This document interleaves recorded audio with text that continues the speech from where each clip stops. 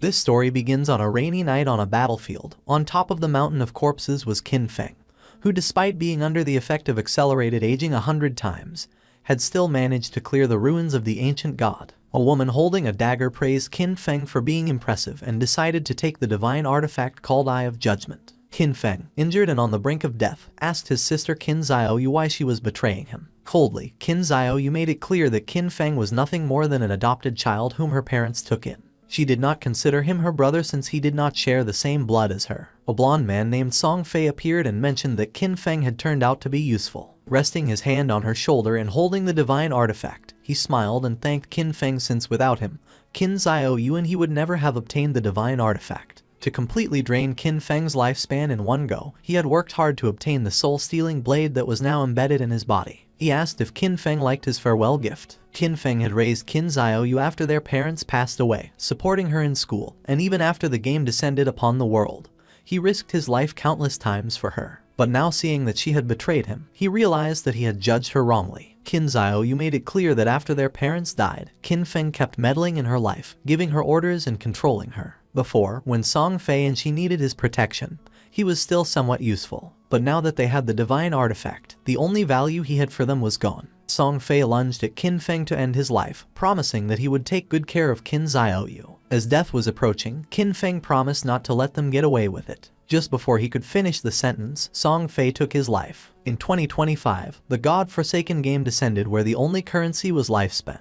Dying caused a loss of lifespan, while killing monsters granted lifespan. Players could spend lifespan to bring their in-game abilities into the real world. The strong could crush tanks with their own hands, cut airplanes with a sword, and even withstand nuclear explosions with their own bodies. From that moment on, the world changed drastically, and chaos spread. He fought to survive with his sister, enduring countless hardships, barely managing to enter the top 100 of global powerhouses. After overcoming endless dangers and narrowly escaping death countless times, he finally managed to conquer the ruins of the ancient god and obtain the divine artifact called Eye of Judgment. At last, he had the qualifications to reach the top, but who would have thought that the price of his success would be betrayal by his only family? All his efforts in life were nothing more than an interference, and all his struggles only paved the way for another's success. If he could live again, he swore to fight only for himself. But then something happened, and Qin Feng opened his eyes. Surprisingly, he was in his room. He quickly sat up and realized that this was the real world. He was confused since he remembered having died, but once he turned on his phone he saw that it was the year 2025. When looking out the window, he saw the beautiful city, realizing that he had been reborn 9 years ago, the day the God-forsaken game descended to Earth. The next day, his sister, Qin Xiaoyu, kicked open the door and upon seeing that Qin Feng was at home drinking coffee, she got angry and asked why he wasn't answering her calls. She kicked the trash can. Qin Feng remembered that on the day the Forsaken game descended,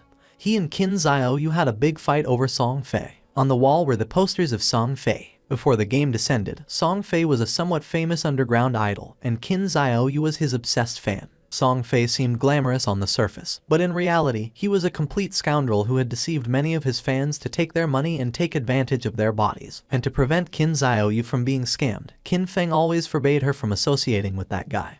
But in the end, our boy was accused of controlling her life. Pointing at Qin Feng with her finger, Xiaoyu asked if he was deaf, saying that it was his fault that Song Fei had lost first place this month, threatening him that if Qin Feng did not give her money to help Song Fei rise in rank, she would get angry. Just then, with a cold expression, Qin Feng gave her a strong slap on the face, making her fall to the ground. Her cheeks swelled, and blood began to flow from her nose, and her eyes filled with tears. She could not believe that Qin Feng had hit her. With a piercing gaze, Qin Feng made it clear that he neither had the desire nor the time to argue with her, warning that if she kept barking, he was going to break her mouth. He threw the credit card over her head and said that this was the money their parents had left behind, and no matter how difficult the situation had been all these years, he had never touched a single cent. For the sake of their parents, he decided not to lower himself to her level, but he made one thing clear: from today on, he did not have a sister like her. Xiaoyu began to cry and could not help but get angry. In his past life, to protect Xiaoyu, Qin Feng lost too many opportunities, too many secret treasures and dungeons that required risky exploration,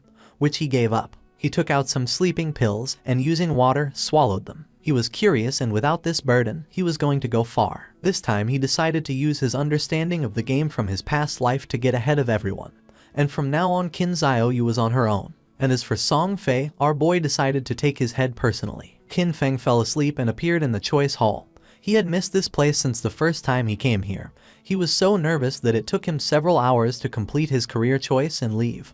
But this time, he had to be faster. In his past life, he chose the warrior to protect Qin Xiaoyu. The warrior class was not weak, but it was no longer the right choice. Now, without the burden of Qin Xiaoyu, he was going to be able to clear solo much faster. Mobility and reaction were the most important things, so without hesitating for a second, Qin Feng chose the assassin class. But then something unexpected happened, and the system reported that the divine artifact Eye of Judgment had been successfully bound. The Eye of Judgment was activated. It had a passive authority. Upon entering the Forsaken game, Qin Feng was going to automatically obtain the highest ranking profession and talent. Our boy was in shock upon seeing that the Eye of Judgment had linked to him after his rebirth, realizing how it worked. As long as the artifact recognized its owner, and even if it was stolen, it would be useless, believing that perhaps this was the reason why he had been reborn. Just then, shadow began to enter his body, then his body started to change and his hair turned white, becoming a shadow. Qin Feng's appearance had changed. Shadow was the highest level hidden profession for assassins. It was completely different from the warrior profession he chose in his past life. Just obtaining this profession had already given him enormous power. Qin Feng's eyes widened in surprise when he remembered that each profession had a very small chance of unlocking its hidden higher tier profession,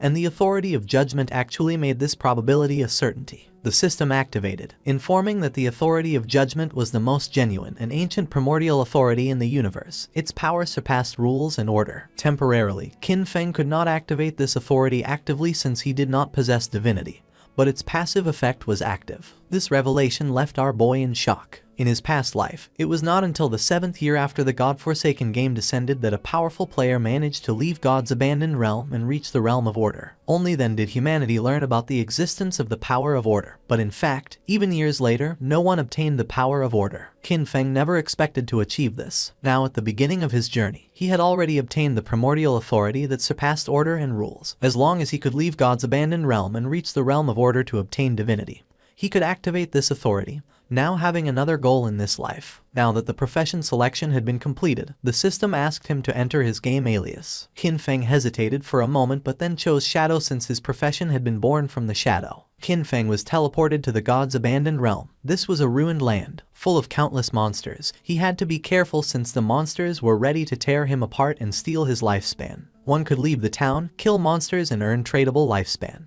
But if they died in the game, they would lose half of their lifespan, both tradable and non-tradable. Qin Feng was in Shell Town, a safe zone. Here there were no monsters and players could not attack each other, and the lifespan loss speed was multiplied by 1. Many people were dragged into the game. Some had taken a nap after eating and some others had fallen asleep after a long workday, only to end up in this place. Everyone's attention was fixed on Qin Feng. No one knew what profession he had, nor why it looked so different from theirs. Seeing the dagger, some realized that he was an assassin. Soon, powerful figures from various countries were going to appear one after another, reconfiguring the order of this world. If Qin Feng wanted to get ahead of them, then he couldn't wait since practice waits for no one. Just then, 3 men and an archer were teleported back to the town. You see, if during the monster hunt players died, they would return to the town. The players were furious and panicked since the wild monsters were too strong. With one bite the monster had taken all their life. They had been fighting against a weak level 1 crawler. But even so, they had only managed to take away 1/3 of its health together, and now that they had died, their lifespan had dropped to half. They asked the archer Lizzie what to do now. Qin Feng started observing her and remembered that archers started with short bows, realizing that she was also a hidden class. Lizzie noticed that Qin Feng was also a hidden class. With a kind smile, she asked if he wanted to team up with them. The monsters outside were really strong, and they couldn't handle them alone. Her team had already been annihilated once, so they had experience. Qin Feng refused and continued on his way. Lizzie's companions mocked him when they saw that he was pretending to be a pro. The 5 of them together had not been able to defeat the monster, so there was no way he could do it alone. According to them, Qin Feng was looking for death. Using the system, Lizzie saw that Qin Feng's alias was Shadow. While our boy was walking towards the exit of the town, Lizzie decided to follow him to see if they could find out what skills he had. She couldn't help but smile since maybe they could get new information about monsters and see how Qin Feng died. The land abandoned by the gods was a too unsettling and dangerous place. Lizzie and the others began to secretly follow Qin Feng. She did not know why she had ended up here, but with years of experience in online games, she quickly formed a group. However, the first monster they encountered outside of the town annihilated them. She knew that this monster was not an enemy that a level 1 player could defeat. Lizzie's friends were furious since Qin Feng's initial weapon was different from the group's assassin.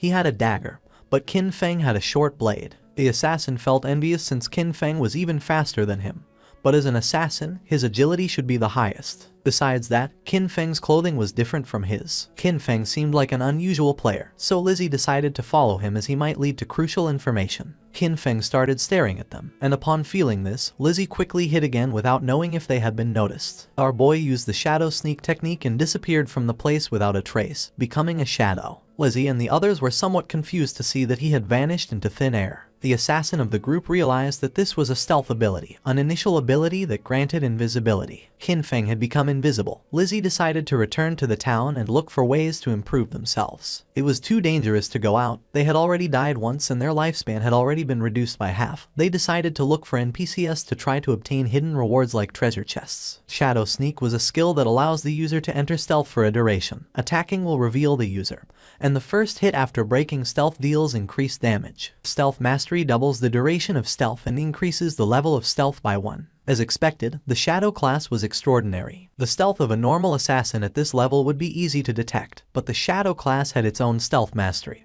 which made it impossible for anyone, even monsters, to notice Qin Feng in the early stages of the game. Our boy couldn't help but think that Lizzie and her friends were naive since the beginner town had nothing that could really improve your strength. It was just a refuge for players. In this forsaken game, weak players were nothing more than prey for monsters. A few seconds later, Qin Feng's stealth came to an end. For now, the duration wasn't very long. Luckily, the cooldown started as soon as he activated stealth. In just a few more seconds, he would be able to disappear again. The status window of Qin Feng appeared. His codename was Shadow, and his class was also Shadow. He had a non-tradable lifespan of 75 years and 0 tradable lifespan, strength of 13 points, constitution of 13 points, agility of 18 points, and spirit of 15 points. All players started with base stats of 10, and the different classes granted additional bonuses. The warrior class he had chosen in his past life only gave him 3 points in strength and constitution. But this time, the Shadow class had granted improvements to all stats, and agility had increased by 8 points. He still had 5 free attribute points to assign. Most players use their points on strength or spirit to increase physical or magical attack power, but that was a big mistake. Without losing a second, Qin Feng assigned the 5 points to agility, now being 23 points. This statistic was key since in the early game, no matter how one allocated their stats, the monsters would always deal overwhelming damage to the players, and the only way to kill monsters without taking damage was to increase agility and boost speed. Then something caught Qin Feng's attention. There was a monster behind a tree. It was a level 1 crawler with a normal grade, but it was evolving. Qin Feng became alert upon noticing that it continued absorbing lifespan. He quickly realized that this monster had been the one who had annihilated that group of 4 players. The crawler felt the presence of Qin Feng. It was somewhat injured because it had lost part of its HP. The monster attacked, but Qin Feng dodged it with a jump. When monsters killed players, they could obtain their lifespan, and if they absorbed enough, they could evolve. Qin Feng activated Shadow Sneak and unsheathed his short blade, and just before the crawler could get close, he disappeared into the air. While the crawler was trying to see where he had gone, Qin Feng appeared above and using Stealth Break Strike, landed on top of the monster and forcefully stabbed his short blade into its head, causing 174 damage, killing the monster and gaining 10 experience points. He did not expect to be able to kill the crawler in a single blow, but then he remembered that attacking the nape of a crawler triggered a critical hit. Just then, a system window appeared informing that the skill Backstab allowed doubling the damage if the attack came from outside the enemy's vision. This explained why the crawler had died in one hit. The skill Backstab had stacked with multiple abilities, creating a terrible damage multiplier. Qin Feng stared at the corpse in silence. He remembered when he played as a warrior. Even a critical hit barely did 40 damage, and he had to fight for centuries just to kill a crawler, almost dying in the process. Once the monster died, it dropped a shining orb that was the lifespan. Qin Feng clenched his fist and absorbed the lifespan, gaining 3 days of tradable lifespan, and 54 years and 155 days of non-tradable lifespan. 5 people had died, each losing at least between 20 to 30 years of lifespan, adding up to a total of more than 100 years. But since the crawler had absorbed it first, Qin Feng only obtained 54 years. For now, the non-tradable lifespan was not useful. But at that moment, the authority of the Eye of Judgment was activated, granting Qin Feng the talent called Infinite Evolution. By killing monsters solo, he had the chance to earn evolution points to upgrade skills. Every 24 hours, he would gain 5 evolution points, and defeating a boss class monster alone guaranteed evolution points. Currently, He had 5 points. He had infinite evolution and could improve his skills. In his past life, he had never heard of anything like this, no matter what equipment or skill book monsters dropped. Its grade was fixed and there was no way to improve it. This was a power beyond rules and order. Our boy decided to try it out and upgrade Shadow Sneak and Backstab. He spent 4 evolution points and the skills were successfully improved. The starting skill Shadow Sneak went from normal to bronze, and the duration increased from 12 seconds to 16 seconds. The breaking stealth attack bonus increased from 60 to 90, and the cooldown time was reduced by 2 seconds. Backstab went from inferior to normal and the damage increased by 5%. The Shadow Sneak now lasted 16 seconds, and with Stealth Mastery it doubled to 32 seconds. With such an extended stealth duration, he could now remain invisible permanently, and if his abilities had been improved earlier, he would have been able to eliminate even a full HP crawler in a single strike. Just then, a boy who was accompanied by a woman mentioned that this game was easy since even a scrawny guy like Qin Feng had taken down a monster alone. The woman praised him, thinking that with his physique he would be able to face 10 people. The boy began to smile and promised to protect her. Qin Feng noticed that there was a monster hidden in the tree. With a confident smile, the boy asked if he wanted to team up with them. Qin Feng sensed danger and disappeared using the Shadow Sneak. Seeing this, the boy thought that his muscles had intimidated him. A spider descended to the ground, making them panic. This was the level 1 and bronze grade monster nurturer. It attacked, ending their lives. Qin Feng remembered that the nurturer was a beginner boss with 16 HP points. It was not something that a normal rookie could handle, and besides, it had many small spiders under its command. The nurturer began to feed and Qin Feng took advantage of this moment to check how strong his upgraded abilities were. Using the stealth break strike, Qin Feng stabbed his short blade into the spider's eye. It counterattacked, but Qin Feng reacted in time and after dodging the attack, he moved away and became invisible using Shadow Sneak. Our boy's attack caused 338 damage, and in the process, he received 9 damage. He had barely escaped thanks to his agility. Qin Feng had 130 HP points, and if the spider's attack had connected, he would have died instantly. He was impressed to see that his attack had dealt more than 300 damage to the boss. The nurturer enraged and in the process split the trees in the area in half. Qin Feng was aware that these monsters were intelligent, and that the spider would not just stand still taking hits. The spider was attacking indiscriminately to identify Qin Feng's location. Now even the small spiders were on alert, so he could not rush in recklessly. While the spider was distracted, Qin Feng took the opportunity to throw a rock, which hit its abdomen directly, causing 299 points of damage. Qin Feng grabbed another rock and his assumption was correct, realizing that his main source of damage came from the bonus of the skill Stealth Ambush Strike and the class skill enhancement, so even by throwing rocks he could still deal solid damage. All he had to do now was wait for Shadow Sneak to come off cooldown, and then throw a rock. This way, the rock was going to activate the bonuses of Ambush Strike, Backstab, and Weak Point Attack. Once Shadow Sneak came off cooldown, Qin Feng threw another rock again,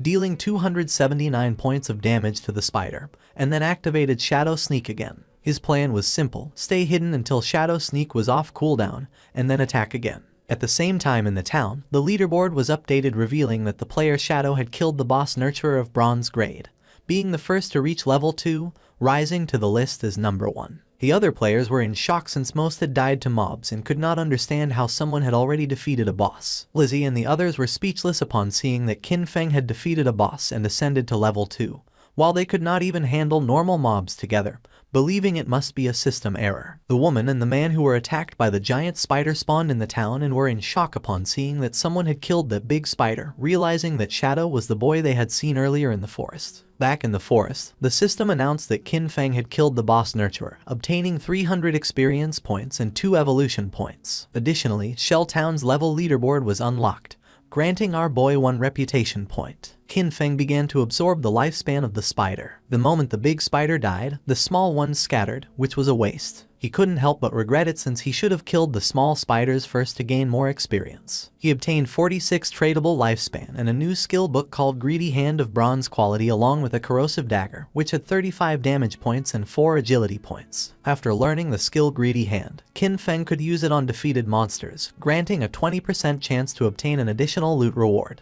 Qin Feng was somewhat surprised as he did not expect a bronze boss to drop this god-tier assassin skill. This skill significantly increased loot acquisition. In the late game, defeating powerful bosses would have a 20% chance of producing extra loot. According to what Qin Feng remembered from his past life, there was a guy in the Godslayer guild who had average combat strength, but just because he had this skill, He became one of the most sought-after players. He even had a personal bodyguard who escorted him everywhere. Qin Feng's eyes widened in surprise, realizing that although the activation rate was only 20%, if he combined it with his unlimited evolution talent, he would be able to infinitely increase both the drop rate and the amount of loot. The next day, the students were on their way to school. Xiao Yu's friend asked if she was not going to call Qin Feng and apologize, reminding her that yesterday they had skipped the exam to secretly go and support Song Ye. She was sure that Qin Feng must be angry with her. Xiao Yu refused since she had done nothing wrong, and because of him, they had almost missed the entrance time. According to her, Qin Feng was the one who should apologize. Her friend tried to convince her since Qin Feng treated her very well and also asked what had happened to her face. Xiao Yu stood firm in her decision since all Qin Feng did was meddle in her affairs, and she made up an excuse, saying that she had tripped and hurt her face. Upon entering the school, they saw many students gathered in front of a classroom.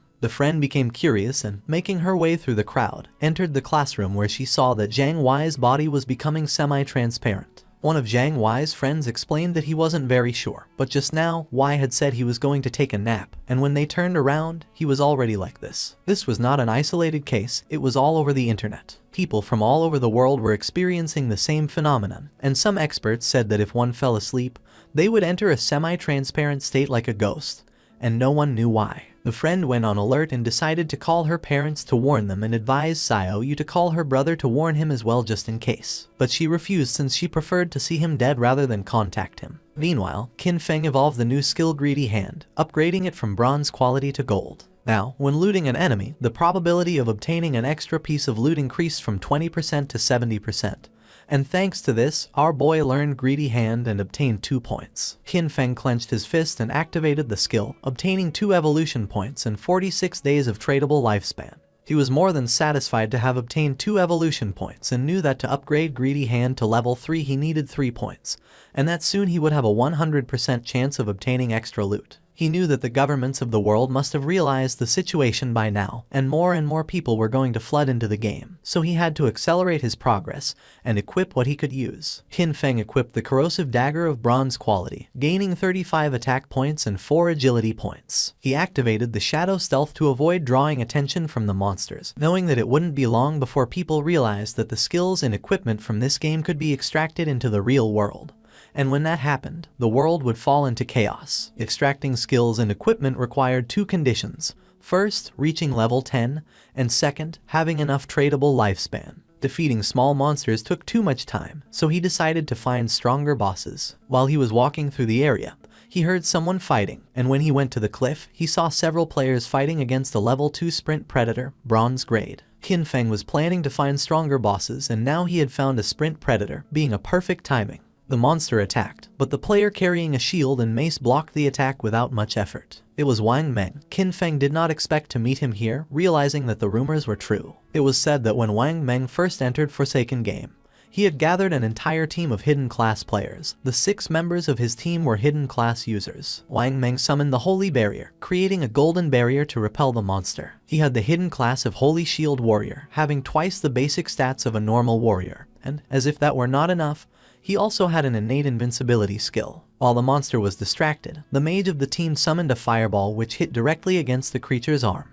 She had the mage class hidden profession called Prophet, which allowed her to inflict double the magical damage of a normal mage and came with an incorporated prophetic fireball. The archer of the team had the hidden profession of the archer class called Sharp-Eyed Shotter, granting the user double the stats of a normal archer, and came with an incorporated rapid shot skill. The priest had the Oracle Priest class, having twice the healing power of a normal priest and a group healing ability. The archer and the mage attacked together, but the monster evaded the attacks without much effort and attacked Wang Meng, forcing him to retreat. The archer panicked upon seeing that the ranged attacks were not hitting, thinking that this boss was too fast. The priest healed Wang Meng, and he decided that the best way to defeat this boss was to keep attacking while the healers took care of healing. Seeing that he planned to wear down the monster's health little by little, Qin Feng thought that Wang Meng was very optimistic, but he knew that he was forgetting the most important thing.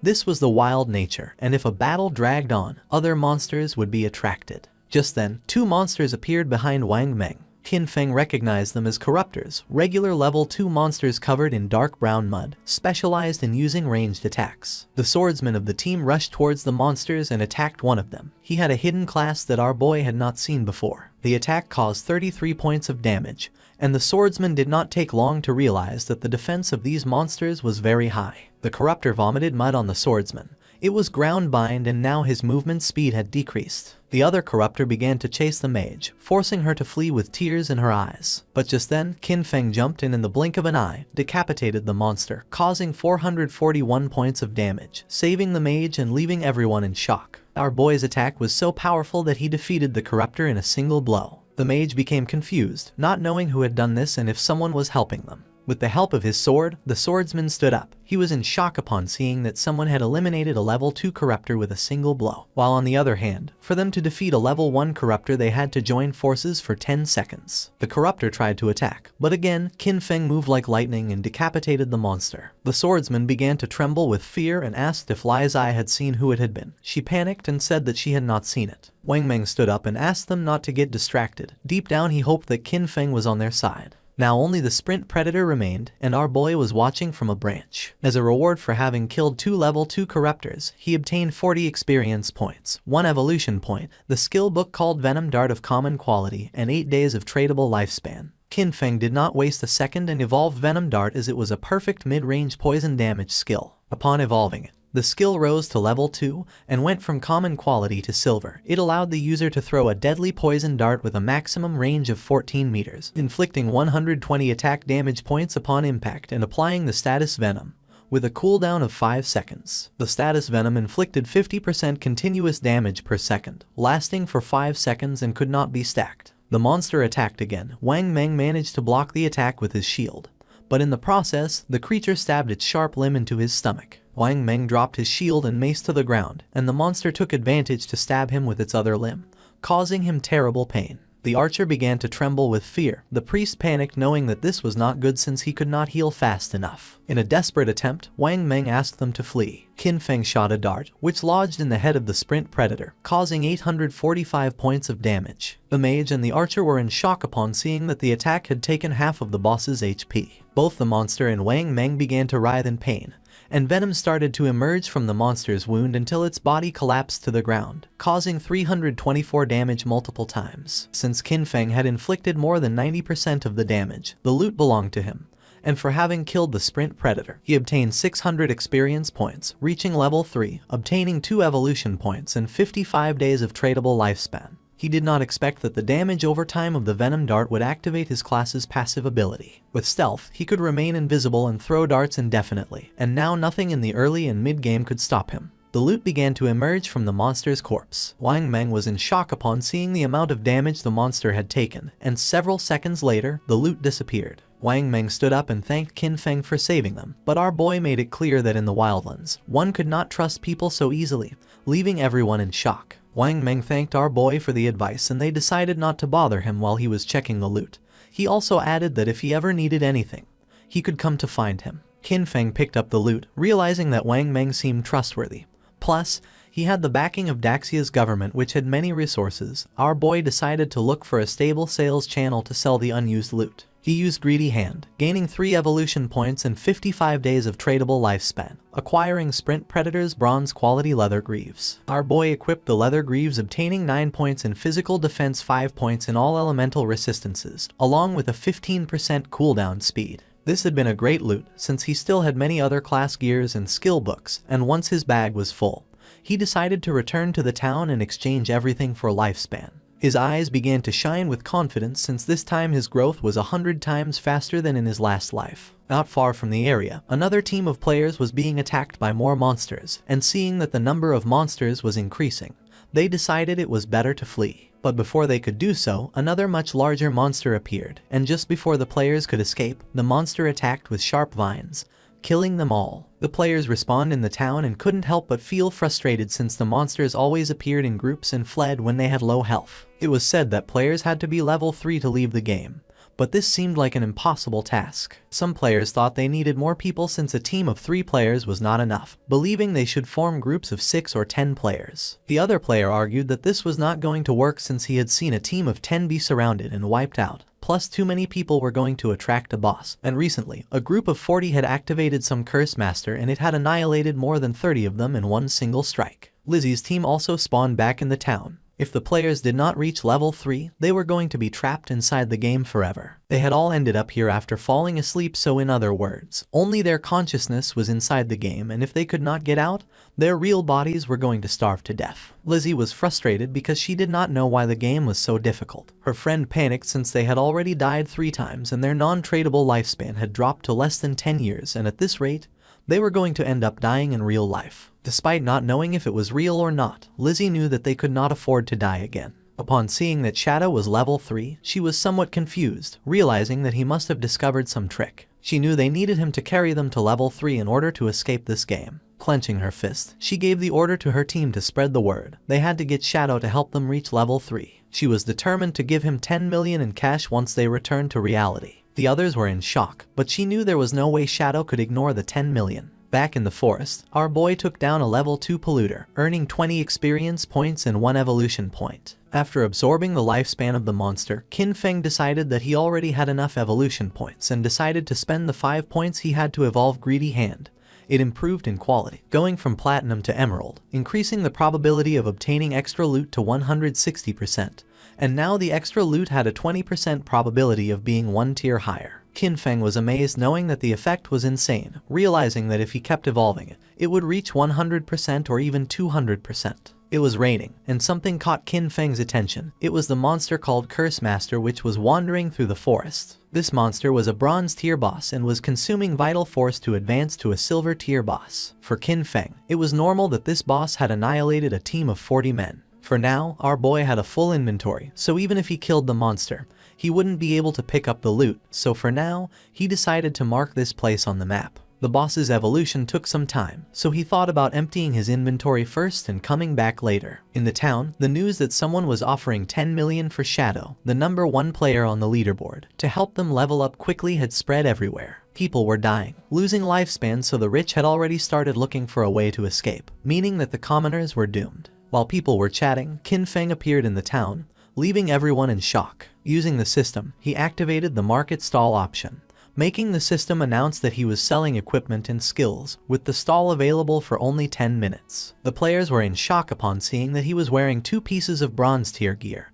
and furthermore was selling 2 more. They still couldn't believe that he had killed a bronze tier boss. One of the players asked why they couldn't see Qin Feng's face. Another player explained that he had enabled the face concealment function, making the in-game appearance match the real one, so for this reason he wanted to remain mysterious. A mage approached our boy's stall and with a curious gaze asked how much for the icicle spell, to which Qin Feng replied that it was 100 days of tradable lifespan. She was Grey Rose, currently ranked 11 in Shell Town, who also had face concealment activated. For Rose, 100 days of lifespan was a lot, so she asked if he could lower the price, to which Qin Feng explained that the common tier skill icicle spell increased a mage's early farming speed, and 100 days was already a bargain. Rose asked if she could use real-world money, but Qin Feng refused to accept it, advising her that if she had cash, she could first buy tradable lifespan and then exchange it with him, and if no one offered more, he was determined not to sell the skill until she had the lifespan. She started to ponder, and then using the team channel, she asked her teammates if this was a good offer. They had leveled up to level 2 so quickly thanks to her leadership, so they showed no objections. Moreover, with this skill, they would be able to reach level 3 even faster since the most important thing was escaping first. She asked them to transfer their tradable lifespan to her, promising to send them money when they returned. She handed over the 100 days of tradable lifespan to our boy. Seeing that all of her team members were level 2, Qin Feng realized that they must have killed at least 30 or 40 crawlers.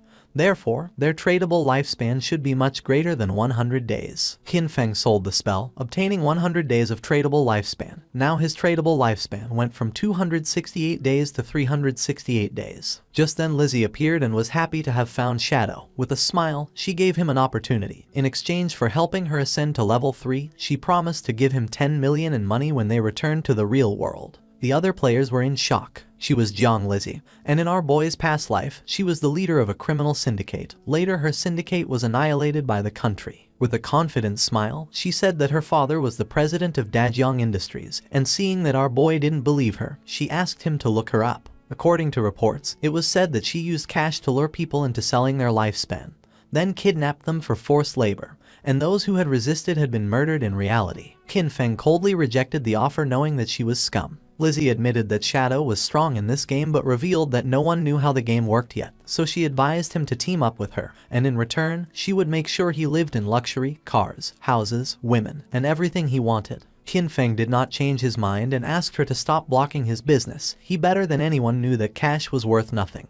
And soon, the only universal currency was going to be the tradable lifespan. Lizzie became arrogant and made it clear that if this were the real world, she would have given him a good lesson. With a murderous look, Qin Feng made it clear that if she said another word, he was going to kill her until her lifespan reached 0. Lizzie and her friends felt the pressure and without losing a second, they ran away from the place. A few minutes later, our boy sold the last item from his stall, the Gleam Robe of Tier Bronze. Now he had a total of 546 days of tradable lifespan. Now that he had sold everything, he decided it was time to go deal with the Curse Master. He became invisible. No one knew it yet, but the tradable lifespan could extract skills into reality, and soon this forsaken game was going to plunge the real world into chaos. Along with the real world backgrounds that people once took pride in, soon only personal strength would matter. Lizzie and her team moved away from the area. They're out of breath from running, and Lizzie shares that Shadow not only turned her down but also threatened her. She vows to find and kill him once she's in the real world. While she's thinking this, a man named Mao Li Jun, also known as Lao Mao, approaches her. Lao Mao says he's at level 2 and claims he knows some tricks to level up in the game. He asks if he can take the 10 million offer that Shadow turned down to help Lizzie and her team reach level 3. Lizzie, feeling cautious, asks what Lao Mao means by tricks. Lao Mao tells Lizzie that he normally keeps his tricks a secret, but he'll make an exception for her. He explains that to level up in this situation, you should quickly allocate all your attribute points to agility. Doing this will make your running speed faster than the monsters, helping you win without getting hurt. Lizzie is shocked because she had put all her points into strength. She agrees to Lao Mao's offer but says she'll only pay him 5 million since he's not as strong as Shadow. Lao Mao accepts, mentioning that while Shadow is strong, it was odd for him to turn down such a big amount of money. Meanwhile, Qin Feng arrived at the place he had marked earlier on the map. Still in stealth mode, he notes that the monster has advanced to the silver rank, and the gray fog around it shows it's still evolving. He activates his Venom Dart ability, knowing that the monster's evolution to gold rank will take 7 or 8 hours. Not wanting to wait, he launches the Poison Dart, which hits the monster for 659 damage due to his stealth strike. The poison then continues to harm the monster at 219 points per second. He quickly jumps at the monster, using his Shadow Sneak skill, understanding that the Silver Boss monster's health is 2 or 3 times that of a Bronze level 1. Suddenly, the monster starts gathering a massive amount of magical energy in its hands, making it grow larger. Qin Feng figured he just needed to hit the monster with his Venom Dart skill 2 or 3 times. But suddenly, the monster unleashed a powerful attack, destroying the surrounding area. He explains that this monster is a magic-type boss, with skills that deal a lot of area damage at once. After launching the Venom Dart, he quickly retreated and barely escaped the attack's range. Still invisible, he realized that with his current health and defense, he wouldn't survive if he took the monster's attack directly. As the battle continued, the monster started charging another big attack. Its massive form turned toward him, but he stayed calm, moving carefully across the battlefield while watching his cooldown timer. His hidden shadow ability wasn't ready yet, so he needed to wait for the boss to show a moment of weakness. The plan was simple: wait for the right moment, strike precisely, and disappear before the monster could hit back. Moments later, the creature stumbled, briefly distracted. This was the chance. Without waiting, he moved forward, using his Venom Dart skill. The attack hit perfectly, dealing 659 damage. Almost right away, the venom started working, draining the monster's health by 219 damage per second. Seeing the danger, the monster tried to escape, but Qin Feng wasn't going to let it get away. He followed closely, his eyes focused and determined. The monster was nearly defeated. Its attempt to run away was useless. In a swift movement, Qin Feng vanished and reappeared on the creature's head, slamming it into the ground. The system quickly confirmed his victory. He had defeated the silver-ranked boss. A stream of notifications appeared before him. He gained a total of 1,800 experience points,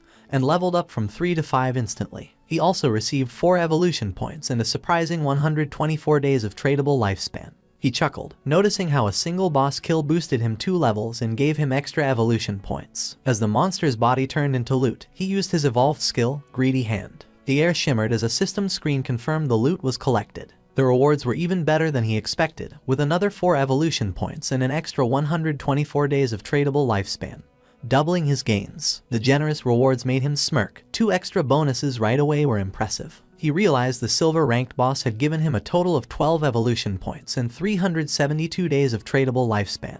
Just as he was taking in his rewards, another system prompt appeared, revealing an unexpected bonus. The secondary effect of Greedy Hand had kicked in, upgrading one of his looted items from silver to gold rarity. He looked at the notification with interest, a gold tier item. It made sense why Greedy Hand was considered a Jade level skill. It could enhance loot beyond its original quality. His focus then turned to the scattered loot. 7 or 8 pieces of gear had dropped, but he only had 10 slots left in his backpack. He sighed, realizing that running back each time he defeated a boss would waste a lot of time. He knew that a storage ring or something similar would have been perfect to solve this problem. Just as Qin Feng was about to check out a specific item among the loot, the scene suddenly shifted back to the Shell Town. There, the mage from Wang Meng's team appeared in a flash of light, her face showing relief. She was finally back, all thanks to Wang Meng. As the rest of the team followed, they thanked him, admitting that without his leadership, they wouldn't have reached level 3 and returned safely. But Wang Meng brushed off their praise, saying their progress was due to everyone's hard work. The mage, however, couldn't let go of a lingering regret. She sighed, wishing she had managed to add Qin Feng as a friend in the forest. She thought maybe it was because she had been covered in mud at the time.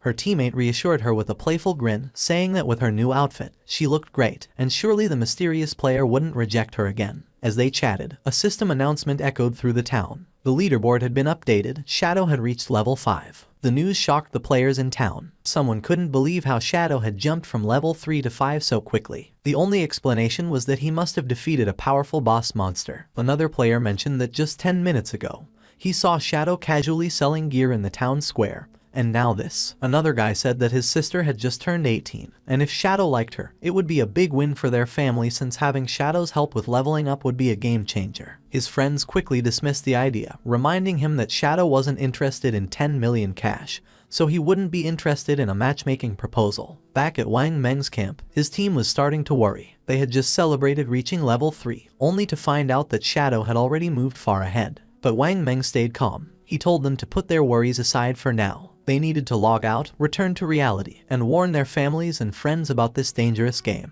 As their bodies started to fade, the system confirmed their logout. Wang Meng's last words were serious. If the world was heading toward chaos, they had to prepare their loved ones. The scene shifted to the real world. Wang Meng's eyes opened, and a voice quickly called for the captain. He wasn't just any player, Wang Meng was a police officer. His fellow officers rushed to him, visibly worried. One admitted they were scared because his body had started to turn transparent while he was unconscious. The terrifying truth was clear: if a player died in the game or lost all their life, they didn't just log out, they disappeared from the real world. But there was no time to dwell on that horror. Wang Meng stood up and called for everyone to gather as something serious had happened. Someone asks Wang Meng about his report. Wang Meng explains that he and his team formed a party and each member had a hidden profession, which was a big advantage in the game. Yet, they were almost wiped out by a single monster. They were only saved at the last moment by an unknown player, Shadow. Wang Meng confirms that his report is accurate. He then describes Shadow's incredible progress. When Shadow helped them, he was at level 3.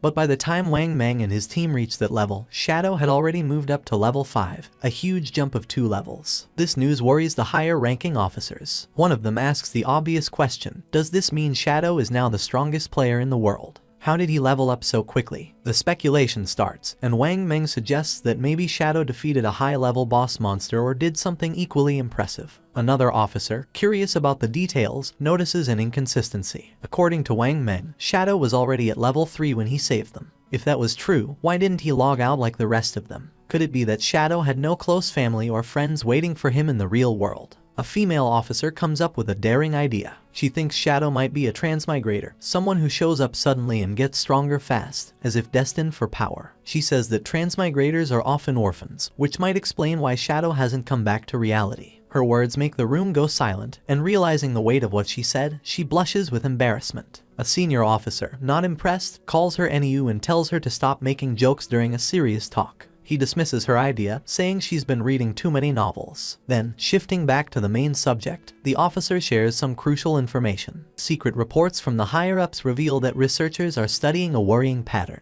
Many older people have been mysteriously dying in their sleep. When researchers compared this data with those who had returned from the forgotten game of the gods, they found something alarming. It turned out that those who died in their sleep had also died multiple times in the game. This shows a scary truth. If a player's lifespan hits 0 in the game, they don't just die there, they die in real life too. One officer shares his worry, saying the forgotten game of the gods is an anomaly, something way beyond what they understand. The head officer agrees, suggesting that they might be facing an invasion by unknown beings from higher dimensions. The room goes quiet as everyone takes in this heavy thought. Without delay, the head officer moves on to urgent matters. He tells everyone that the higher-ups, probably the government, have given an emergency order. All officers must form vanguard teams based on their locations, enter the forgotten game of the gods, and gather as much information as they can. This is no longer just a police issue. The government is setting up a special force to handle this unique crisis. He highlights the global scale of the problem. Every nation is rushing to explore and understand this new reality, and falling behind would mean losing international standing.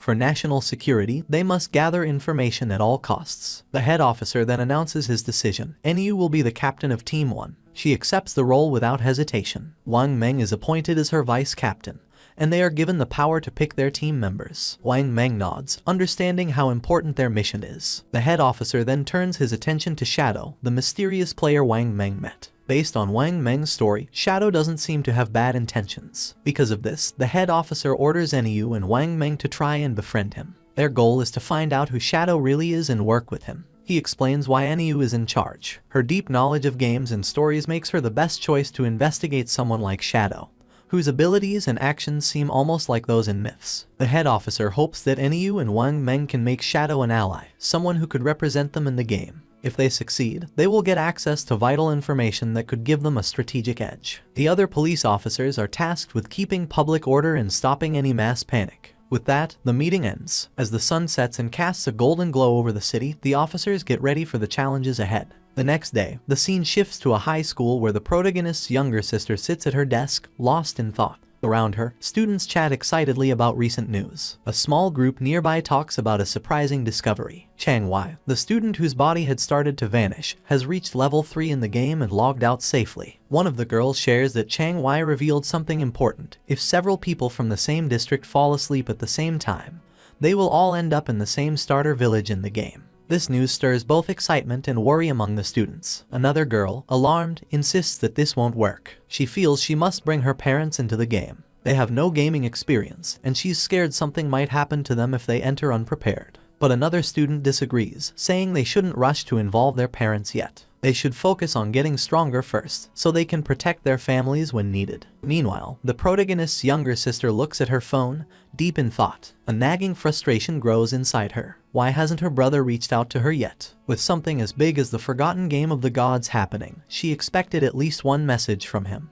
But there's been nothing. He hasn't checked on her or even apologized for hitting her earlier. That was completely unlike him. In the past, whenever they argued or she upset him, he would always find a way to make peace. But today, there was only silence. No apologies, no attempts to make things right. Even their parents had never laid a finger on her, yet he, her brother, had struck her. Still upset, she tries to justify her actions. All she did was skip class to see Song Fi's concert. Was that really such a big deal? She pouts, deciding that unless her brother calls and apologizes at least 1,000 times, she will never forgive him. Her annoyance quickly turns into excitement as she starts talking about Song Fi. Looking back, she's glad she went to see him yesterday. Once the forgotten game of the gods takes over, she might not have many chances to go to his concerts. A dreamy look appears on her face as she remembers last night, thinking about how close she was to him during the show. She pictures Song Fi on stage and can't help but gush over how amazing he was. Then, she realizes something. If everyone enters the game world while sleeping, that means Song Fi will too. Her face turns red as she imagines meeting him in the game. Could this be her chance? Is fate finally bringing them together? Her heart beats faster at the thought. As she gets ready to sleep, she suddenly remembers something. Chang Wai had reached level 3 really fast. That meant he was probably already an expert. If she wanted to do well in the game, she needed some good advice. So, without hesitating, she sends Chang Wai a message, asking if he has any helpful tips before she enters the game world. Meanwhile, Chang Wai is with his classmates when he gets her message. He looks at his phone and smiles. He's amazed by the situation.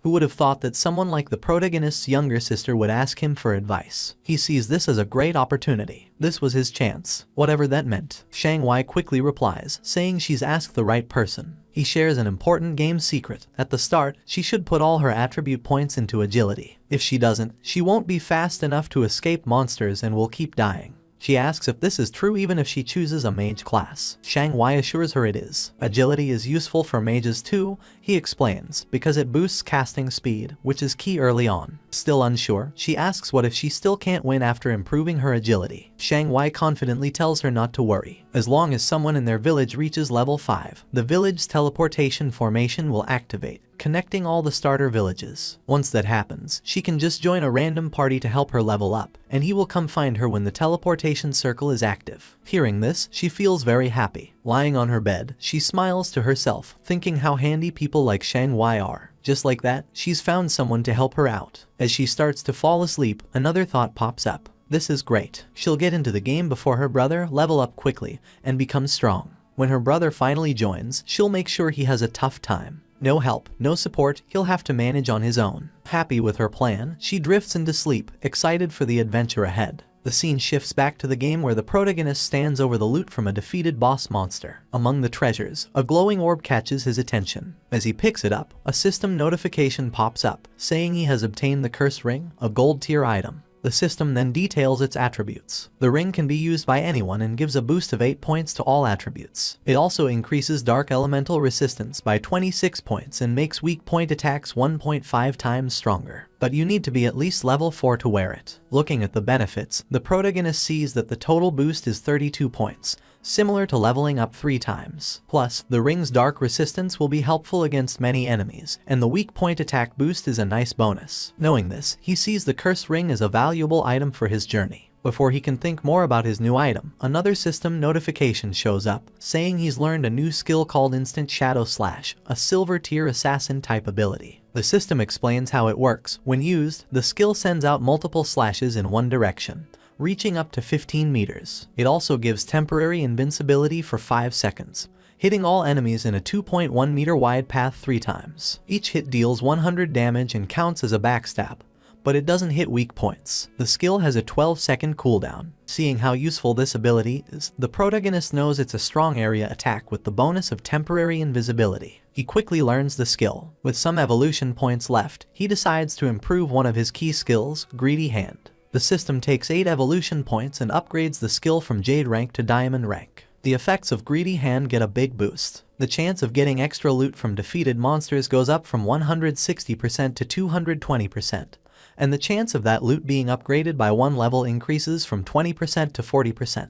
Thinking about this upgrade, the protagonist realizes that with this improvement, he'll now get 2 pieces of loot per enemy, making each kill 3 times as rewarding. Not wanting to waste his remaining evolution points, he upgrades Instant Shadow Slash by 3 levels. The system takes 3 evolution points, leaving him with just 1. The skill quickly evolves, moving from silver rank to gold rank, and finally reaching platinum rank. The skill's attack range has expanded, growing from 15 meters to 21 meters, allowing for greater reach. The invisibility now lasts 7 seconds, giving him a bit more time to stay safe. The number of slashes has increased from 3 to 5, hitting all enemies in its wider 3.1 meter path. The cooldown is slightly shorter, going from 12 seconds to 10.43 seconds, which makes it a bit more efficient but still needs careful use. Each strike now deals 200 damage, doubling its previous strength. Every attack counts as a backstab, triggering the backstab skill effect, even though it can't hit weak points. Seeing these upgrades, the protagonist knows that while the cooldown isn't much shorter, the skill's ability to keep him invisible longer can be a big advantage in fights. Looking at the rest of the loot, he quickly sees that most of it isn't useful. But one item stands out, a silver tier warrior skill book, Battle Roar. He knows selling it will give him more tradable lifespan. Just as he finishes checking the loot, he notices something moving. Turning around, he sees 3 huge creatures coming toward him. Without delay, he recognizes them as level 4 limb crawlers, ugly and dangerous monsters. Instead of being scared, he sees this as a great chance to try out his improved skill. He quickly activates Instant Shadow Slash. In a flash, he becomes a blur, launching a series of fast slashes that cut through the creatures with ease. The limb crawlers are torn apart before they can even react. As the dust settles, a system notification pops up, confirming their defeat. The system records his win, giving him 80 experience points and an extra 5 days of tradable lifespan as a reward. Standing in the aftermath, a dark, intimidating aura surrounds the protagonist. He calmly thinks about his new power, realizing that his ability to defeat enemies has greatly improved. He thinks about a strategy, figuring that if he uses his poison dart skill with Instant Shadow Slash, he could win battles before they even start. Checking his tradable lifespan, he sees he has 618 days. But to bring his game skills and gear into the real world, he needs at least 900 days, or about 2.5 years. With that goal in mind, he plans his next steps. First, sell all the valuable items in his inventory. If things go well, he might reach the required lifespan sooner. Once he hits level 10, he can finally connect the virtual and real worlds. The scene shifts to the protagonist heading back to the starter town, invisible thanks to his latent image skill. Moving quietly, he hears a conversation nearby. A man congratulates a woman on reaching level 3 and reminds her of a promise. Watching them, he sees that it's Lizzie and Lao Mao. Their talk reveals a deal they made before. Lao Mao had agreed to help the Lizzie reach level 3 so she could log out of the game, in return for 5 million in cash. Now that she's reached her goal, Lao Mao is expecting his payment. Lizzie reassures him, asking if he really thinks her father's company, Du Young Industry, can't spare such a small amount. She tells him she'll log out and handle the transaction in the real world. Before leaving, she gives Lao Mao her phone number and tells him to contact her after he logs out. She then makes another offer. She wants to buy all of his tradable lifespan, offering 10,000 in cash for each day's worth. Lao Mao eagerly agrees, excited about the money he'll make. With a smug look, he remarks on how foolish King Fen was for turning down Lizzie's offer, saying they can talk more about the deal when they meet in reality. Unseen by them, King Feng moves silently between them, hidden in plain sight. Lao Mao, unaware of King Feng's presence, dismisses the importance of lifespan in the game. He thinks there's no need to worry since he can gather lifespan just as easily as in-game currency. For him, turning game achievements into real-world money is the best strategy, and he feels clever for figuring this out. The scene shifts to the starter town,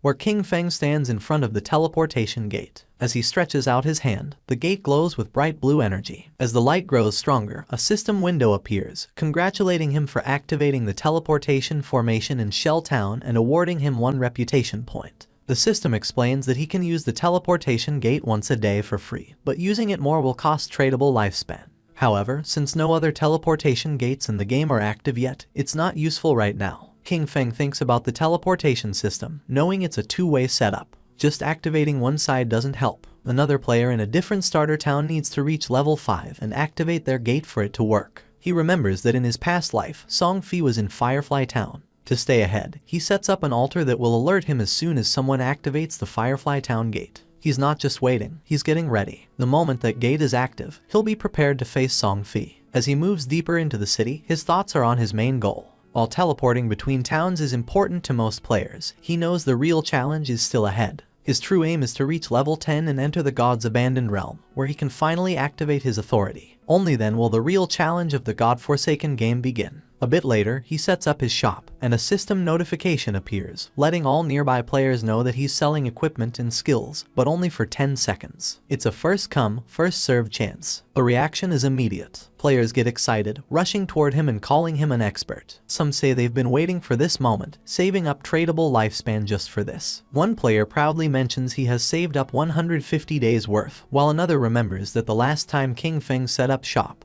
he sold an icicle spell, which helped Gray, the buyer, climb to second place in the rankings. Another player, thrilled, discovers a silver tier skill book called Battle Roar, a warrior-only ability, and decides to buy it without a second thought. A system notification pops up, confirming the Battle Roar skill book has been sold for a huge 300 days worth of tradable lifespan. The players around are stunned. One questions if a single skill book is really worth that much. Another player dismisses him, explaining that Battle Roar greatly increases a warrior's ability to farm monsters. With this skill, the 300 days of tradable lifespan can be earned back in less than 2 days, making it a very smart buy. Understanding the value of what King Feng offers, the rest of the players rush forward, desperate to buy anything before it's gone. In just a few seconds, everything is sold out. Looking at his system window, King Feng checks his earnings. In just 1 minute, he gathered 650 days of tradable lifespan, bringing his total to 2,174 days. But he's still not satisfied. To bring his attributes, skills, and equipment into the real world, he needs much more lifespan. Meanwhile, some players complain about not getting a chance to buy anything. They ask if he'll set up shop here again, and he confirms he will. Suddenly, a female player calls out to him, saying she has a treasure and asks if he's interested in making a deal. As he turns to look, he recognizes her. She's one of Wang Meng's teammates. The system quickly identifies the treasure as a space ring with 12 inventory slots. It adds that the ring doesn't take up King Feng's backpack or equipment slot. King Feng is momentarily taken aback. He knows the true value of the space ring. It's a rare storage item that doesn't use up a ring or backpack slot. Since players can only carry up to 3 storage backpacks, an item like this is invaluable. He understands that while space rings can technically drop from any monster, the chance is incredibly low. The fact that this girl, with her prophet profession, got one so early in the game is amazing. Her luck is incredible. Without delay, he asks for the price of the ring, already figuring out its true worth. In his past life, a 12-slot space ring like this sold for an astounding 3,600 days worth of tradable lifespan. But instead of asking for lifespan, the girl surprises him with her offer. She doesn't want his lifespan at all. Instead, she asks him to add her as a friend and team up with her to defeat a boss monster. King Feng agrees right away, and a system notification pops up, confirming that player Big Plum has accepted his friend request. As they leave Shell Town, King Feng asks Plum about the boss monster she needs help with. Plum explains it's a gold-tier boss, but she didn't catch its name because it was too far away. She says it's located on a worn-out boat in the swamp. King Feng is surprised. Could it be the Golden Ghost ship? He knows this ship is a rare special boss that can show up at any level. Its appearance rate is very low, but when it appeared in the past, it caused big guilds to fight fiercely over the strong gear it dropped. Just spotting this monster could start a big battle. But from what Plum says, he thinks this version of the Golden Ghost ship is probably around level 5, making it the easiest to beat. Still, he wonders how Plum found such a rare boss so near the starting town. His mind races as he tries to figure it out. The space ring, her link to Wang Meng's team, a gold-tier boss showing up as if by luck. A thought hits him. Could she be the rumored koi fish from his past life? He recalls whispers from before. People said someone in Wang Meng's team had crazy luck, finding rare bosses, treasure chests, hidden palaces, and ancient temples just by wandering. He used to think it was just a cover-up to hide their real info. But now, looking at Plum, he realizes the rumors were true, and she's right in front of him. Deep in thought, he stares at her, trying to understand what it all means. Plum notices his gaze, blushes, and asks why he's looking at her like that. Snapping back, King Feng tells her it's nothing and focuses back on their journey. As they step past the main gate of the starting town, they don't notice a figure lurking nearby. A bald player hides behind a tree, watching their every move. The scene shifts to a group of tough-looking players, where a long-haired man stands in front of a bunch of bald players, speaking with authority. He talks about his past victories, like leading his team to conquer the overlord of Sand City. With confidence, he tells the bald players that if they follow him, he will make sure they succeed in the game. Before he can say more, the bald player who is watching King Feng runs back and reports that the target has left town with a girl. The boss smirks. He laughs at the news, thinking King Feng is just another young guy, easily distracted by a pretty face. Without delay, he gathers his group and orders them to move out. It's time to make their move. Meanwhile, outside the town, as they continue their journey, King Feng talks about his conditions for helping Plum's party. He says that if the boss drops equipment or skill books Plum can use, they will go to her, but the rest will be his. Plum thinks about this for a moment and then asks what the other party members, like Wang Meng, will get from this deal. King Feng explains that since the party has different roles, there's no promise that gear for an assassin will drop. If that happens, he would have fought for nothing, which wouldn't be fair. Understanding his point, Plum agrees to his terms but has a small request. If any gear drops for her captain or other party members, she asks if he would sell it to her at a discount. King Feng agrees. With the terms set, Plum says they will go to the boss's location once Wang Meng and the rest of her party log back into the game. But after walking for a while, she realizes she doesn't know where they're going. It's only when King Feng finally tells her their destination that she understands. They are going to fight the gold-tier boss monster now. Plum is shocked. The idea seems crazy. King Feng is an assassin, and she is a mage. He might turn invisible, but she can't take a hit from such a strong enemy. Facing a gold-tier boss this early with just the two of them sounds like a death wish. But King Feng stays calm and confident. He doesn't plan for her to fight at all. His plan is to tackle the boss alone while she watches from a safe distance. Even with his confidence, Plum finds it hard to believe. She knows he's strong, but beating a gold-tier boss solo is unheard of. Just as she gets ready to question him more, King Feng suddenly stops, sensing something. Without a word, he uses his latent image skill, and he disappears into thin air. Plum is left there, stunned. She looks around, trying to understand what just happened. Moments ago, he was next to her, and now there's only empty space. Confused, she calls out for him, but there's no answer, just silence. Meanwhile, hidden behind a tree, the group of bald-headed players keeps watching King Feng and Plum from afar. Their leader smirks, sure they have the upper hand. But then one of the players notices something odd. King Feng has vanished. Confused, they look to their boss for what to do. Without a second thought, he dismisses it, thinking King Feng must have tricked Plum and left her alone. Grinning wickedly, he orders his men to move in. planning to capture Plum first and have some fun before anything else. As they rush forward, their boss reminds them of his promise that sticking with him means a good life. Now, he claims, even women are falling into their laps. But just as they get close, a shadowy figure appears right in front of them. The leader stops, his grin fading as he looks into the swirling dark aura before him. Confusion flashes in his eyes. What is this? Before he can react, King Feng uses his instant shadow slash skill, and in a blink, it's over. A cold gleam slices through the air, and the group falls, lifeless. Their bodies drop, torn apart before they even know what's happening. King Feng, as if stepping back into the shadows, disappears without a trace. A system notification pops up, confirming his kills. 5 players down, earning him 12 days of tradable lifespan. He glances at the bodies but doesn't give them much thought. Their loot is worthless, barely worth noting. To him, killing them was like taking down 2 low-level monsters. Without a trace of what just happened, King Feng reappears next to Plum, looking indifferent. Plum, still in the dark about what occurred, immediately asks about his sudden disappearance. King Feng shrugs, saying a few people were following them, so he sent them back to town. Plum seems satisfied at first, but her curiosity kicks in and she starts asking questions. She jokes that she thought he left to relieve himself and muses about how handy his invisibility must be. With it, she jokes he could do his business without being seen. King Feng cuts her off, clearly not amused by the odd turn in the conversation. He tells her to focus and hurry up. They need to get to the gold tier boss monster. At the same time in Shell Town, the ground began to shine. And just then, King Feng's sister spawned as a healer. Her eyes widened in surprise upon seeing a magic staff. She picked up the staff realizing that everything was real, so much so that she could even feel things. The player's attention was fixed on her, realizing that she was another newcomer. She was happy since she had obtained the hidden class sacrifice, thinking that it must be very powerful. She firmly believed that with this class she was going to capture Song Fei's attention. She was worried about knowing where Song Fei was right now and if he knew the secret about the starting points. Her eyes began to shine with rage at the thought of where King Feng might have gone. He was always looking after her all day, but when the critical moment arrived, he couldn't be trusted at all. She decided to stop thinking about it since she now had a hidden class and Jiang Wei had promised to help her level up. From now on, King Feng would have to manage on his own because she was not going to worry about him. Her attention fixed on the leaderboard, leaving her in shock upon seeing that rank 1, Shadow, was level 6. She was furious because Jiang Wei was only level 3, and yet dared to boast about how powerful he was. Realizing that Shadow was the true expert, she thought that if she could stick close to Shadow, she would be able to level up faster than with Jiang Wei.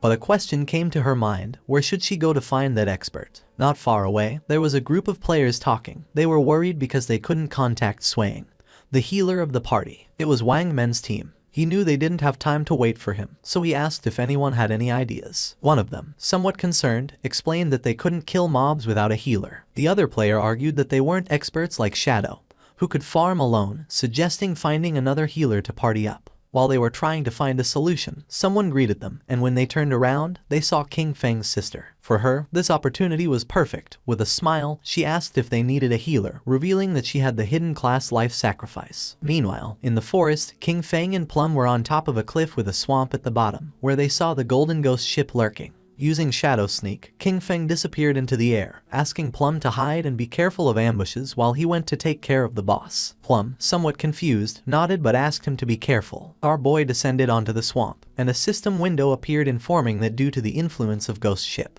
this area had become a violent domain, with a rate loss of lifespan of 100 times. Doing quick calculation, King Feng realized that at a speed 100 times greater than time, staying here for 15 minutes was equivalent to consuming 1 day of lifespan. For him, this kind of violent temporal domain did not have a great effect. The system detected that the Golden Tier Ghost Ship was a level 5 boss, and then something unexpected happened. A timer of 45 minutes and 25 seconds appeared. King Feng was somewhat surprised to see that there was a time limit to defeat special bosses like this, but he felt fortunate since there were still 45 minutes left. It was more than enough time to kill it. Using instant shadow slash, King Feng moved like thunder, attacking the boss with powerful slashes, causing a total of 15-0 damage. While the boss was trying to understand what was happening, King Feng deactivated Shadow Sneak and launched a Venom Dart, which hit the ship's bell directly, activating Critical Hit and Stealth Break Strike. While the poison was causing continuous damage, King Feng distanced himself from the boss. To climb at the Golden Ghost ship, there were some challenging points. First of all, many people did not know what its weakness was and believed it had to be its skeletal body,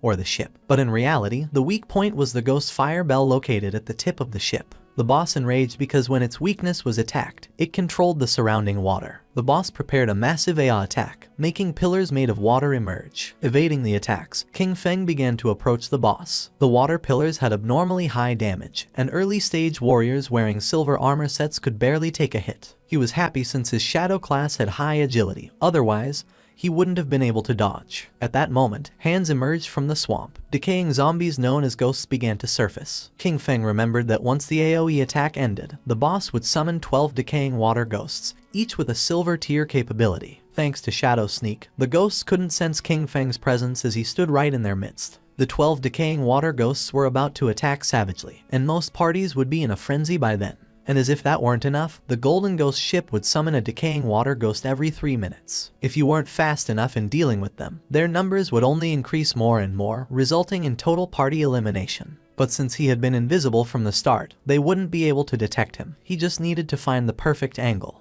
Using instant shadow slash, he started moving quickly and destroying all the ghosts at once. While our boy was taking care of the monsters, Plump was watching from the cliff. She was trembling and red, realizing that this was the power of the ranked 1 expert, Shadow. To her, he was too powerful since he appeared and disappeared without a trace. In the blink of an eye, he had already taken more than half of the boss's health without even giving it a chance to counterattack. But to her surprise, King Feng communicated with her through chat and, calling her by the nickname Little Black, revealed that he was going to die in a while, leaving her in shock. With a confident expression, King Feng said that there was nothing to worry about and the only thing she had to do was wait for him to revive. Plump panicked as she thought our boy had the advantage, and also asked who Little Black was. Calmly, King Feng asked if she wasn't Little Black. She explained that her nickname was Big Plum and not Little Black, which sounded like a dog's name. Someone stomped on the ground forcefully. It was the man our boy had killed before. This time he had brought his entire team and was furious for having been careless. In his glory days, he used to kill legends one after another, but now he was being bullied by a little girl. One of his men appeared running with good news. He had found the girl on the cliff, revealing that Shadow's bastard was challenging the boss alone at the bottom of the cliff. The leader was filled with determination and thought they could kill him since this time he had brought his entire team.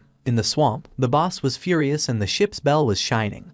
King Feng was in stage 4 and the most difficult to deal with. The boss raised the ore, creating powerful waves. When it was at half health, it launched massive AI Soul Surge. The waves started traveling through the swamp, making Plump's eyes expand in fear. The Soul Surge disabled our boy's invisibility skill, and something started emerging under his feet. In the next second, a powerful giant pillar of water trapped his body, taking away 1059 points of damage. The system confirmed his death. Our boy lost 326 years of non-tradable lifespan and 1087 days of tradable lifespan. The leader, who was on the cliff, was pleased thinking that King Feng had become arrogant after being called an expert several times.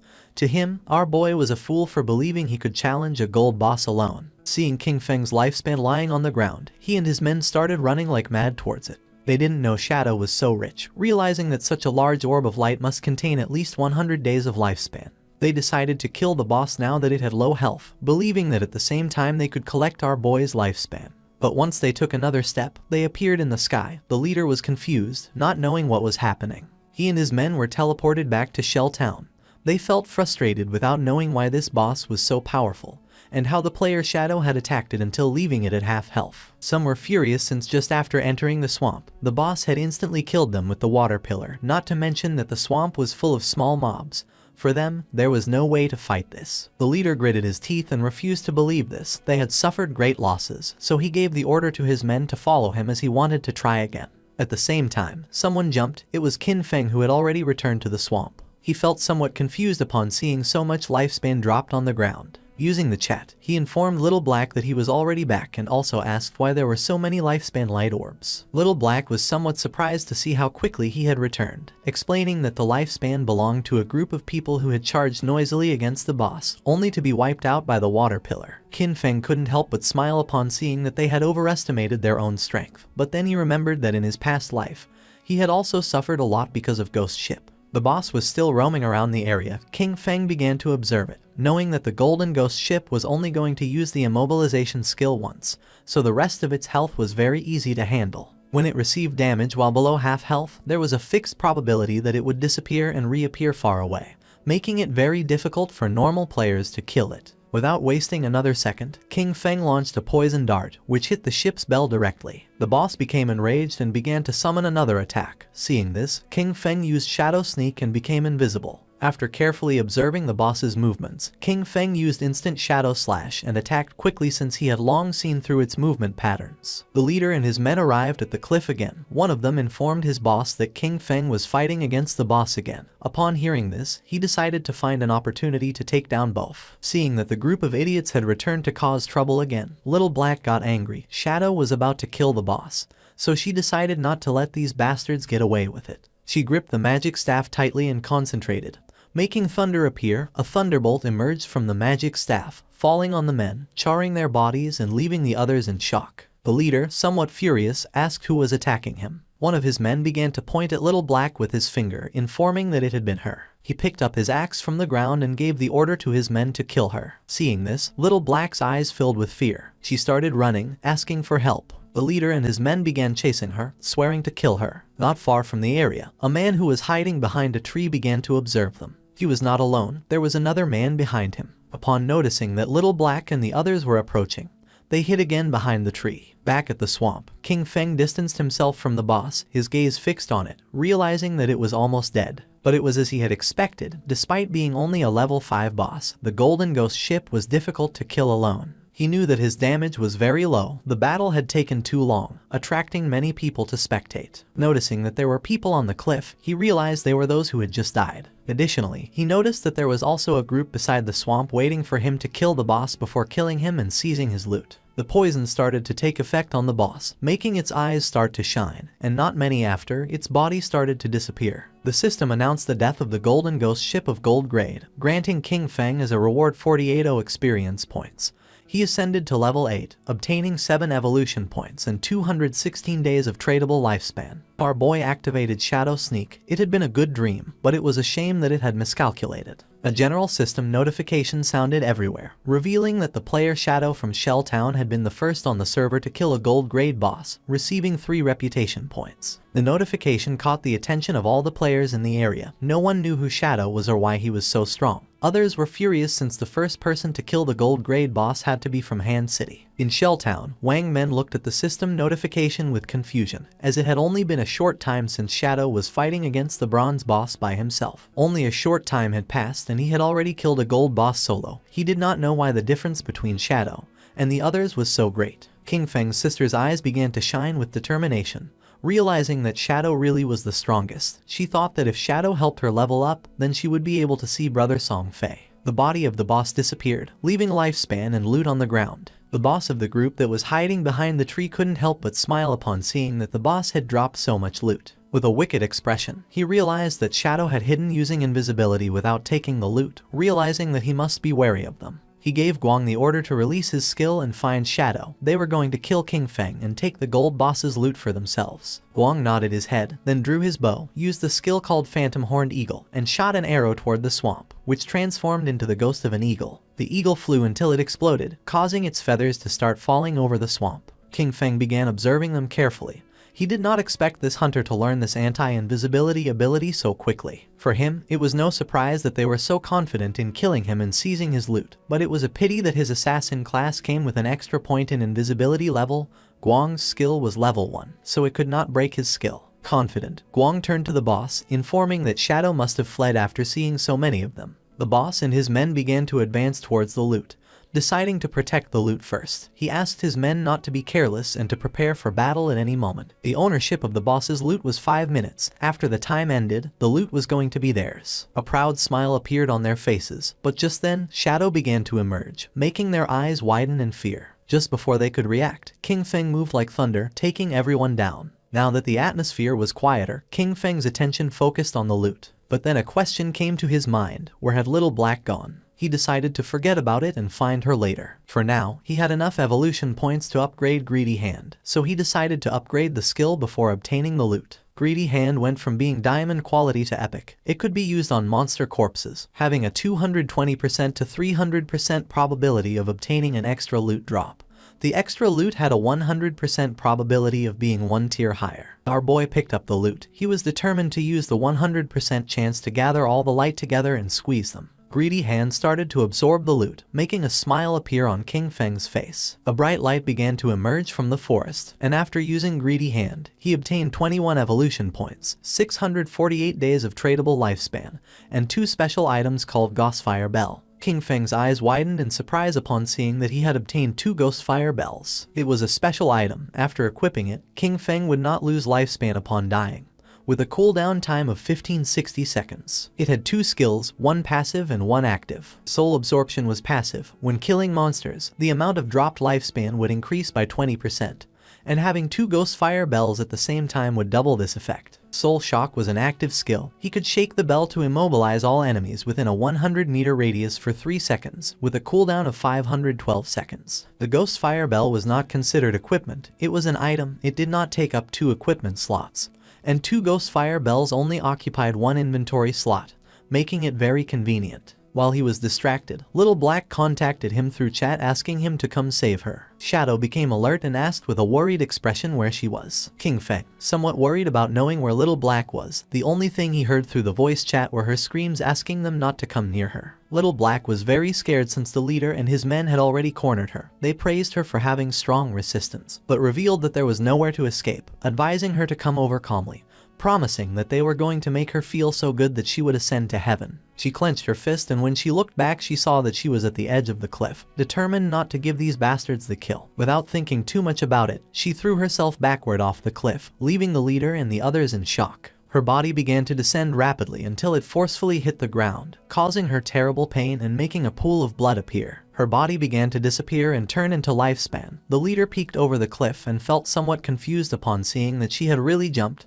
thinking that she was quite resolute. Little Black informed our boy that he no longer needed to save her, since she had died and returned to the town. She felt relieved, as it was good that the tradable lifespans of their party were all on Captain Wang Meng. King Feng felt relieved and asked Little Black to wait for him there, as he was going to pass the stuff to her. She felt happy and praised our boy for having worked hard. He collected all the lifespan that was in the area. This time he had one big. His tradable lifespan had reached 3115 days, and he even had 21 evolution points.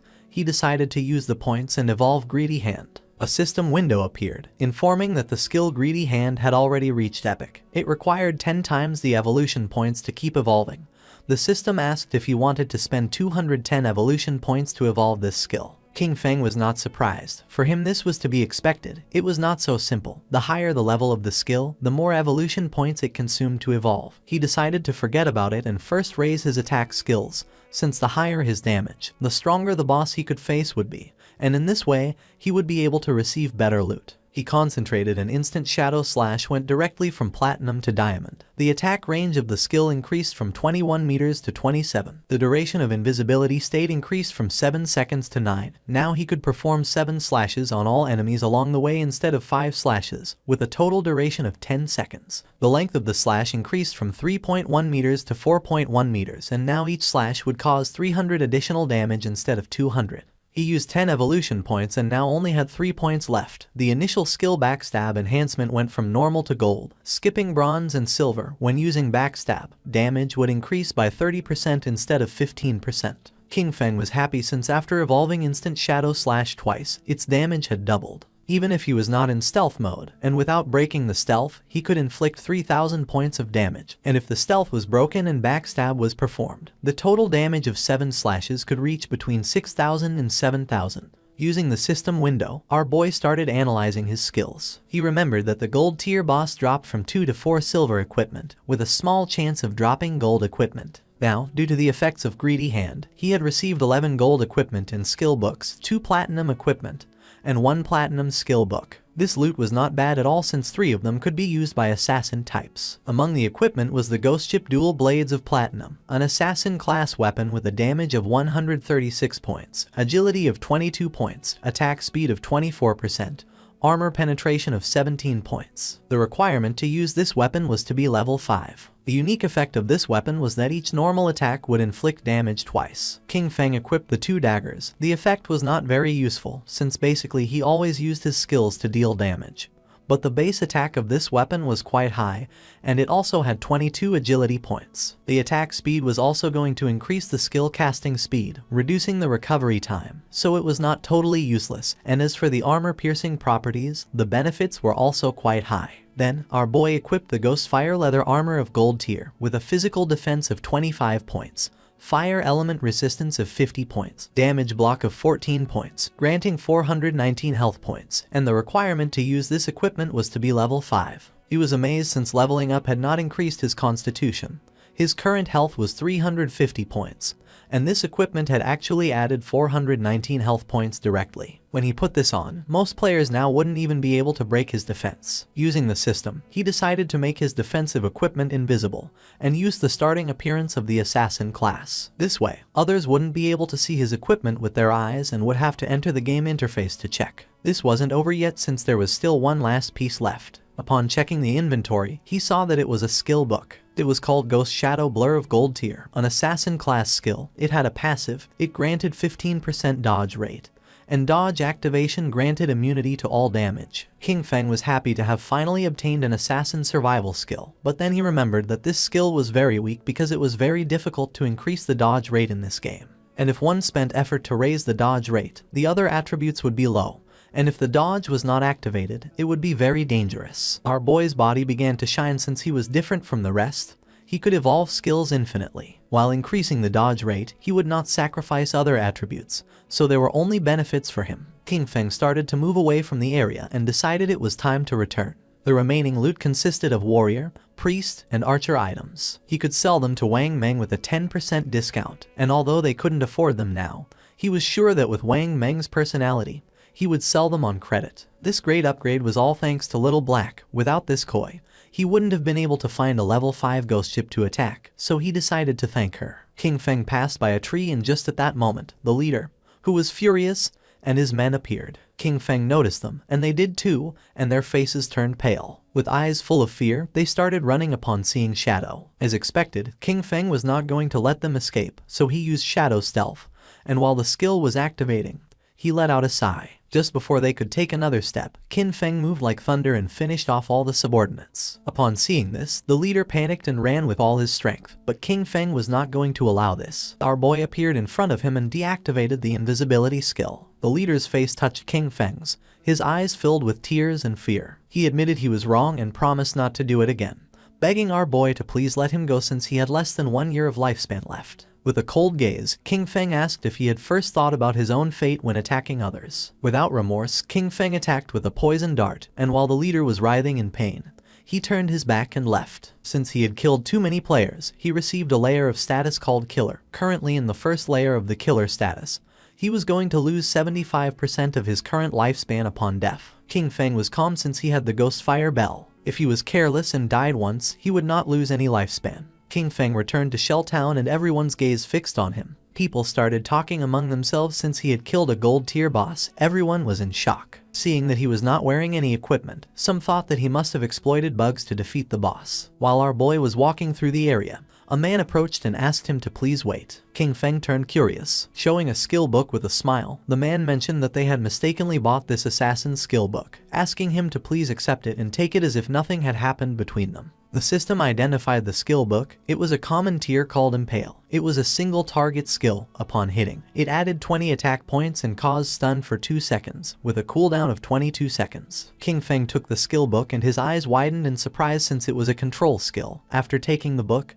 he went on his way, and the man and the others on theirs. One of the men, furious, told Zion Shao that they had been killed by King Feng. For him, it was too cowardly to have to give a skill book to him. The other man nodded since no one treated them like that. The other man decided to use each of their connections to gather people, with everyone contributing. Even a single spit from each of them could drown King Feng, so there was no reason to fear him. With a serious gaze, Zion Shao made it clear that Shadow was growing so fast and leveling up by himself, so he must have a great secret. He wanted to find him in real life and kidnap him since not only would they learn his secret, but they could even make him their slave to collect lifespan for them. The man praised Zion Shao for this great plan. Zion Shao decided to have the family send a woman to try to extract information from King Feng. When he had heard Shadow's voice just now, it sounded very foreign. He knew he was not within their circle, which meant that he was very poor. They decided to find a professional beauty as they were sure that King Feng would fall into the trap. King Feng met with Little Black and asked her to accept the trade since he wanted to give her some things. Upon hearing this, her eyes filled with excitement, but she explained that her name was not Little Black but Big Plum. King Feng gave her a powerful skill and a necklace, and upon using them, fire began to emerge from her magic staff. She was happy because with this skill and the necklace,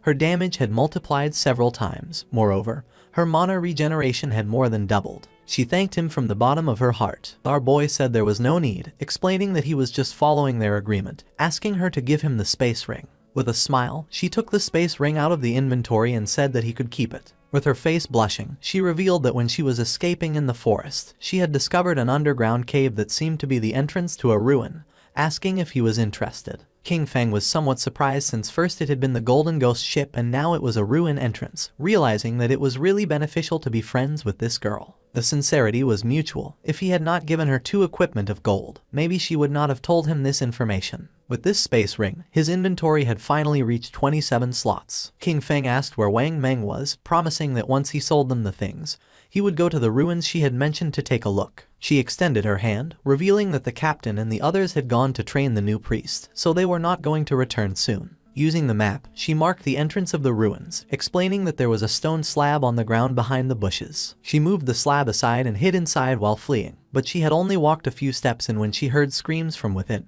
She was so terrified that she ran out, otherwise, those guys would not have caught her. King Feng disappeared and decided to head to the ruins right now and trade with Wang Meng when he returned. Little Black was somewhat confused. Our boy left Shell Town and entered the forest. Originally he wanted to find some place to grind to level 10.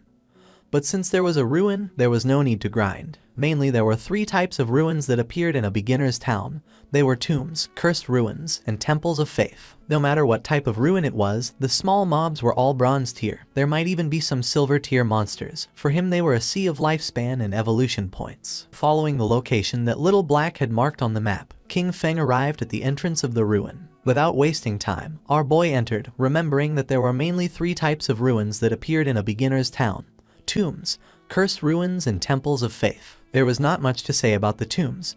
They were inhabited by a lot of monsters and it was very difficult to kill them all, and also there was almost always going to be a golden boss at the end. The monsters in the cursed ruins were all cursed by ancient gods and evil gods. They could have been humans in the past, but some went mad and others became ghosts after death. The monsters in the temple were all believers of ancient gods and evil gods. Moreover, the layout of the temple was very complex. The walls were filled with ancient murals. If one managed to get past the last 2, they would receive a special item or a skill book. Upon observing the murals on the walls, our boy realized that this was a temple of faith. He began to observe the murals carefully as they were very familiar. At that moment, roars began to be heard. Our boy started walking down the hallway, realizing that this was the faith temple of the ancient god of judgment. It had the same origins as his eye of judgment. At the same time, in the forest was Wang Meng and his party fighting against a monster. Wang Meng drew his shield and blocked the monster's attacks. But then, the monster lunged at him and just before he had time to react, it attacked with its fierce claw,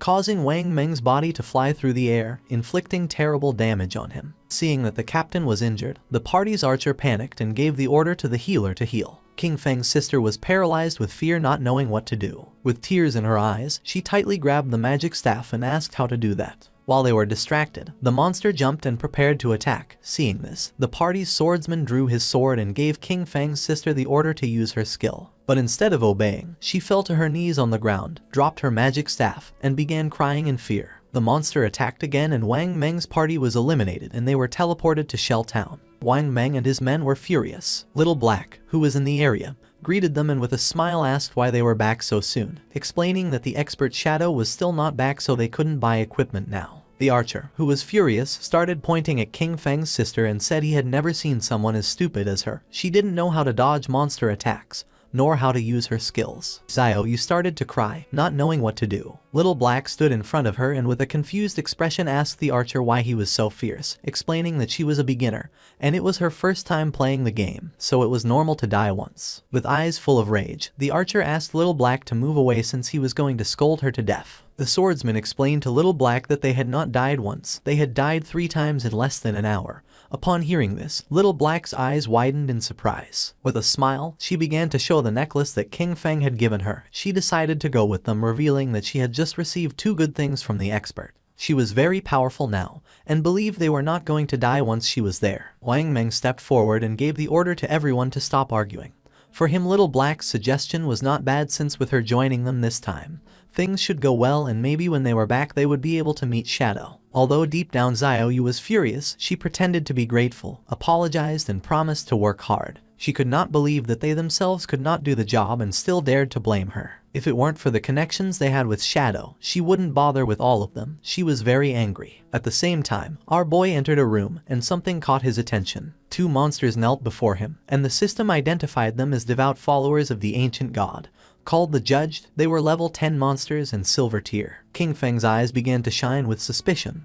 Without wasting another second, with a determined expression, he attacked the monsters using instant shadow slash. Our boy became invisible, and when he turned around he saw that he hadn't taken much health from them. Even after breaking his stealth and backstabbing them, they had only lost a small portion of their health. For him, this was to be expected. They were level 10 silver bosses, and the health of these two devout followers together was already greater than that of the gold tier Golden Ghost ship. Just then, something caught our boy's attention, making him turn curious. The monsters knelt before him again.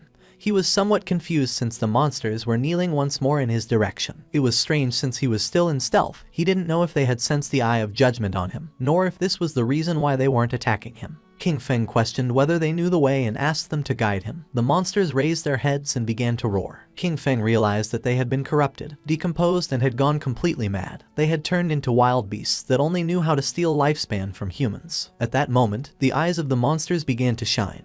And not long after, they turned their backs on our boy and ran off. Right at the door of the room there was a group of players. The monsters felt their presence and began to charge at them. The players realized that these bosses were silver tier. They could not face one, so they decided to flee from this place. Just before they could do it, the monsters attacked and toxic mist began to melt their bodies. Their bodies disappeared, dropping lifespan orbs. They were the team of the girl who had bought Ice Spike from our boy, called Grey Rose. He never thought that they would also find this ruin. Judging by the current players' equipment levels, King Feng came to the conclusion that no one was equipped to go deep yet. Our boy deactivated stealth and decided to pick up the lifespan. The monsters knelt before him again. These guys had lost more than 100 days of tradable lifespan, and our boy didn't expect them to be rich. Our boy returned to the room and started searching. Several minutes passed, and after searching around, he hadn't found anything. There were no traps or treasures, so he came to the conclusion that there were only 2 silver mini-bosses. His eyes began to shine with rage, and he decided to forget it. Without hesitating for a second, he attacked using the poison darts,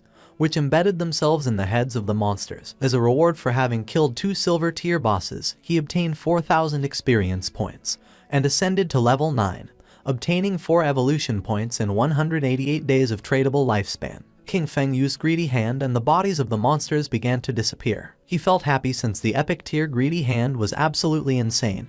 He got 32 evolution points, 1504 days of tradable lifespan, 4 gold tier items, and 10 silver tier items. He extended his hand, making a pendant appear. He was happy since he had obtained a gold tier item for assassins. It was the Pendant of the Faithful, an assassin class accessory. It was going to grant 15 agility points and 20% cooldown reduction, with the unique effect of summoning a silver tier devout follower to fight for you with a cooldown of 6,000 seconds. King Feng clenched his fist. This necklace had good stats. The 20% cooldown reduction was going to lower the cooldown of his stealth skill from 22 seconds to 19. The cooldown of poison darts dropped from 4.35 seconds to 3.75 seconds. That of instant shadow slash went from 10 seconds to 8. Grinding had become much more efficient, since all his other gear required being above level 8. No one else could use this yet, so he decided to keep it for now and sell it later. Just when King Feng was about to leave, the ground started moving. Our boy became somewhat curious, and when he turned around, a small pillar emerged. His eyes began to shine with joy, since after eliminating all the monsters, the mechanism had been activated. King Feng examined the pillar carefully, realizing that it was a hidden mechanism. Not long after, the mechanism of the pillar was activated, and a platform appeared under our boy's feet. A door that was on the ground opened, and little by little the platform began to descend. It was a lift. Once the platform descended several meters, the door began to close. Several minutes later, it stopped. King Feng felt as if he had descended 300 or 400 meters. This place was dark and seemed gloomy. King Feng's attention was fixed on it. Thanks to his knowledge, he realized that this was the maze hidden beneath the temple. He knew there was a certain chance that a hidden maze would appear in the ruins. He had explored many of them in his previous life, so he knew there were countless traps in the maze. But as long as there were people acting as cannon fodder, there was no danger in exploring them, only that it would take a lot of time. With a confident gaze, he took out the pendant. With his current attributes, if he activated any trap, he would die. But luckily he had this thing, which allowed him to summon a silver tier devout follower to fight for him. He extended his hand and used the power of the pendant to summon a devout follower, making a zombie appear on the ground. Pointing toward the hallway of the maze, our boy gave it the order to go scout. The devout follower stood up and began walking toward the hallway. King Feng crossed his arms and couldn't help but feel happy, since it was easy to explore with a lackey scouting ahead. But there was still a chance of danger, so he decided to evolve his dodge passive first just in case. He used 11 evolution points and his ghost shadow blur went from gold tier to epic tier, increasing passive dodge rate from 15% to 75%. Now dodge activation was going to grant immunity to all damage. 75% dodge rate was already very high. He had just enough remaining points to evolve Instant Shadow Slash to Epic tier. Using 13 evolution points, King Feng evolved his Instant Shadow Slash from Diamond tier to Epic. The range increased up to 30 meters and the duration up to 12 seconds. Now he could perform 9 slashes instead of 7 with a cooldown time of 8.8 seconds. The width of the slashes increased up to 5 meters and the damage increased from 300 points to 400. King Feng's eyes began to shine, since to evolve from epic to legendary it required 10 times the evolution points. The higher the starting tier of an item, the more profitable it was to evolve it. For example, if a skill was of epic tier at the beginning, evolution to legendary tier was the first evolution, so it only required the base evolution point of 1. Since the target for evolution was legendary tier, it required 10 times the points, and 1 times 10 were 10 points. This also meant that if he only obtained an epic skill, he could quickly evolve it to legendary tier, then mythical tier, ancient tier, and immortal tier. But if a skill was normal tier at the beginning, then to evolve it to epic tier, it would need to be evolved 7 times. And by the time it reached the 10 times point, it would need hundreds of points. But the good thing was that, no matter in which tier the skill started, he could spend very few points to evolve it to epic tier. In other words, from now on, all his skills were going to be at least epic tier. He had 11 evolution points remaining, and he could only evolve the starter skill, Shadow Sneak. He used 8 points and the skill went from silver tier to platinum. The duration of the skill increased from 16 seconds to 24, and the attack that broke stealth increased by 90, going from 120 to 50. Cooldown went from 26 to 22 seconds. He had the attribute that reduced the cooldown speed by 35%, and for this reason, the final cooldown for Shadow Sneak was 16.3 seconds. The cooldown was still too long, and the stealth breaking attack was a bit low. He knew he needed to swap this skill in the future. While walking through the hallway, the devout follower stepped on a slab, activating a trap, and then a giant rock fell on top of it, crushing its body. Its body transformed into light. Now that the summon had died, he decided to wait for the cooldown before resummoning. This maze was complex and dangerous. He could only do this to explore slowly, and hope to find good things when the time came. In the upper layer of the temple, a man carrying a shield and a hooded woman peeked their heads through the door. The man informed his captain, Grey Rose, that the monsters had disappeared. Upon hearing this, Grey Rose couldn't help but feel somewhat surprised. They entered the room, and Grey Rose noticed that their lifespan had also disappeared, knowing that someone must have killed those monsters and taken their lifespan. But she didn't know who. The man mentioned that only the expert Shadow could kill 2 silver tier bosses. Grey Rose thought he was right but felt relieved since they wouldn't have to die again. She put her hand on her chin and remembered that when they had come here, they had seen a person who seemed to be communicating with the monsters. She didn't know if it was Shadow, nor if he had a skill that could enchant the bosses. If that was the case, he had an incomprehensible and terrifying power. At the same time, in the second layer of the temple, King Feng's devout follower died again by activating another trap. In front of our boy there was a long path leading to a door King Feng had explored for 3 hours, and this should be the end of the maze. And based on his previous life experience, using human lives to explore would kill at least hundreds. Using the pendant, King Feng summoned another devout follower again. It started walking ahead and King Feng began following closely behind. King Feng gave it the order to open the door. Following our boy's command, the monster began to use all its strength but was unable to open it. It got to the point where its body began to tremble. King Feng's eyes filled with suspicion upon seeing that the monster could not open the door. Then, he approached and touched it with his hand. By doing this, little by little the door began to open, leaving King Feng in shock. A wave and a curtain of smoke began to emerge from the other side of the door. Our boy began to sweat, knowing that this was not good. On the other side of the door, there was a room full of pillars, and in the center there was a chest covered with thorny vines. King Feng entered the room, and upon observing carefully he noticed that the chest was full of thorns. It was locked, and next to it there was an NPC. The NPC was a woman who had the lower part of her face bandaged. The system tried to detect her stats, but it was unable. King Feng's eyes widened in surprise when he saw that there was no information about her. It was the first time he met such a mysterious NPC. The woman began to whisper in a strange language, and then she knelt down and her body transformed into light and began to disappear. King Feng started to observe her closely, not knowing why she had disappeared. Then, the thorns that were on the treasure chest also began to disappear. King Feng did not lower his guard, since even though he could not see the information of that mysterious woman, he knew that she must be related to the Eye of Judgment. The chest began to shine golden, and our boy noticed that it contained epic tier items, but he knew he had to be careful since there was a chance he would encounter a mimic or a trap.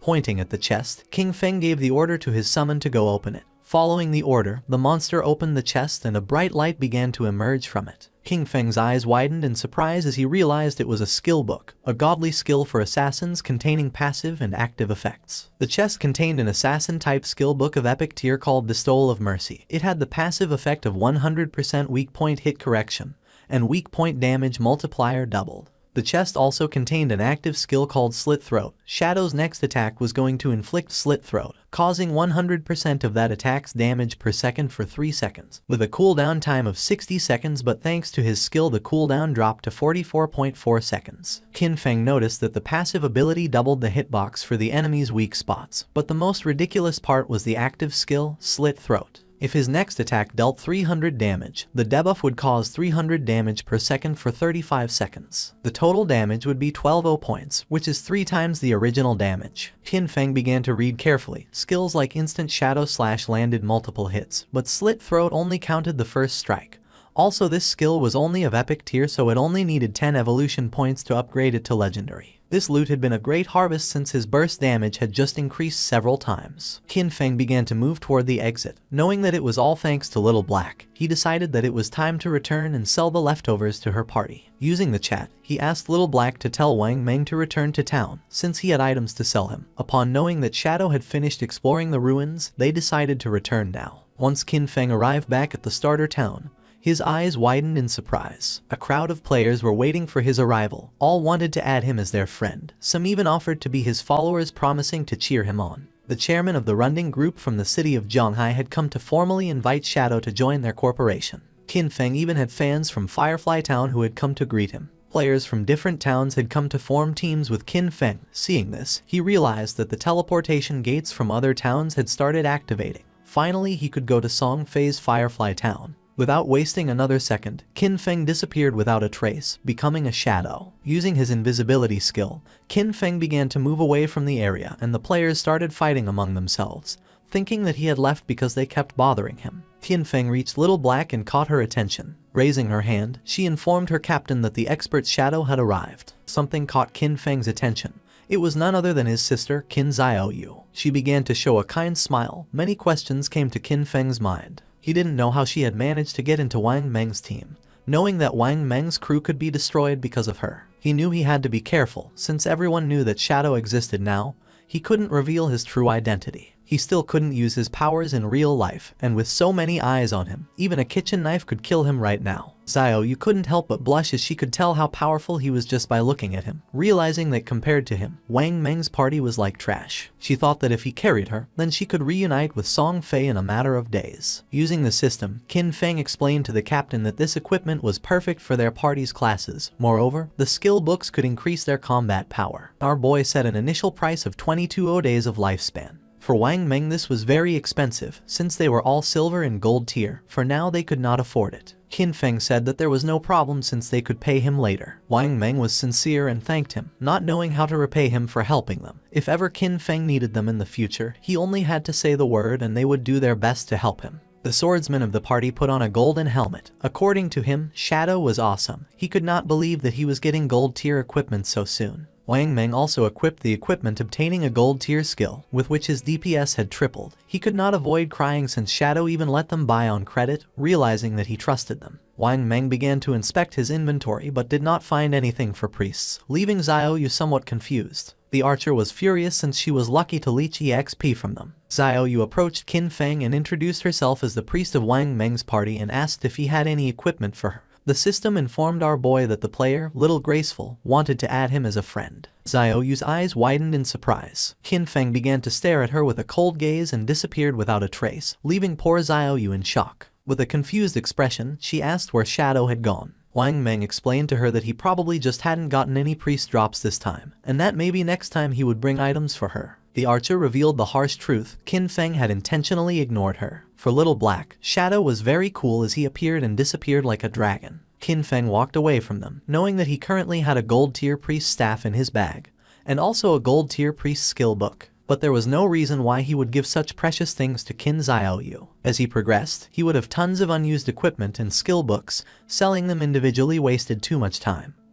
But Wang Meng's backing with the authorities was perfect for bulk buying of him. He could not allow Xiaoyu to affect his cooperation with the authorities. He needed to quickly find a priest for Wang Meng's team to replace her. His eyes began to shine with seriousness when he thought that he needed to find Little Zhu quickly. Hu Yixu, the former manager of the Godslayer Guild in his past life, she was a hidden class priest called White Avian Priestess, which came with a white bird that could heal and apply buffs. She was the only priest he knew who could defeat epic tier bosses alone. She was his powerful ally, and compared to her, Qin Xiaoyu was complete trash. Qin Feng activated the gate, remembering that Little Zhu was also from Firefly Town. Just like Song Fei, being perfect. If King Feng could find Little Zhu, he was going to put her on Wang Meng's team. Using the gate, he traveled to Firefly Town. Qin Feng arrived at Firefly Town, a place very different from Starter Town. While he was walking through the area, he heard two players who wanted to hurry back. Since the silver boss was below half health, they couldn't let someone steal it, as they would have died in vain. One of them cursed Song Fei since that bastard brought many fangirls with him, knowing there was no way to compete with him. Nor did he know how some minor celebrity had so many brainless fans. Qin Feng had just arrived and had already found clues about Song Fei. Following the players, he reached a valley. This was the level 5 area, called Wailing Valley. The monsters in this place were Emberfiends and the Shackles. After walking a bit, he started to hear players fighting. When peeking his head out, he saw a group of players attacking a two-headed monster with its body surrounded by flames. Qin Feng knew that this twin-headed Emberfiend was a silver tier boss, and noticed that the situation was somewhat chaotic since many players were attacking each other. When observing closely, Qin Feng saw a group of players, and among them was the bastard Song Fei. Two players stood in front of Song Fei's team and drew their weapons. One of them had been ambushed by Song Fei, and his lifespan had been stolen by him. He swore to kill him. With a smile, the player carrying a shield asked if Song Fei thought that hiding behind his mage girls made him safe, revealing that he had the godly anti-mage skill. Just before he could take a step, one of Song Fei's mages crushed his head using the magic staff. Qin Feng remembered that Song Fei, with the title Heaven-Defying Mage God, had the mage class. In his past life, this bastard tricked a bunch of fans into choosing the mage class, only to take all their equipment and skills to strengthen himself quickly. But a team couldn't be made up of only mages, so his fangirls came up with a solution. Some put their attribute points into intelligence to become glass cannon mages. Some put their points into agility to become disruption mages. Others used their points on health to become meat shields, and some chose strength to become battle mages who attacked using their staff. In the early stages, Song Fei's team was extremely dominant, stealing lifespan from players everywhere without anyone being able to stop them. And as expected, as the game went on, most of his fangirls died pretty quickly. Pointing at the boss with his finger, Song Fei made up a lie saying that his fans were working so hard that now his heart hurt. He hoped the boss would die soon so everyone could rest, and also that the world would be full of love and free of violence. The twin-headed Emberfiend began to advance towards Song Fei's group. One of Song Fei's fans explained that this was not hard for them since the one who was trying the hardest was him. According to her, he worked so much that he shouldn't have to endure all this. She started pointing at the monster and decided to kill it so it wouldn't hurt their beloved Song Fei. Song Fei's fans began attacking the monster by casting spells. They were willing to defeat it so that Song Fei would become king, swearing to follow him no matter where he went. The monster opened its mouth and launched a burst of fire towards Song Fei, putting him on alert. But just before the burst of fire could get close, one of his fans stepped in the way, taking the attack fully. Song Fei took the girl's hand and began to show a sad gaze, while the woman's body was disappearing. With tears in her eyes, she swore to do anything for him. The chubby girl tightly grabbed her magic staff and told the others to get angry since if they killed this ugly monster, brother Song Fei would be able to ascend to first place in the ranking. He had to surpass Shadow. This made the others excited. Raising their weapons, they swore to conquer the world, dominate the heavens and fight alongside Song Fei. They summoned several powerful spells, causing thunderbolts to strike the monster. Song Fei realized that it was going to die, knowing that this silver tier boss was hard to kill. He couldn't help but wonder how someone had been able to defeat a gold tier boss alone. He was sure that Shadow had used a bug. Song Fei had many fans helping him and was only level 7. He didn't know how Shadow leveled up so fast. A smile spread across his face since once he defeated this silver tier boss, he was going to level up to 8. He knew that Shadow had been stuck at level 9 for a long time, so he decided to take the opportunity to surpass him and become the #1 player of the God-forsaken game. Just then, a hand surrounded by Shadow grabbed Song Fei by the mouth. In the blink of an eye, Qin Feng decapitated Song Fei, and using instant Shadow Slash, cut his body into pieces. Blood began to emerge from the mouth of the bastard Song Fei. His fans went into shock, and just before they could take another breath, Qin Feng attacked again. Moving like thunder, he cut the bodies of the fans and of the boss into pieces. A system window appeared, informing that the boss had been defeated and granting him 15 experience points. The boss fell to the ground and its body began to transform into lifespan. The players were in shock since they couldn't believe that Shadow had killed the boss with a single strike. A single attack from Shadow did thousands of points of damage, while theirs only did 100 points of damage. Shadow was 10 times stronger than them. The corpse of the boss transformed into orbs of lifespan, and Qin Feng deactivated his stealth skill. The smartest players realized that it had been an AoE attack. They couldn't believe that a single attack had killed Song Fei and all his gang of fans. Upon observing closely, they saw Shadow and remembered that he was the one who had achieved the first global kill of the gold tier boss. They decided to leave and let Shadow have the loot. They began to cheer for Shadow for having avenged them by killing Song Fei's gang. Qin Feng knew that they were only afraid of being attacked, and that's why they could only join forces to attack him. In his past life, he would not have hesitated to kill them. At the same time, Song Fei respawned again in Firefly Town. The system reported that he had been killed by Shadow, and he lost 1106 days of tradable lifespan, and 18 years and 113 days of non-tradable lifespan. Song Fei panicked and realized that Shadow had come to Firefly Town. He couldn't believe that out of the hundreds of starter towns in Zhonghai City, he had come to his to steal the kill. His fans also respawned again.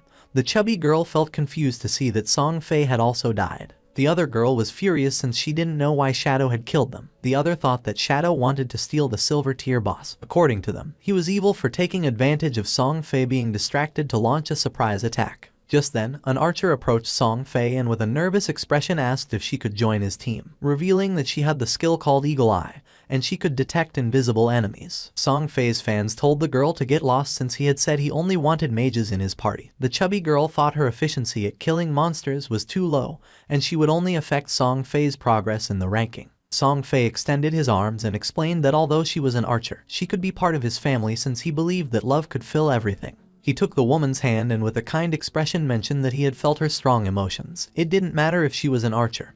He decided to let her join his team, swearing they would strive together to level up. Having Song Fei so close made her blush and tears of joy began to flow from her eyes. An assassin appeared and mentioned that she could also become invisible, swearing that she was going to make Shadow pay for having killed him. The mage revealed that she had learned a new AoE skill and could freeze Shadow. Song Fei extended his arms, making it clear that his family was full of love. Any girl who wanted to join his team was welcome. The girls began to cry with joy and swore to stand by Song Fei forever. According to them, Shadow had no honor for having attacked their beloved Song Fei by surprise.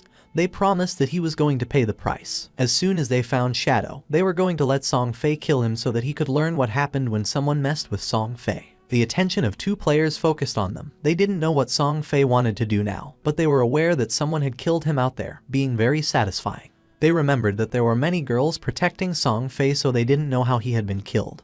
But then they realized it must have been Shadow. According to them, Shadow was incredible, and seeing the girls crying for Song Fei, they thought these girls were not right in the head. A smile spread across Song Fei's face as he was confident that with so many people as witnesses, when he defeated Shadow, everyone would know that it was useless to be strong if one fought alone, especially being an assassin. According to him, Shadow was a soft assassin who had dared to challenge a great and noble mage like him. At the same time, Qin Feng picked up the loot using Greedy Hand, obtaining 16 evolution points, 217 days of tradable lifespan, 6 pieces of silver tier loot, and 1 piece of golden tier loot. Qin Feng decided to evolve the skill Graceful Liberation, consuming 10 out of 19 points. The skill went from epic to legendary. The passive effect Weak Point Attack Correction went from 100% to 200%, and the Weak Point Attack multiplier was doubled. The active effect also improved. The next attack was going to trigger Throat Slit effect. causing 150% attack damage per second instead of 100%. With a duration of 3 seconds, the cooldown of the skill went from 30 seconds to 18.5. The weak point hit correction had increased by 100%, reaching 200%, which equaled doubling the target's weak point. If it was amplified even more, half of the enemy's body would be considered a weak point. He feared that even his Shadow Slash could deal weak point damage. The initial epic level skill, with 0 evolution points, could evolve to legendary. However, to evolve it from legendary to mythical, it required 100 times more evolution points. It needed 200 points to evolve from legendary to mythical. According to this pattern, the epic level Greedy Hand was going to require 210 evolution points to evolve, and when it reached legendary, evolving it was going to require 34 points. He had 9 evolution points left, so he decided to evolve Backstab Enhancement. King Feng spent 8 points and the skill Backstab Enhancement went from gold to platinum, and the damage of the passive effect increased from 30% to 40%. A silver tier boss, plus the group of players, had given him a total of more than 14 days of tradable lifespan. His mission had been fulfilled, so he decided it was time to return. While King Feng was distracted, a girl tried to attack him by surprise. She intended to kill him. Shadow began to observe her in silence, and dodged the attack without much effort. The girl attacked again, but he evaded it again without problems. The girl was in shock to see that he could dodge all her attacks. Without wasting any more time, she used stealth and disappeared. Just then, Song Fei's fans appeared on top of the cliff. They had cornered him and swore to avenge Song Fei. The mages of Song Fei raised their magic staffs, and the archer who had just joined the team began to aim her bow at King Feng.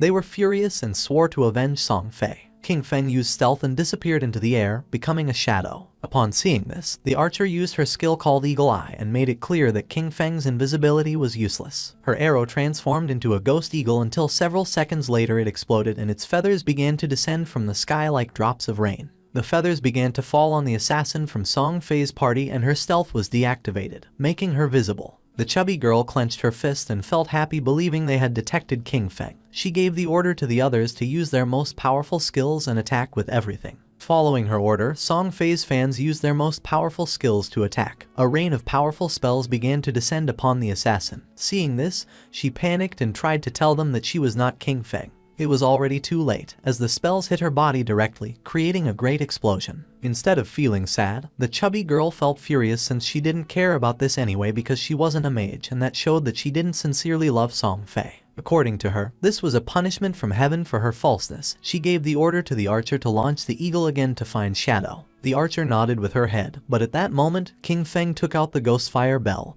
and started shaking it, activating its active effect called Soul Attack, which could immobilize all enemies within a range of 100 meters for 3 seconds, with a cooldown of 521 seconds. Just before the archer could use her skill called Eagle Eye again, an aura appeared around her body and those of her friends, leaving them immobile. Seeing this, they felt confused. Just before they could take another breath, King Feng appeared and using Instant Slash, attacked like thunder, cutting their bodies into pieces without even giving them a chance to react. Song Fei, who was hiding behind the corner, peeked his head out and felt confused, not knowing what was happening or why they had suddenly died. At first he thought the culprit was Shadow, but then dismissed this idea since if he had made a move, he would have revealed himself. King Feng, who was invisible, approached him and with an arrogant gaze made it clear that his death was near. Upon hearing Shadow's voice, Song Fei's eyes widened in fear and surprise, making him tremble. Without losing another second, he activated his magic shield, causing a powerful shield to appear around him. But to his surprise, King Feng launched a poison dart which passed through Song Fei's shield without much trouble, breaking it into pieces. The dart hit him squarely on the forehead, making the bastard Song Fei fall to the ground and start screaming in agony. Song Fei's body transformed into orbs of lifespan.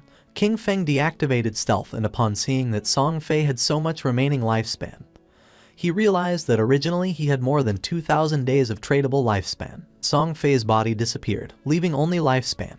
King Feng began to observe it and felt somewhat confused since he didn't know why his fans had no tradable lifespan, realizing that they had given all their lifespan to Song Fei. A lot of time had already passed and there were still people thinking that the godforsaken game was just a game. The crazy fans were truly terrifying. For our boy it was a shame since the tradable lifespan added up in total to several hundreds of years, and now it was only going to go to the nearby monsters. Back in Firefly Town, Song Fei and his fans respawned again. Song Fei was furious since out of more than 2,000 days of tradable lifespan now he only had 500 left.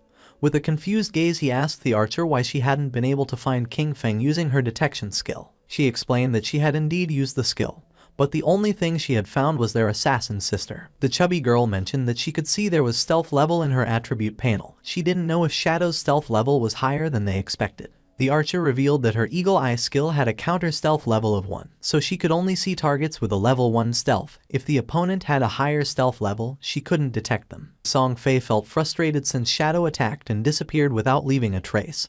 He didn't know how to defend against that. Touching his face, Song Fei thought that he had not offended Shadow, and now that he had also taken the boss kill, Shadow had no reason to come after him again. But then he thought maybe Shadow was jealous of his unparalleled beauty, and was going to come kill him again. Song Fei's fans raised their weapons and decided for everyone's safety to level up somewhere else. Wherever Song Fei wanted to go, they swore to follow him. Not long after, King Feng also returned to Firefly Town. After searching for a while, he thought this was strange since Song Fei and the others had left. He didn't know if they had gone to another town or logged off. Deactivating stealth, our boy asked a player who was in the area if he knew where Song Fei and the others had gone. Upon seeing Shadow, the man couldn't help but feel afraid. Pointing to one side, the man revealed that Song Fei and his fans had gone in that direction. He begged Shadow to please kill Song Fei. He also had a request. After killing Song Fei, he asked King Feng if he could spare the life of his girlfriend, a female hunter named One Flying Treasure Cat. Our boy advised the man to look for another girlfriend, realizing that his girlfriend was the hunter who could detect invisibility. Using stealth, our boy disappeared again.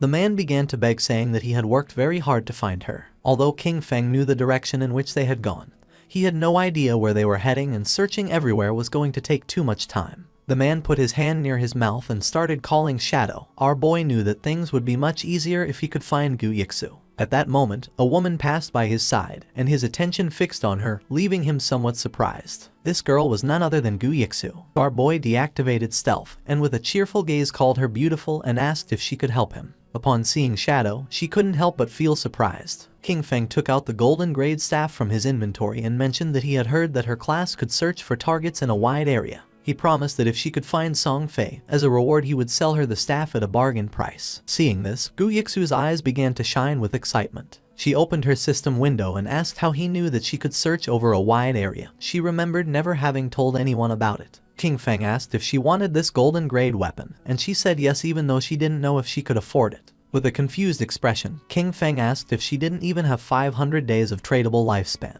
revealing that the original price was at least 700 or 800 days. Upon checking her system window, she realized that she did have 700 days to buy the staff. Hearing this, our boy made a deal with her and handed over the staff. A system window appeared to confirm that the transaction had been successful. She took the staff and started drooling. Our boy gave her a gentle tap on the cheek so she'd stop drooling, asking her to hurry up. Upon hearing this, she blushed and nodded with a smile. Using the new staff, she began to use her powers and concentrated. Even though it was the first time she met Shadow, he gave her a strangely familiar feeling. Her owl began to fly around her, and she asked if Shadow wasn't afraid that she would take things and leave without helping him. With a serene expression, our boy asked if she didn't hate Song Fei. Seeing that he knew that she hated Song Fei, Gu Yixu's eyes widened in surprise. She didn't know if Shadow could be a friend of hers in real life, but his voice didn't seem like it. King Feng started to smile and decided that she should guess. She raised her hand and the owl began to fly. She was too lazy to guess. Just then, her eyes widened in surprise. The owl began to fly over the town,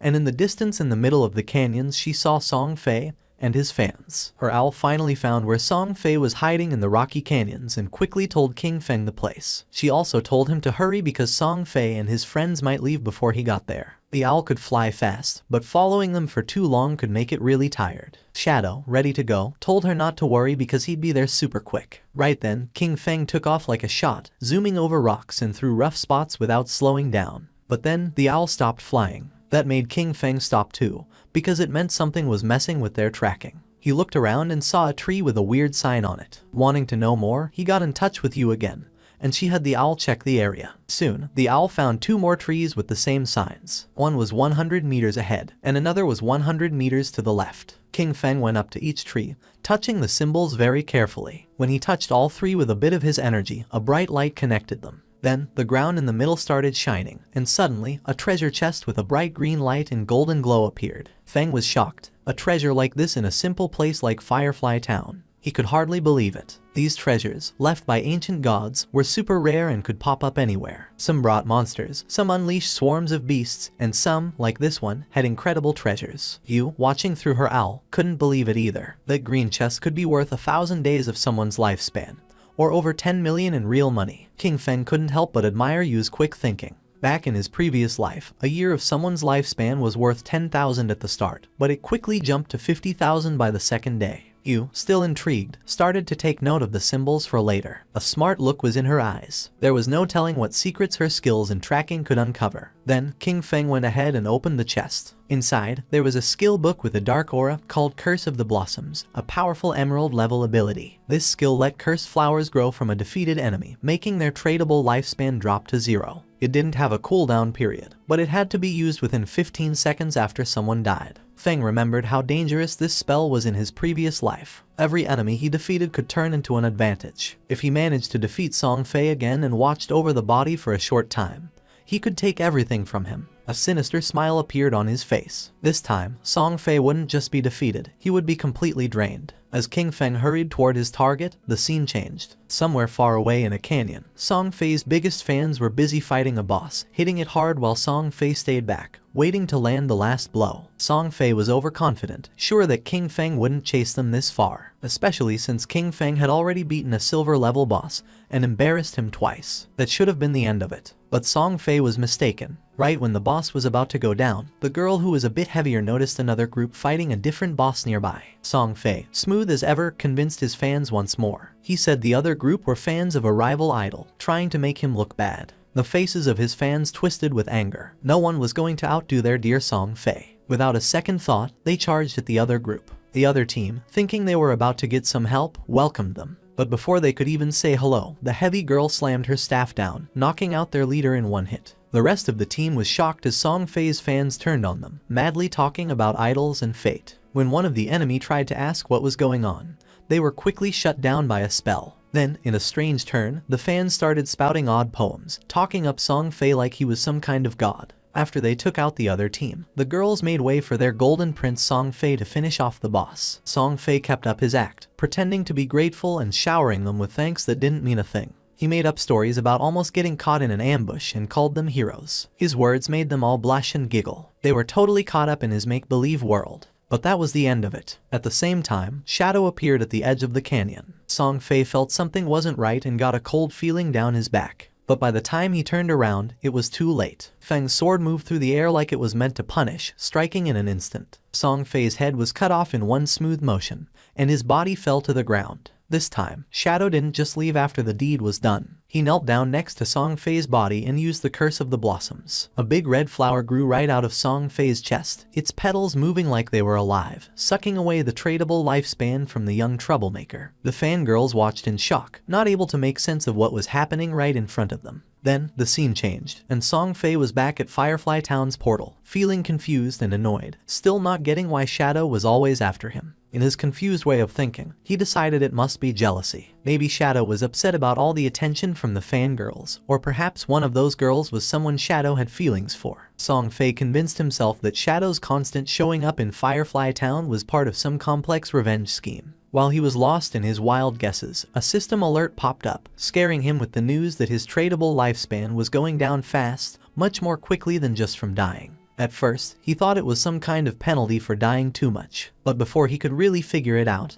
his fan club started showing up at the portal as well. The heavier mage girl was among them, out of breath, telling Song Fei about the creepy red flower that grew from his body, clearly taking away something important. Song Fei quickly figured it out. The cursed flower and his disappearing lifespan were Shadow's doing, thanks to a scary new ability. The realization hit him hard, and he suddenly ordered his fans to log off. He knew if they kept losing to Shadow, their tradable lifespan could drop to 0, which meant actual death. Still acting the leader, he called them his family, promising to step into the real world to extend their lifespan, and come back with new gear bought with the lifespan they had saved up. The girls, still totally under Song Fei's spell, were all in, imagining their big return to beat Shadow with new power. Even as Song Fei disappeared from the game, anger and frustration warped his face. He wasn't ready to see this as a loss. After working for 2.5 years to get to where he was, he couldn't stand the thought of being taken down by some unknown player. In his mind, with enough money, he could crush any obstacle. He just needed some time.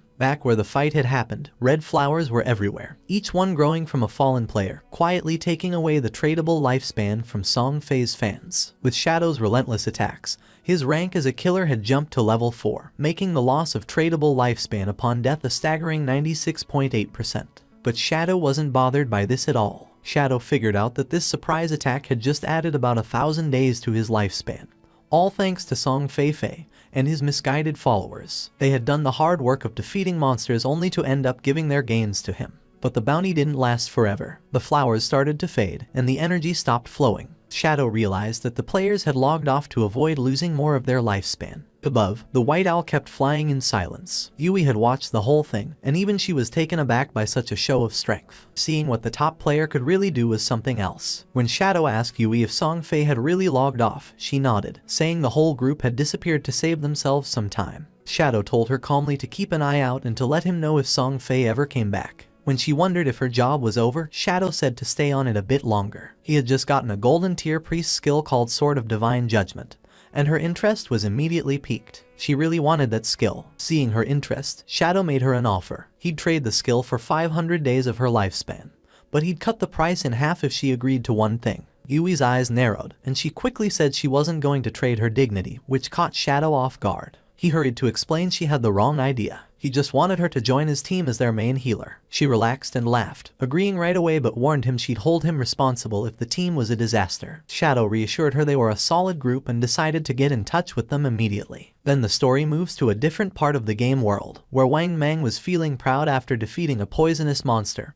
happy about the experience points. He called over to Ju for a heal and something to counter the poison, but Ju was stuck, not knowing what to do. Wang tried to remind her again about her priest class's ability to remove toxins. But before she really got what he was saying, she accidentally used the skill on a tree instead of helping Wang, who needed it. As time ran out, Wang fell to the ground, succumbing to the poison, his victory over the monster wasted. The team was left in shock, frustration simmering as they looked at Feng's sister, unable to believe how useless she had been. Standing near the teleportation stone later, the team leader faced a tough decision. He knew they needed a new healer since every skilled hidden class priest was already taken. But they couldn't continue like this. Zhao, on the other hand, was blissfully ignorant of her failure, lost in fantasies of being the chosen one, a goddess in this new realm. She believed her quick leveling was a sign of her destined greatness and anticipated joining her brother, Song Fei, in glory. But at that moment, news from Shadow reached Wang Mang, bringing a surge of excitement. A hidden class healer, a white bird priest, had agreed to join their team. She was also strong in other roles. This was the chance they were waiting for, and the leader immediately asked Shadow for her location. Shadow told them the new healer was in Firefly Town. It wasn't the best place for leveling up, but it was important to get together and start moving as a team. Wang agreed and got ready to head there, but he knew he had to address the issue with Zhao first. He carefully told her they were moving to a zone with higher levels because Shell Town was too crowded. He said it in a way that made it seem like her low level was the only issue, to avoid hurting her feelings. But before she could respond, the whole team took off, clearly happy to leave behind a healer who couldn't actually heal. Zhao didn't seem bothered, though. She saw their leaving as a good thing, thinking they weren't strong enough for her anyway. She decided she'd find Shadow and make him help her level up. Meanwhile, Wang Mang made it to Firefly Town and found Shadow and Yu. Right away, he gave them the lifespan he'd gotten from their last fight, ready to settle up and get going with the new team setup. As they moved forward, Wang realized just how challenging it was to keep up in this game. While making plans, he brought up a new ally, a captain named Yu. Hearing that name made Shadow stop dead in his tracks, his thoughts racing. That name wasn't just random. Then, suddenly, she showed up. Greeting them with a cheerful wave, Yu caught the attention of both men right away. Shadow was in disbelief. The woman standing before them was the Yu, also known as Justice Execution, the only one in the game with the Dragon Swordsman hidden class. In Shadow's previous life, she was in the top 20 players worldwide and played a crucial role for the country's official forces. She was a national hero, respected and feared. And there she was, showing up early, glowing, and looking at Shadow with clear admiration. Yu introduced herself with a warm smile, admitting her admiration for Shadow. She even half-joked about him being a time traveler or a reincarnated hero because of how quickly he was advancing. Shadow stayed quiet, his mind wandering back pre his past there where their paths had crossed later, and under much grimmer conditions. She hadn't been part of Wang's team back then, which made this early encounter quite the surprise. She likely had a good amount of tradable lifespan already, probably gathered for government groups. As a dragon swordsman, known for their toughness, she was an ideal candidate to hold such power. Shadow saw the wisdom in the government's choice and respected it. Yu was straightforward, too. She told him if he had any gear to sell, she and her group were interested in buying. She sweetly but firmly reminded him of the responsibility she carried for her city. Shadow saw no benefit in opposing her, and they both understood that. He agreed, mentioning it would be short-sighted to pass up a chance for such a beneficial deal. Though Yu appeared cheerful and unthreatening, King Feng knew well there was much more beneath the surface. The fans of Song Fei logged out of the game. They had seen the official announcement that left them in shock. Lifespan in godforsaken game was real, and if it reached 0, one would die in the real world. The archer was furious since she realized this wasn't just a game. She had given all her tradable lifespan to Song Fei. Some of them only had a few days of lifespan left. The assassin had killed several players and had the assassin's stat, and dying one more time was going to make her lose double the lifespan. They were in shock. They couldn't believe how it was possible that dying 3 times cost so much lifespan. The chubby girl began to read the messages and her face filled with sweat. She realized, cursing to herself, that in the game, as a tank mage, she had always charged at the front. She had killed many people and died many times, so now she only had 1 day of lifespan left. If it reached 0, she was going to die. Just then, something caught her attention. Brother Song Fei was buying lifespan. That was great. She decided to go find Brother Song Fei, thinking that he would definitely help her. Quickly, she changed clothes and thought about putting on Brother Song Fei's support outfit from head to toe, thinking that it was great, and that she was going to find Brother Song Fei, who would definitely help her. She even mentioned Brother Song Fei's latest release, the Song Fei Ultra Thin Anti-Side Leak. She dressed in Song Fei's merchandise, and without wasting a second, she left her house and started heading to the concert. Not far away, there were some apartments. Qin Feng's sister also logged out of the game. She didn't know if she was in the real world since now it was hard for her to tell the difference. She turned on her phone and couldn't help but smile when seeing that. At that rate, 1 day of lifespan could be sold for 15,000. With the 200 days she had left, she could become a millionaire. But then, she went into shock when she saw that Shadow had killed Song Fei 3 times. She couldn't help but cry from sadness and fury, since she remembered that they had told her that if her lifespan reached 0 in the game, she would truly die in real life. Even having 100 years of non-tradable lifespan, dying 3 times had left her with barely 12 years remaining. Then she remembered Brother Song Fei and wondered why Shadow had killed him. According to the group chats, Shadow, despite being surrounded by dozens of people, had managed to kill Song Fei 3 times. To her, he was something so terrifying and incredibly strong. The chubby girl started sending messages through the chat, saying that Brother Song Fei needed help at this moment. She asked any sister in Zhonghai City to go find her to sell their tradable lifespan to her. She also revealed that Song Fei was at Dajiang Plaza at that moment and that the exchange rate for lifespan was 1 to 10,000. This was the perfect opportunity to get rich and help brother at the same time. King Feng's sister put on her clothes. She couldn't believe that Brother Song Fei was in Dajiang Plaza, not far from her. She thought she couldn't just stand by and watch his lifespan run out. She had to go help Brother Song Fei. Thanks to that Shadow and the others, she had managed to save more than 200 days of tradable lifespan. Just enough to help Brother Song Fei. Without wasting any more time, she decided to go to Dajiang Plaza. At the same time in the game, our boy slaughtered several monsters without much difficulty. A system window appeared, informing him he had reached level 10. His attributes had increased by 2, and he had gained 5 free attribute points. He had unlocked class promotion. In addition, as the first player to reach level 10 in the Zhonghai City area, he had earned 7 reputation points. As the first player in the Great Xia Kingdom area, he had earned 14 reputation points, and as the first player worldwide to reach level 10, he had earned 21 reputation points. The window also revealed that the teleportation function to the continent of Forgotten Gods would be unlocked when there were 7 level 10 players in the Zhonghai City area. The system revealed in all towns that Shadow had reached level 10. People were in shock and commented with amazement. They said that, as expected, it was Shadow again. He had gotten the first kill of a gold tier monster and was the first player worldwide to reach level 10. They thought Shadow was simply too strong. They had also heard that the big shot had even killed a small celebrity several times recently. According to them, Song Fei deserved it. Other players were expressing their frustration. They cursed, surprised that Shadow was from Grand Xia, and compared their own progress, pointing out that their hidden smith class was only at level 8, while wondering what was going on with Shadow. No one knew if among the 1.5 billion people in Tianju, there really wouldn't be anyone who could catch up to him. Our boy was near a shore, and decided to use the points he had obtained. He consumed 13 evolution points, leaving him with 0 points. His initial skill, Backstab Enhancement, evolved from Platinum to Emerald, increasing its passive effect from 40% to 50%.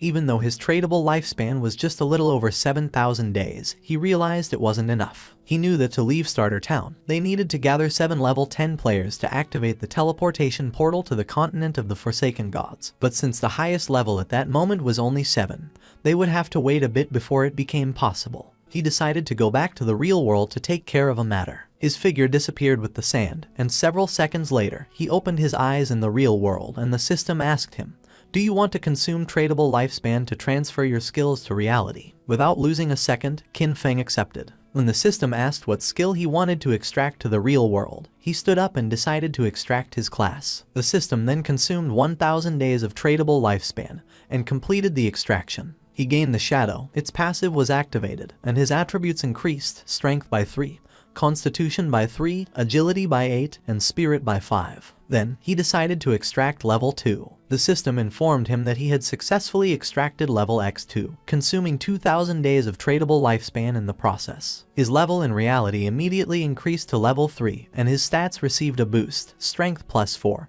constitution plus 4, agility plus 14, and spirit plus 4. The system reported that he had consumed 900 days of tradable lifespan and extracted the skill Shadow Step of Platinum tier. It also informed him that he had consumed 2262 days of tradable lifespan and extracted the skill Venomous Dagger of Silver tier. He was happy since he still had 1292 days of lifespan left and for now could not extract other skills. He had only paid the price to extract a low tier skill, but had obtained the Shadow Step of Platinum tier, being a beneficial deal. He couldn't help clenching his fist and feeling furious when thinking about Song Fei. Now his base stats were double those of an average person, and his agility had reached 32 points, surpassing the human limit. With unlimited invisibility and the poisonous dagger that could be thrown up to 14 meters, he could definitely find an opportunity to finish off Song Fei. King Feng started browsing on his phone and was surprised to see that Song Fei was aggressively buying lifespan. He wondered if Song Fei planned to enter the game and then go after him. He saw that this bastard was in Dajiang Plaza and calculated that being about 7 or 8 kilometers away,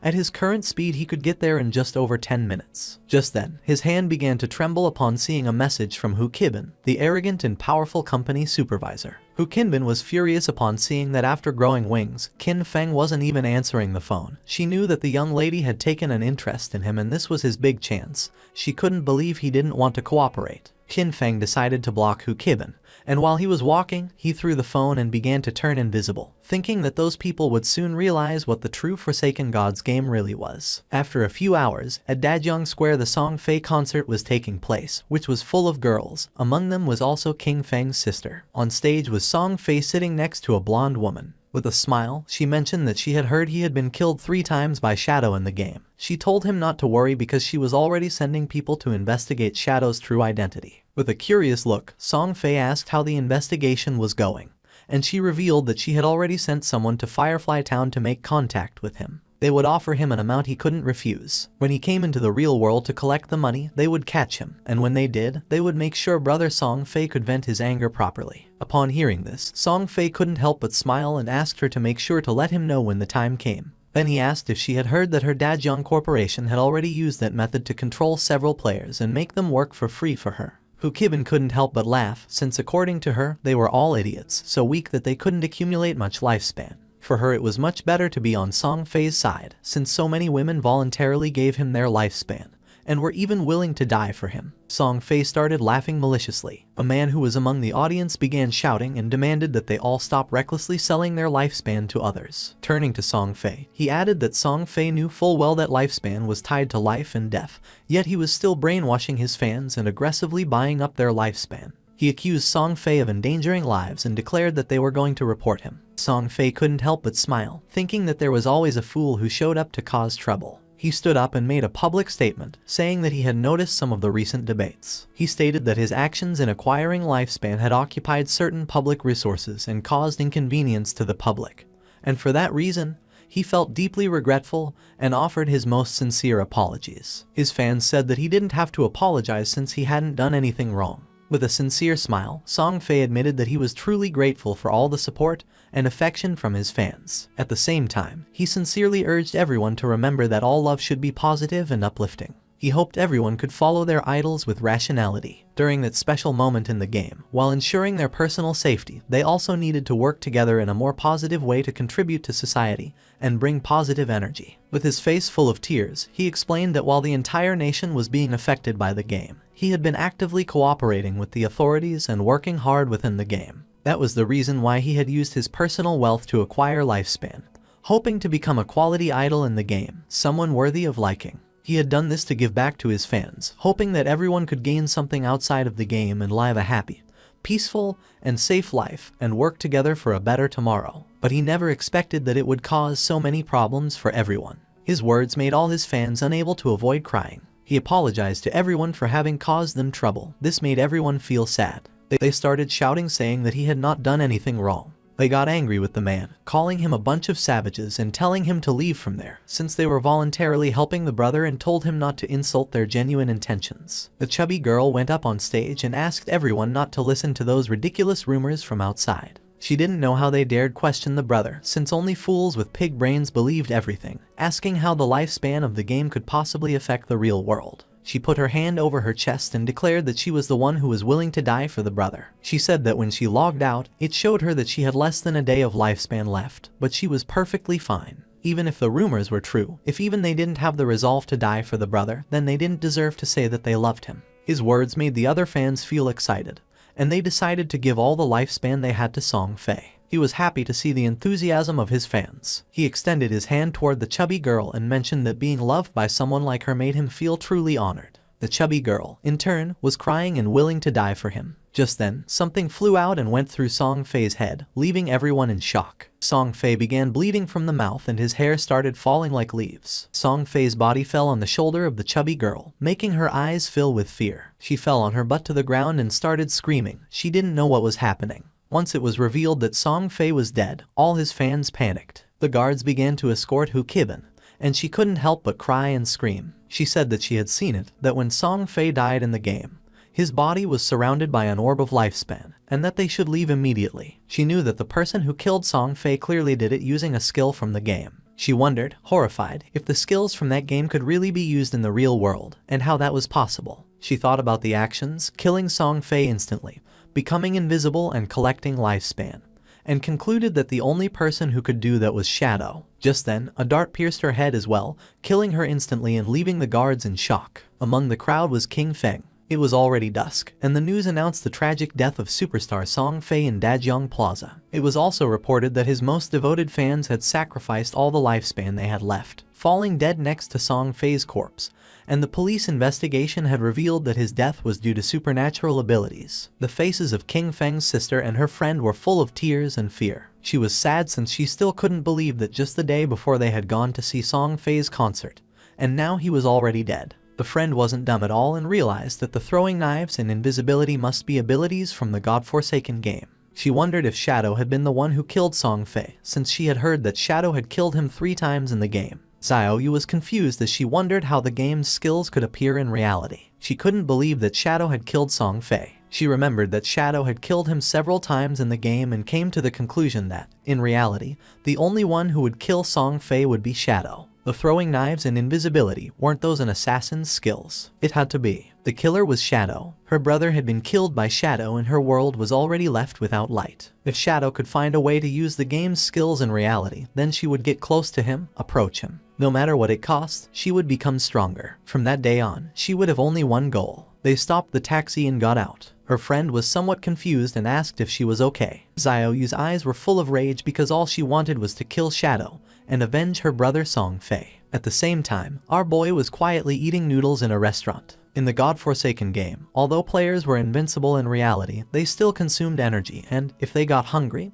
they still needed to eat. Just then, his phone started ringing, and when he unlocked it he saw that he had a message. Someone informed him that Fat Hu was furious. He had blocked his phone and WeChat, and if King Feng didn't go soon, he would be expelled and wouldn't receive his salary for that month. The message was from Yang Xiaoya, whom he considered a good girl, although quite delicate and often bullied. In his previous life, she had also been a member of his Jan Shen guild. King Feng asked her not to worry about him or the job but to focus on leveling up in the game. She was confused since she asked Qin Feng if he had played the game. She had heard that it was very difficult and that the lifespan of many people was almost exhausted. Our boy explained that, whatever her profession was, she simply had to focus on improving agility at the beginning. She decided to listen to him, but mentioned that she had heard that the lifespan produced in the game was really expensive at this moment. Then, she asked Qin Feng how his progress was going and how much he had earned. Our boy replied not much, since he had almost spent it all. He knew that Fat Hu was a lackey, and that the real problem was his boss behind him, Kyan Shishi. She was the daughter of the president of Kyan Group, and the company for which he used to work belonged to said group.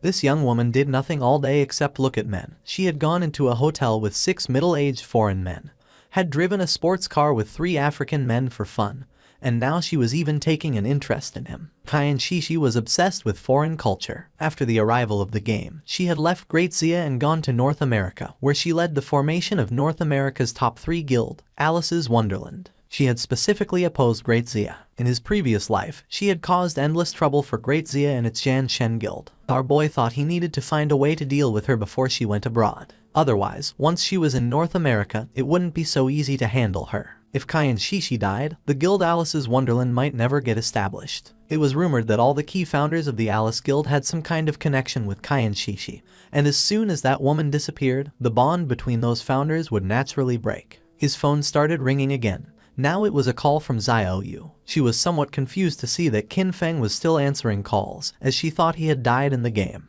Now that he was still alive, she let him know that she had earned enough money to buy a house, so he no longer needed to worry about her. Our boy decided to play along and asked if she had anything else to say. She asked him not to bother her anymore and said that she would not look for him either. She also asked him not even to try finding out where she lived since from now on, she had cut ties with him. Our boy hung up the call and couldn't help but feel happy. He decided it was time to return and continue leveling up since it wouldn't be long before someone reached level 10 and learned that skills could be transferred into reality. By then, the world would no longer know peace. Not long after, Xiao Yu and her friend also logged back into the game. The friend was somewhat confused and asked if it wasn't too harsh to cut ties with her brother and advised her to make peace. Xiao Yu stood firm and refused, revealing that she had sold her lifespan to the Kyan Group, sold for a full value of 2 million. This left the friend in shock. Xiao Yu also mentioned that she had bought a house and that they would live together. She added that soon she would meet Shadow, and by then, Qin Feng would no longer matter. Just then, a player who was passing through the area caught her attention. With a smile, the man handed her a book and mentioned that this was the assassin skill book she wanted.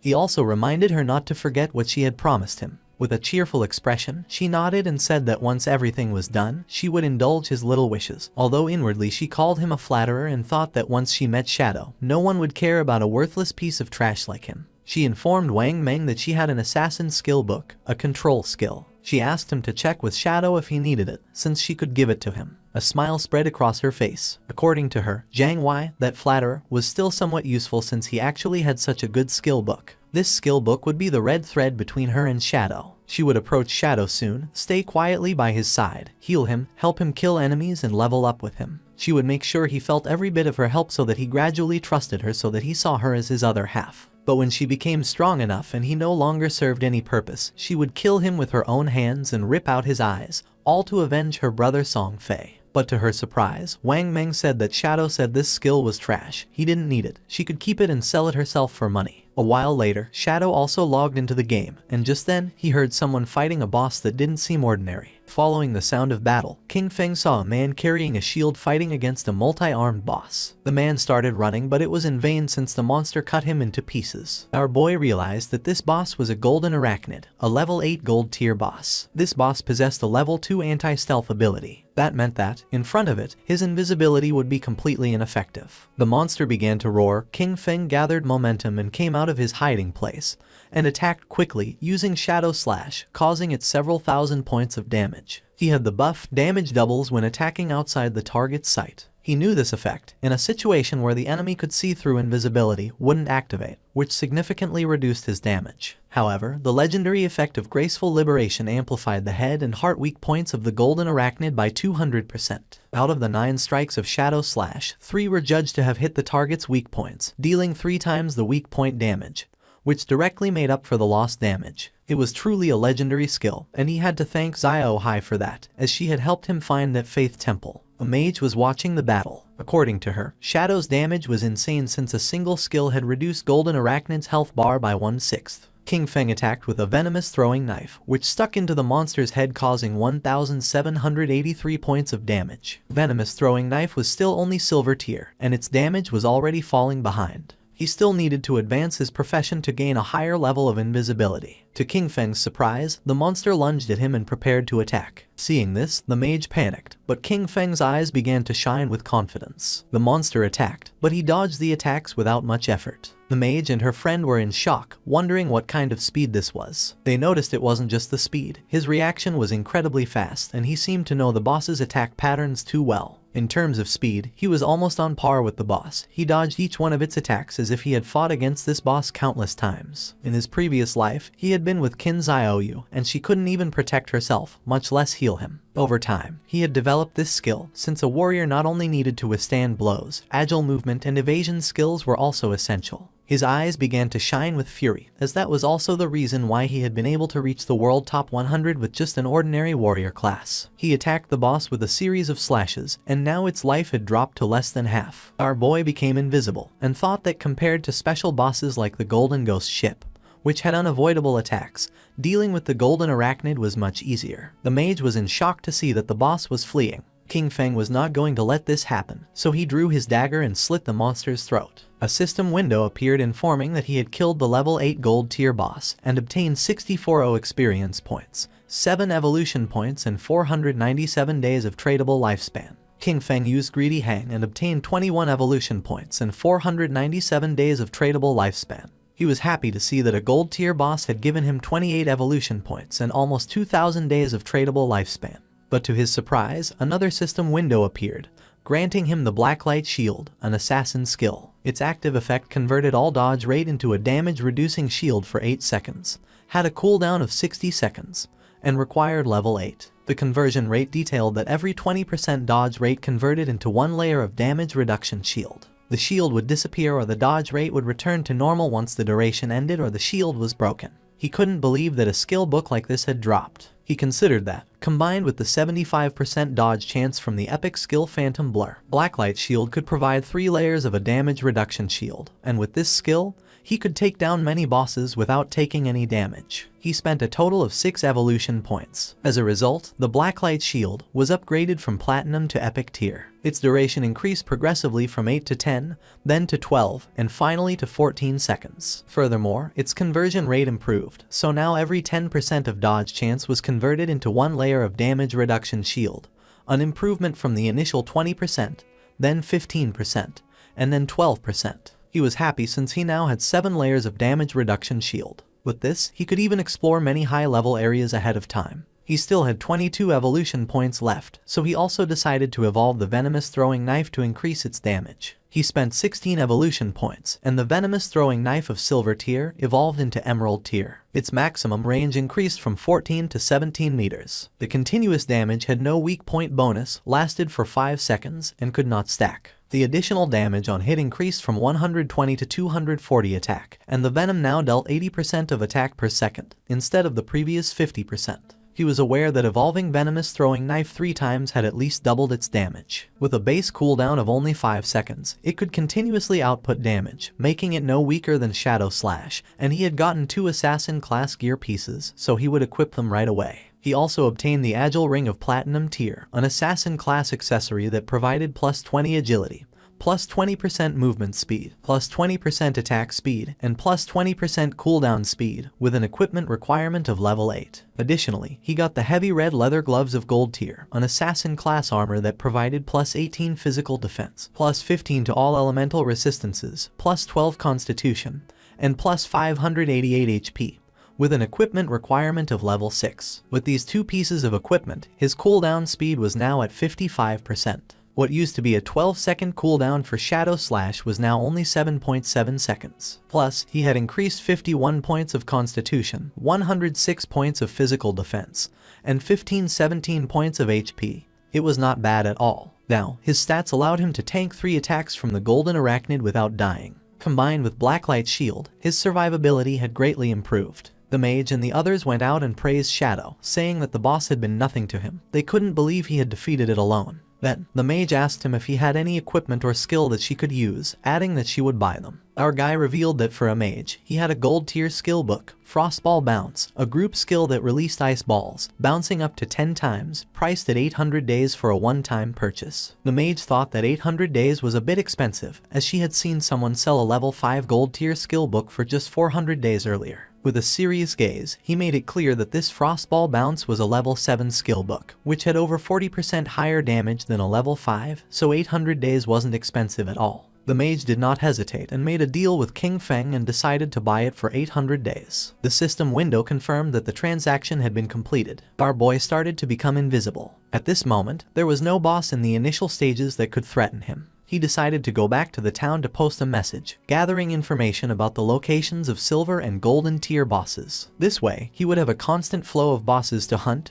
and his leveling speed would be maximized. Wang Meng informed him that Xiaoyu, the priestess from his team, wanted to send him a skill book. He found it interesting and wondered what kind of skill book it would be. King Feng was somewhat surprised to see that Xiaoyu wanted to send him a skill book. Moreover, it was one of bronze tier. He wondered what it could be, but even so, he decided he should take a look at it. King Feng wasn't stupid at all and knew that now everyone speculated that he had killed Song Fei, and right after that she was trying to send him a skill book. He decided to reject her offer while wondering if she was trying to associate with him or if she was trying to avenge Song Fei, or maybe both things. Wang Meng informed her that Shadow said her skill book was trash, he didn't need it, and she could keep it and sell it for money. King Feng asked Wang Meng to go to the town since he had something to sell him and to prepare some lifespan. With a serious look, Wang Meng decided to ask him a question, and our boy asked what he meant and if he was asking whether he had been the one who killed someone. Then, he revealed that he had been the one who killed them. For King Feng, Wang Meng was his friend, so he knew that during the time Song Fei had been murdered, Shadow had been disconnected the whole time.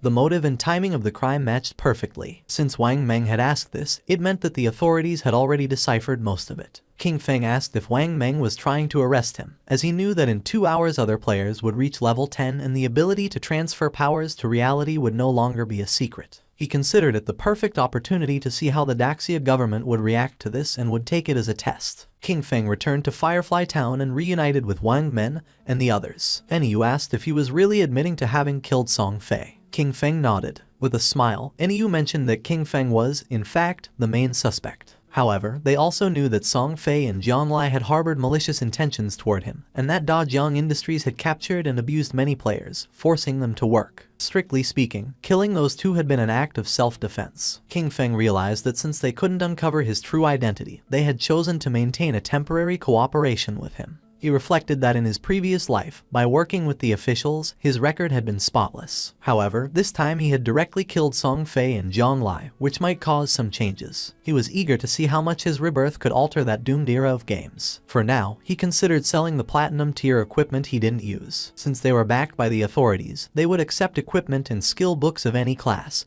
and most importantly, they possessed enough resources for the transaction to be worthwhile. Our boy opened the system window. Upon seeing what it contained, the others couldn't believe that he possessed platinum tier equipment and skill books. They exclaimed in astonishment, wondering if Shadow had just achieved the first kill of a platinum grade boss. However, they immediately dismissed that possibility, as there had been no global announcement about it. Our boy mentioned that his luck had been decent. He had found a few treasure chests, and Xiao Zhu could confirm it. Even he himself had obtained an emerald tier skill book. The mage confirmed that she herself had seen King Feng open that emerald chest. Little Black couldn't help but feel jealous upon noticing that King Feng called her Xiao Zhu, but when it came to her, he simply said you. Our boy decided to call her Little Blackie instead of Little Black, and this made her angry and she asked him to better call her Little Black. Wang Meng let out a sigh, since according to him, people really couldn't be compared with each other. And you felt jealous since it was true that they had barely managed to defeat a silver grade boss, while Shadow casually opened platinum and emerald tier chests. King Feng revealed the prices of the items. The platinum grade archer skill book at a fixed price of 2,500 days. The platinum grade berserker weapon at 1,500 days. The platinum grade mage skill book at 3,000 days. And the gold equipment and skill book package at 8,000 days. Including the remaining platinum equipment and skill books, which totaled 25 items.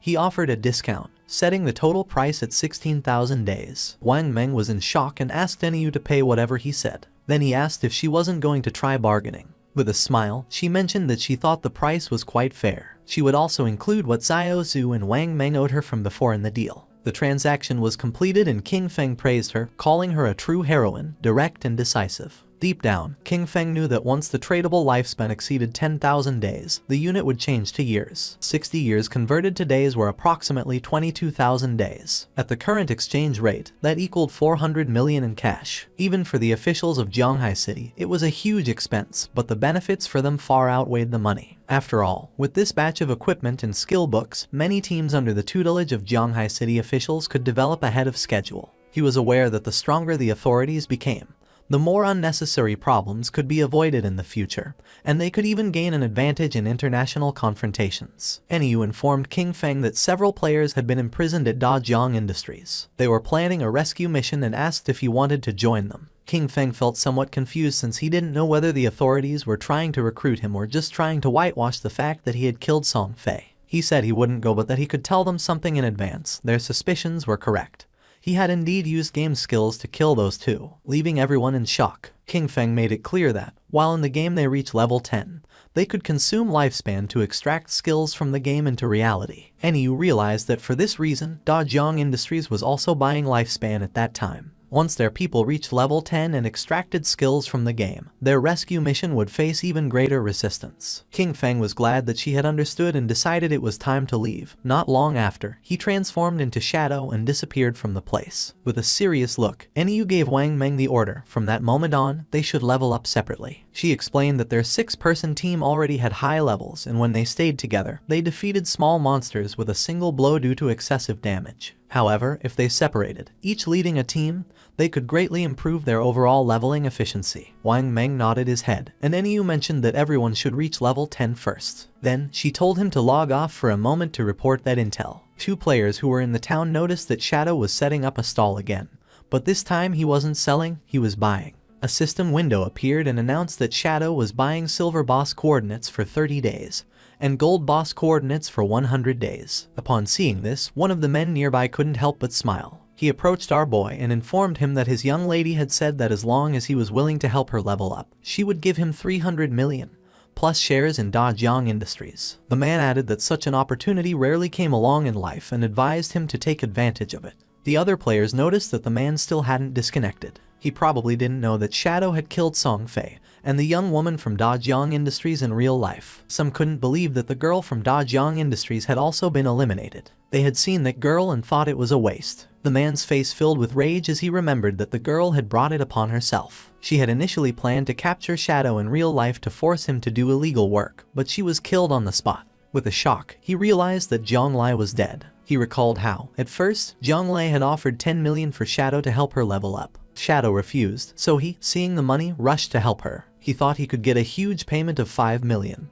but when it came time to collect the money in real life, they knocked him out. When he woke up, he found himself locked in an unknown basement. They whipped and abused him every day, forcing him to earn lifespan for them in the game and lure more people in. He never expected that Zhang Lai had already been killed by Shadow. With a bitter laugh, he thought that hateful woman got what she deserved with a good death. He used to mock Shadow for being stupid, but it turned out the real fool was him. Upon seeing his expression, King Feng realized that he must have helped her tie up quite a few people. The man got nervous and refused, then mentioned that he had been forced to do it and decided to leave. King Feng knew this guy was trash and decided to let the officers take care of him. 2 players approached King Feng and revealed that they had the coordinates for a silver boss, offering them for 30 days, and proposed closing the deal. Someone arrived in the city and everyone's attention turned to them, realizing it was Ace of Spades. It was said that she was Kayan Shishi, the heiress of the Kayan group in reality. They warned each other to stay away from her since she had killed quite a few players, and to be careful because she might try to steal their lifespan.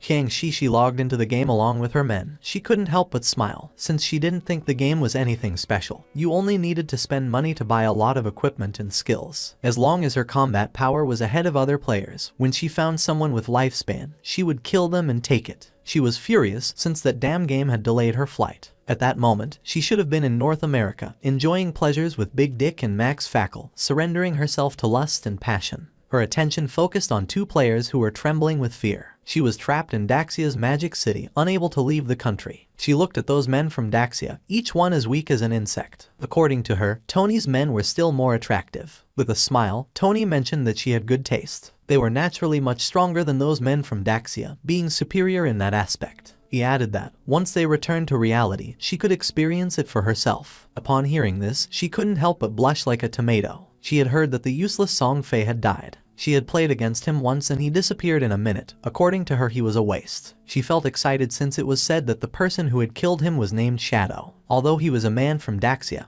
he was still #1 in the world. Maybe she could get to know him. Upon learning that Shadow had been capable of killing Song Fei, she deduced that murdering an ordinary person would be even easier for him. She believed this was a good opportunity to get to know him. She informed her men that she would disconnect to make a call and send someone to contact Shadow. She claimed that although Shadow might not be interested in cash, he definitely wouldn't reject 3,000 days of lifespan. To obtain this, all she would need was to kill an ordinary person with a simple flick of the finger. Internally, she chuckled softly, promising never to forget the expression on Qin Feng's face when he rejected her, and stated that soon, Qin Feng would die. At the same time, in the forest, a player killed a monster and its body transformed into lifespan, while a healer was healing him from the monster's attacks. The man was exhausted and asked Xiaoyu that next time she healed him, not to be so extreme, since he was about to meet his great-grandmother. Xiaoyu turned her back on him and asked why he was being so fierce, adding that he wasn't dead. With a confused look, the man replied that he hadn't meant to be fierce.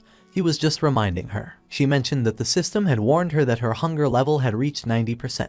She decided to log off along with her friend Yan Yan to eat. They disappeared and the man felt somewhat confused. He was furious, cursing internally, because before she used to call him boss, but after seeing Shadow once, she had started giving him dirty looks. He promised himself that, sooner or later, he would tear her clothes off. At the same time, Xiaoyu logged out of the game and woke up in her new house with an empty stomach. Upon checking her phone, she was in shock, as all delivery places were closed and no delivery person was accepting orders. She wondered if everyone had gotten into the godforsaken game. She remembered that at home Qin Feng always prepared delicious food for her. She never had to lift a finger or use her brain. Her eyes began to shine with rage, and she decided not to think about it anymore and be more ambitious. She thought that it was just eating. Compared to freedom, that wasn't a problem at all. Clenching her fist, she thought she was the best and that she had to keep going, that she was the best and could achieve it. Without Qin Feng, she would definitely live better. At the same time, in the game, near the shore there was a small cave, and a monster was fleeing. It was a crab.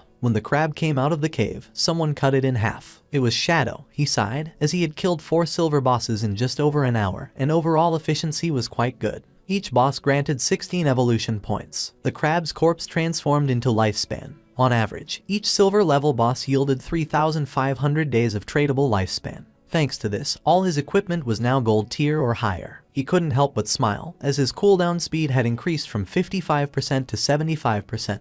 The Shadow Slash, which originally had a 12-second cooldown, now only took 6.8 seconds, greatly boosting his output power. There were no platinum level bosses around the outskirts of the safe town, so gold level equipment was the highest for now. To improve further, the only way was to advance his profession. He knew that the platinum level bosses he would face in the future each had at least level 2 anti-stealth. He had to advance his profession quickly to reach level 3 stealth, as he was still over 20,000 experience points short. Only with stealth at level 3 or above could he minimize the chance of accidents when facing platinum bosses. After all, in his previous life, defeating a platinum boss had required a tightly coordinated team of 20 people. With that in mind, he decided he would head back to the town first and contact the officials to sell all his stuff. He started to become invisible, since he wanted to be ahead of everyone and claim the first kill of a platinum level boss by himself. Qin Feng returned to the town, for now he had 105 years of tradable lifespan. While he was walking through the area, a player asked him that next time he had more equipment, to sell it to them. Qin Feng had almost 40,000 days of tradable lifespan,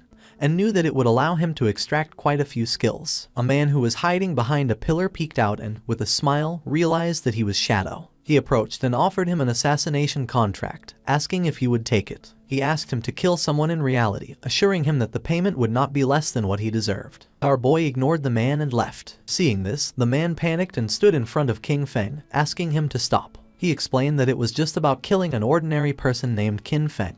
He would give Shadow the address. He argued that since he had even killed Song Fei, this should be easy for him and asked him not to reject free money. With a cold gaze, our boy was in shock and asked if Qin Feng had provoked him and if he wanted to kill him. He told the man not to worry about that. With an arrogant smile, the man made it clear that the payment would not be small. If he completed the task, he would get 3,000 tradable lifespan days. Qin Feng was pleased, realizing that 3,000 days, which at current prices was about 50 million, was an interesting offer. He wondered who wanted to kill him, as he hadn't met this person in real life, nor were they any player he knew in his previous life. It seemed like they were just a messenger. The real person wanting to kill Qin Feng was someone else. He recalled that in his previous life, his grudges with others had also surfaced in the later stages of the God-forsaken game. The man couldn't help but smile since this was a tempting offer. Qin Feng knew that being the target so soon must be due to grudges prior to the game's arrival. Only someone who held a grudge would be willing to pay such a high price. He couldn't help but wonder if it was Qian Shishi. Qin Feng knew better than anyone that she had both the motive and the means to hire someone to kill Qin Feng. However, with the financial power of the Qian group, if they had really wanted to kill him, they could have done it before the game arrived. So this contract must have other intentions. He feared that her main goal was to get familiar with Shadow. As for getting rid of Qin Feng, that was probably just a side effect, since Qin Feng had once rejected her invitation for fun. He laughed internally, thinking it was interesting. He hadn't looked for her yet, but she had already found him. With a smile, he mentioned that he would accept the job. He demanded half of the deposit up front and also made it clear that he would decide when to make his move. The man panicked upon hearing this and asked him to wait a moment, as he needed to inform his superiors first. After consulting with his superiors, the man decided to pay half of the deposit first. He would transfer the amount directly, and once the transaction was completed, he would receive 1,500 days of tradable lifespan. Qin Feng was happy, as he would take the deposit first, considering it as interest. Then, internally, with a snort, he told Qian Shishi to wait because he would soon come for her. The man gave our boy the address and information of the target. According to him, with his skills, finding him wouldn't be a problem. Qin Feng was in shock upon seeing that the information was correct. Shadow decided to leave and asked the man to wait. The man was furious upon noticing that he was acting all arrogant, and thought, "Aren't you working for Miss Qian just like me?" Just then, someone asked our boy to wait. It was a woman who had heard that he was collecting coordinates of bosses. She asked if he was interested, as she had a coordinate of a gold boss. With a smile, she said the price was 100 days. He could pay after seeing the boss. Qin Feng thought this was good and decided to go with her. The woman asked him to follow her, and mentioned that the place was a bit far north of the city. Qin Feng asked what the name of the boss was, and the woman said it was called the Plague Enveloper. Upon noticing that she knew the name of the boss, he asked if she had really seen it. She didn't know if he could handle it alone and if he wanted to take a healer, warning that the boss had area toxic damage. Our guy refused and decided to go without a healer. Qin Feng was aware that the Plague Enveloper was indeed a golden level boss. This boss had a poisonous aura. As long as one stayed within its range, they would continuously lose health every second. Therefore, to deal with this boss, one had to kill it as fast as possible. For him, at that moment, it was just a matter of using a few skills. Not long after, the woman took Qin Feng to a cave and mentioned that the boss was inside. She added that her team had eliminated all the monsters, but they had not been able to defeat the boss. She decided to guide Shadow inside. They entered the cave and the woman began to point at a tree which was in the middle of a swamp full of poisonous aura, and revealed that there was the boss. Seeing that she hadn't deceived him, Qin Feng decided to give her the lifespan, and a system window appeared confirming that the transaction had been successful. He had traded 100 days of tradable lifespan. He remembered that this kind of poison damage could be evaded. In this case, his Ghost Blur's 75% evasion would be really useful. With her face full of sweat, the woman mentioned that there was something she needed to remind him. In reality, it was a trap. As soon as he started fighting, someone would come to kill him. She remembered that they had level 2 anti-stealth items. For Qin Feng this didn't matter much, but the woman revealed that they had told her to pretend to stop them as part of the plan and to use that opportunity to get close to him. In the end, they wanted her to find a way to discover his real-life information. Our boy began staring at her. He was disappointed upon seeing their plan. The woman blushed and, with a nervous expression, said that she had also been forced. She wanted to tell him the truth so he could go after the one behind everything. Since they were blackmailing her in real life, she wished for their death as much as he did. When Qin Feng asked who was forcing her, she revealed that it was Dongfang Xian. She explained that in the game, his ID was Xianian, and he said that Qin Feng had killed him once. Upon hearing this, our guy couldn't help but wonder if it was Dongfang Xian, the one who had first tried to steal his Golden Ghost ship boss. The same guy later sent him a skill book asking for forgiveness. The woman panicked and remembered that he had been able to kill Song Fei, so she believed he could also take down Dongfang Xian. She was putting all her cards on the table with him and begged him not to betray her. The best thing, she emphasized, would be for him to eliminate Dongfang Xian or else she would be doomed. According to Qin Feng, they had really come up with a childish plan. He had never heard of that guy in his past life and considered that he was probably eliminated early. Qin Feng decided to start by killing the boss, since he knew he could massacre a passing dog. King Feng became invisible and jumped off the cliff, asking her to go along with their plan. She should let her people get close, and he promised to take care of the rest. The woman panicked and thought everything was lost. They were doomed. According to her, Shadow was surely going to die. She remembered that previously Dongfeng Xian had led 3 teams, 18 people in total, to fight against that boss, but they had been annihilated in half a minute. While King Feng was descending upon the boss, she revealed that the continuous poison damage was too high. They hadn't even managed to reduce the boss's health by 5%. No matter how strong that Shadow was, when facing indiscriminate poison attacks, death would be the only outcome. Therefore, they had to find a way to escape. King Feng first used Blessed Release, and while the boss was preparing to attack, our boy activated the Weakness Amplification effect, and then the Throat Slash effect. His eyes began to shine with determination. King Feng attacked quickly, taking several thousand HP points from the boss. In an instant, its HP bar dropped to less than half. The woman was in shock, since she realized that a single skill had annihilated 2/3 of the HP of the gold tier boss, inflicting more than 80,000 points of damage. She wondered if King Feng was even human. Our boy disappeared and appeared behind her. Luckily for him, the active effect of Blessed Release had a 25-second cooldown. With a 75% cooldown speed boost, the final cooldown was 14.3 seconds. He decided he wouldn't kill the boss yet. He would wait for Dongfeng Xian's people to come and die, and meanwhile, wait for his skills to cool down. Not long after, Dongfeng Xian and his men entered the cave with the intention of killing Shadow. With an angry gaze, the leader made it clear that if anyone tried to stop them, they were going to kill them mercilessly. The woman drew her sword. King Feng was somewhat annoyed, since out of all the people, it was this guy again, and now he was also involved with Dongfeng Xian. He wondered if their plan, which consisted of Snowy pretending to block this group, would really work. He didn't know if Snowy's combat power was really that strong. More than 10 people were rushing in, and he wasn't very sure if she could really stop them. Snowy used her powers and summoned a golden shield. Seeing this, Shadow understood why they had chosen her to act. With this defense, there really weren't many who could break through it in the early stages of the game. The men began to attack the shield. King Feng knew that she had encountered an ancient god's blessing in the wild and had gotten a golden level treasure chest. His eyes began to shine with seriousness, and using instant shadow, King Feng attacked quickly, cutting their bodies into pieces. With eyes shining with rage, King Feng used the skill Blooming Curse, and the corpses of the men transformed into flowers. Snowy was in shock since, according to her, it was terrifying. A single skill had killed so many people, and she wondered what those crimson flowers were. Fortunately, she hadn't listened to Dongfeng Xian, or otherwise she would have died miserably like Song Fei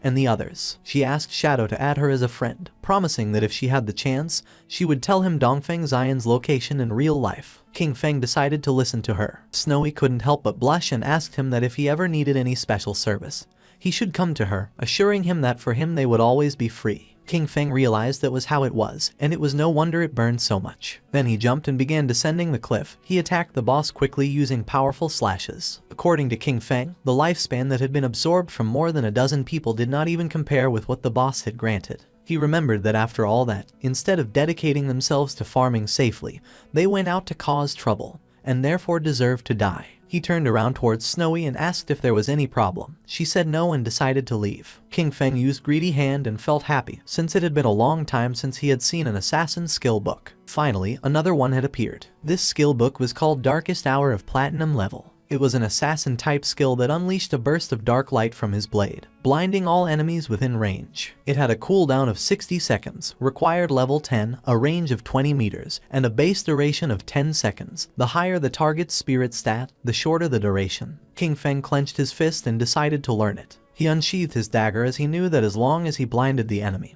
he could still trigger double damage even if he wasn't in stealth. With this, no matter how high the boss's anti-stealth level was, it wouldn't affect his damage output. This dagger was the Plague Blade. It was an assassin-type weapon that granted 216 attack points and 42 agility points. Furthermore, it increased the weak point attack multiplier by 0.3. The equipment requirement was level 10, and all of its attacks inflicted a poison that detonated after 3 seconds, dealing 50% of the original attack's damage. King Feng decided to leave the cave, as he considered it had been another excellent and profitable day. He had already accumulated 98 evolution points and would soon be able to evolve his epic grade Greedy Hand to legendary. He left the cave and the small monsters were frightened. He realized that he only needed a little more than 10,000 EXP for his class advancement, so he decided to go farm monsters directly. King Feng began to massacre all the monsters he saw, causing the others to start fleeing in terror. But King Feng was not going to let this happen, so in the blink of an eye, he finished them all. He couldn't help but smile since he could finally advance his class. Golden energy appeared around his body, and a system notification informed him that his shadow class had advanced. His current tier changed from tier 0 to tier 1. The class attribute bonuses also increased. Strength went from 3 to 9, Constitution from 3 to 9, Agility from 8 to 24, and Spirit from 5 to 15. His class passive 1 now doubled stealth duration and, as a new feature, allowed him to use stealth skills while in stealth mode. Class passive 2 increased his stealth level from +1 to +2. Finally, class passive 3 improved his damage when attacking from outside the enemy's line of sight, increasing it from double to triple. Our boy started to look at his hand as he realized that with the class advancement to tier 1, the attribute bonuses had tripled. He understood that he could even activate stealth while already in stealth, which meant, as long as his cooldowns were short enough, he could stay permanently hidden. Not only that, the damage dealt from attacks launched outside the enemy's line of sight had increased from double to triple. He mused that this was just tier 1, no wonder it was the strongest stealth class. At that moment, the system announced that there were already 7 players who had reached level 10 in Zhonghai City. It also informed that the teleportation matrix to the abandoned divine continent would be activated in 10 minutes, and urged players who met the requirements to prepare to depart. A table appeared, showing Shadow in first place, followed in second place by Grey Rose. In third place were Snowy Day, Black Elf Da Lai Zai and Wang Meng. Finally, in fourth place were Huiyu and Yu Han. King Feng noticed that it was already 8:30 p.m. He had not expected so many players in Zhonghai City to have reached level 10. The ranking table was full of familiar faces, and he remembered that the last time, at the same hour, that table had been completely occupied by foreign players. His eyes began to shine with seriousness upon realizing that the impact of having sold so much equipment and skill books had begun to manifest. He thought that maybe the world order from the previous time would change, and he was really hoping it would. In reality, it was already night, and the police had arrested several men. One of them reported that all main members of the Dajiang Industrial Criminal Group had been arrested. However, he added that 3 key members were still inside the game, with their bodies in a state of non-existence, which made their capture impossible. They were waiting for further instructions from the commander. The commander praised his comrades for their good work and ordered them to inform Manhua, assigning them the task of finding a way to force the suspects to disconnect. He told his companion that this method was effective, since even if the criminals hid in safe towns where they could not be attacked,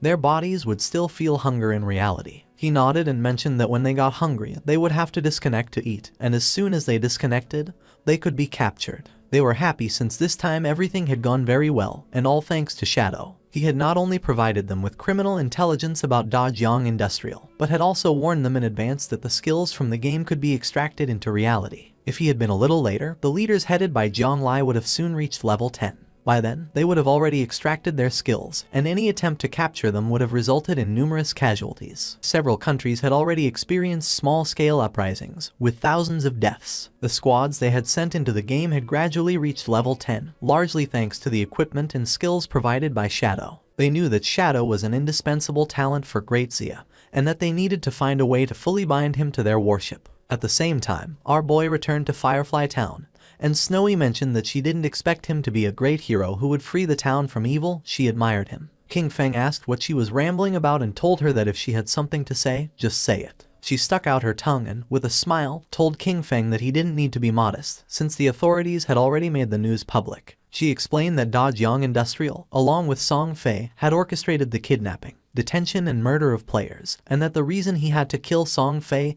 and Zhang Lai was under official orders. King Feng remained silent. He could not believe that the authorities were clearing his name, and he could not help but think that, surely, they were doing it to facilitate future cooperation with him. When King Feng asked if she had already discovered Dongfeng Xian's location in the real world, she mentioned that he had not yet disconnected and asked him to wait a little longer, assuring him that she would send him the information as soon as she obtained it. King Feng began to walk through the city. He considered that everything else could wait. The urgent task was to head first to the divine abandoned continent. He noticed that quite a few people were already using the teleportation arrays of the town. However, no one had yet been able to use the continent's teleportation array. Using the teleportation matrix of the town, he decided to go to the divine abandoned continent, since he considered that the current areas of the town were only beginner zones and that the real game began upon arriving at the divine abandoned continent. The players who were nearby went into shock. They couldn't see anyone and wondered who had just teleported. One of them exclaimed that it obviously had to be Shadow. Another, confused, commented that he possessed level 2 anti-stealth and questioned how it was possible that he couldn't see him. Quickly, someone else snapped at him that he was an idiot, explaining that it simply meant Shadow's stealth level was higher than 2. Several seconds later, our boy appeared in the divine abandoned continent, and just as he expected, everything was exactly like in his past life. This place was empty, there wasn't a single player in sight. While our boy was exploring the area, a monster with glowing eyes started staring at him intently. They were the familiar ruins of Zhanghai City. When players from different cities arrived at the abandoned divine continent for the first time, they appeared in the ruins of their own cities. The location of these urban ruins matched perfectly with their real-world geography,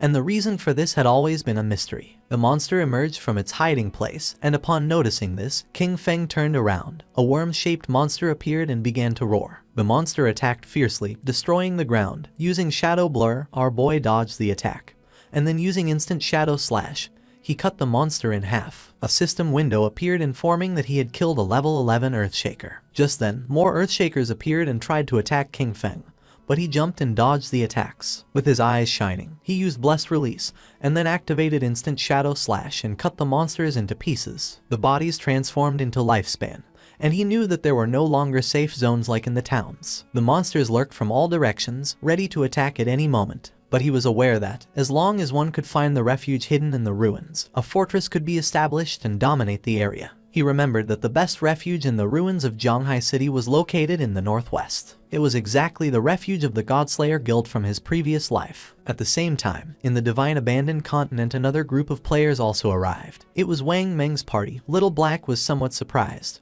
while Wang Meng did not know why this place looked like the ruins of a modern city. For them, this place was very familiar. Little Black began to point toward the tower and asked if these were not the ruins of Jiangnan City. Gu Yixu replied that yes, and confirmed that she was right, adding that the towers of Jiangnan City were still standing. Little Black began to look around the area, since she had heard that someone had said they had seen Shadow teleport here, and she was insistently wondering where he was. Gu Yixu asked her to stop searching, adding that he could turn invisible. At that moment, 2 Earthshakers emerged from the ground. Seeing this, Wang Meng drew his shield and warned everyone that they were being attacked by monsters. Gu Yixu used her skill called Elven Blessing.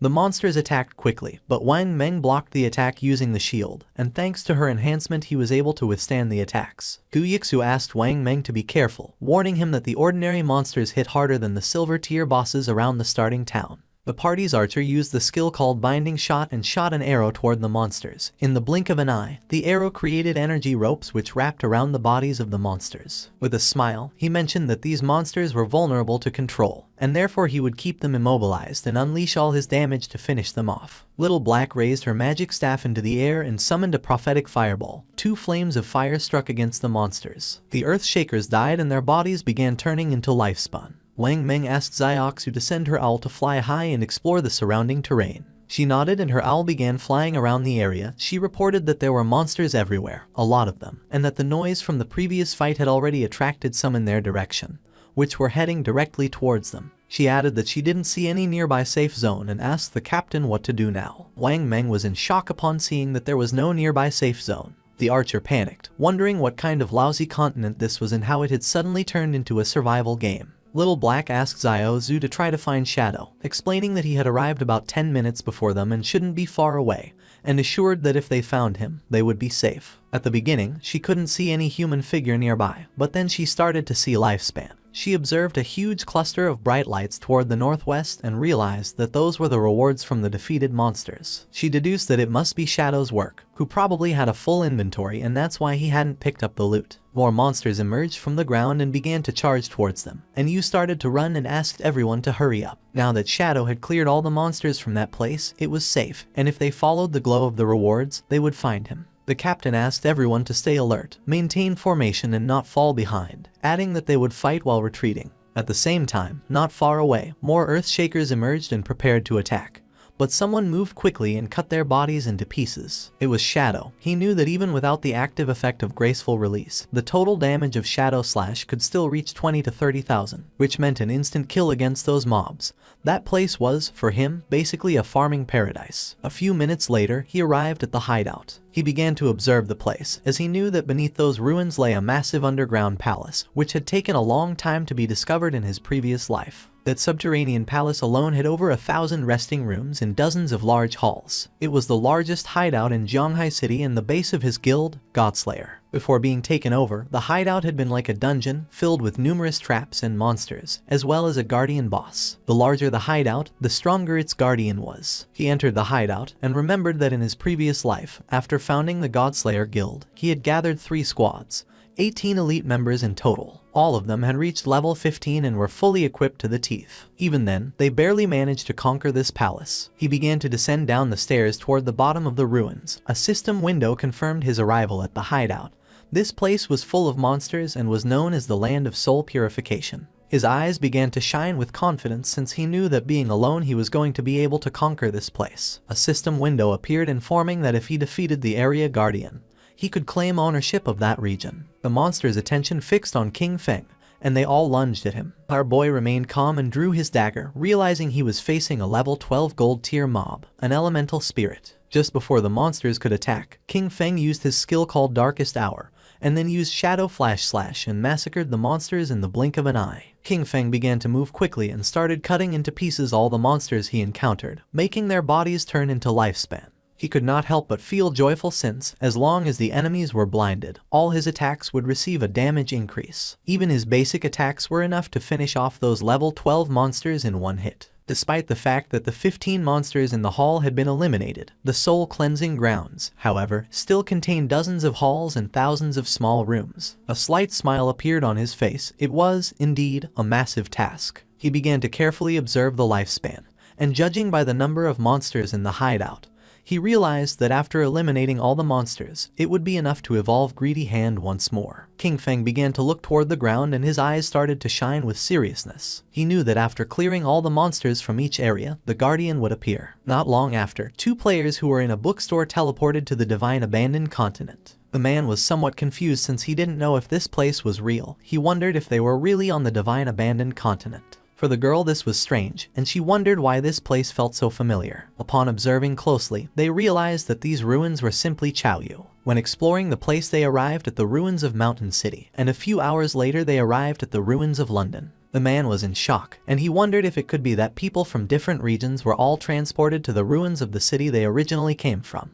According to the girl, this was strange, and she wondered if it could be that the geographical locations of the cities corresponded exactly to the real world. While they were distracted, something began to approach them, making them go on alert, and when they turned around, they saw several Earthshakers staring at them with glowing eyes. They panicked and decided to flee. The monsters began to attack and they began to flee the area. At the same time in the Zhonghai ruins the ground was filled with lifespan, and not far away were Wang Meng and his team hidden under some rubble. Wang Meng stuck out his head and, seeing that there were no monsters nearby, suggested that they first take a moment to recover. And you couldn't help but blush since for her shadow was impressive. She had believed that they were strong enough, but in the end, they could only cower trembling under the shadow of the boss. Wang Meng coughed and asked her to watch her words. She felt somewhat confused and asked if that wasn't an accurate description. Little Black stuck out her head and mentioned that, fortunately, Shadow had cleared that area, since otherwise, with so many monsters, they probably all would have died. She added that she was a little curious about where exactly they would reappear if they died in this place. While Gyixu was controlling the owl to explore the area, Wang Meng reached out to Yu and suggested that the 6 of them should postpone exploration for the moment, proposing that they wait until all members of their team reached level 10 before moving forward together. She nodded her head. Yixu's owl was flying over the area and she observed that the monsters were really falling like flies. But she wondered why Shadow had stopped there, since it was as if he had disappeared right in that place. She also noticed that there was a lot of loot, and part of it was gold tier. She really wanted to go pick it up. With a serious look, Wang Meng decided to contact Shadow to see if he still wanted those things. At the same time, our boy cut one of the monsters into pieces. The area was filled with lifespan orbs. He felt relieved, as he had finally cleared all the mobs. He had cleaned more than 40 halls and more than 1,000 small rooms, taking down over 400 monsters. He had also defeated 4 bronze tier bosses and 2 silver tier ones, which had granted him more than 80,000 experience points and had raised his evolution points to an impressive 205. He began to walk, knowing that he only needed 5 points to evolve Greedy Hand. Wang Meng contacted Shadow and mentioned that they had noticed he had left some loot from the monsters he had killed, and proposed if they could collect it and pay him in lifespan according to its value. Upon hearing this, our boy realized that it seemed Wang Meng and his official squad had also arrived. He did not refuse and decided to let them collect the loot, adding that he would contact them later, as he had a batch of equipment to sell. Wang Meng thanked him and said they would wait for him at coordinates 89,554, 66,666 inside the ruins shelter. At that moment, electricity began to manifest. King Feng's attention was fixed on it. It began to move quickly toward our boy. King Feng realized that the guardian had appeared. A knight made of electricity appeared in front of him called Soul Purifier of Tier Platinum. According to the system window, its description indicated that it was the guardian of the Soul Purifier's domain, and that by defeating it, he would become the master of the Soul Purifier's domain. Our boy began to think, knowing that the highest level monsters in the city ruins were level 15. This Soul Purifier, Faisal, was already the highest level monster within the city ruins and also the highest grade boss. If he remembered correctly, this boss had a total of 750,000 HP and 3 phases. Using instant shadow slash, King Feng decided to take the first step and attack, but the attack didn't have much effect. King Feng attacked using throat slash. This time the attack took a bit of HP from the boss. It raised its hand and summoned a spear of electricity. A rain of spears began to descend from the sky towards Shadow, but he started moving quickly and dodged the attacks. While dodging the attacks, he realized that if he were hit by those lightning attacks, with his current defense and lightning resistance, death was certain. He knew that any skill or attack from a platinum level boss or higher had hit correction. With his current evasion rate of 75%, normal monsters only had about a 25% chance to hit him, but the Soul Purifier's attacks hit him with at least a 50% probability. However, his agility attribute had already reached 182 points, and at maximum speed, his running speed exceeded 40 meters per second. Therefore, as long as he paid close attention, he could easily dodge before the lightning struck him completely. His eyes began to shine with rage because last time, he had barely survived with his guild, relying on the priest's shield and luck. He attacked with all his strength since this time he would give the boss no chance. The boss had already lost a quarter of its HP, as the throat-cutting damage from Graceful Release, combined with Shadow Slash and the burst from Plague Blade, had directly taken off 250,000 HP from it. He knew that next, the boss would enter the second phase. The boss began to summon balls of electricity, and King Feng knew that the Soul Purifier would enter an invincible state, continuously generating lightning orbs and bolts. He was aware that in this phase, the priority was to destroy the 3 lightning orbs first, or else the boss would go into a frenzy. King Feng began to remember his past. In the previous life, his team had once been annihilated under the frantic damage of the boss. After that, Qin Xiaoyu had thrown a huge tantrum and had flatly refused to continue fighting. So, for the second attempt, he hadn't taken her and they had cleared it in one go. Using venomous flying darts, he attacked the orbs, knowing that each time a lightning orb was destroyed, it would receive corresponding damage, and that once all 3 orbs were destroyed, it would enter the third phase. King Feng threw another dart, which hit the third orb, causing the boss's HP to drop below half. Its eyes began to shine with rage. It extended its hand and electricity started spreading through the area. King Feng remained calm because he knew that in the third phase, the Spirit Purifier continuously unleashed wide-area lightning attacks. He remembered that last time, the guild had equipped all participating members with full sets of lightning resistance gear, in addition to 4 priests and healing shields, barely managing to survive it. King Feng jumped and a barrier appeared around his body, since this time there was no need for all that trouble. He used Graceful Release and Black Light Shield. With the continuous lightning on the ground, he decided to attack from the air. Upon noticing that there were continuous lightning strikes on the ground, he decided to attack from the air. King Feng used Graceful Release and the Black Light Shield, then his eyes began to shine with determination. Using Shadow Slash, our boy attacked quickly, cutting off the boss's head. After defeating it, King Feng landed on the ground. A system window notified that he had killed the Soul Cleanser Faisal of Platinum tier. As a reward, he reached level 11. His 4 main attributes increased by 4 points and he obtained 10 free attribute points. Additionally, he gained 20 evolution points and 1,520 days of tradable lifespan. Our boy was somewhat happy. He had achieved the world's first kill of a platinum tier boss, for which he earned 10 reputation points. Additionally, he had become the master of the sanctified grounds. The ground was full of lifespan and, according to King Feng's knowledge, the hideout he had just obtained had an importance that transcended the game. He knew that a hideout not only provided shelter and storage functions, but more crucially, it could be extracted into the real world. This was vital because, when the game descended, real-world weapons began to corrode. The most powerful ones, especially nuclear bombs, became useless from day one. Planes and tanks would barely function for another month or 2 before turning into scrap. In other words, all future battles in reality would depend entirely on skills extracted from the game. Once a hideout was brought into the real world, it could activate a magical defensive barrier, and become an absolutely safe refuge. King Feng began to think in silence, and then started to move away from the area, remembering that in his previous life, his guild Godslayer had used this same place as their base to continuously grow. And although he kept many joyful memories of that time, he had also witnessed how countless people came and went, full of intrigues and deceit. His eyes began to shine with determination. This time he was not going to choose the same path, he was going to become stronger on his own, until reaching the top. Outside it began to rain, and a monster swung its axe forcefully. Xiaoyu's friend fell to the ground and dodged the attack. Asking her to step aside, she began screaming for help. She didn't react in time and the axe cut her body in half. She respawned back in the town, and the system informed her that she had died, losing 14 years of non-tradable lifespan and 2 days of tradable lifespan. She went into shock upon seeing that she had died again. Her friend was furious. He called her an idiot and scolded her, asking how it was possible that she hadn't dodged the big axe wielded by the boss. She got angry and asked him who he thought he was insulting. She scolded him, saying he was the tank and if he didn't attract the boss's attention properly, how was she supposed to dodge the skills? He got even angrier and, calling her an idiot, asked her how he was supposed to attract the boss with an AoE skill. After arguing, he left the party. Xiaoyu's friend panicked when she saw that the tank had fled and started asking for help since she was being attacked by the boss. The boss attacked with its axe, and not long after, the friend also respawned back in town.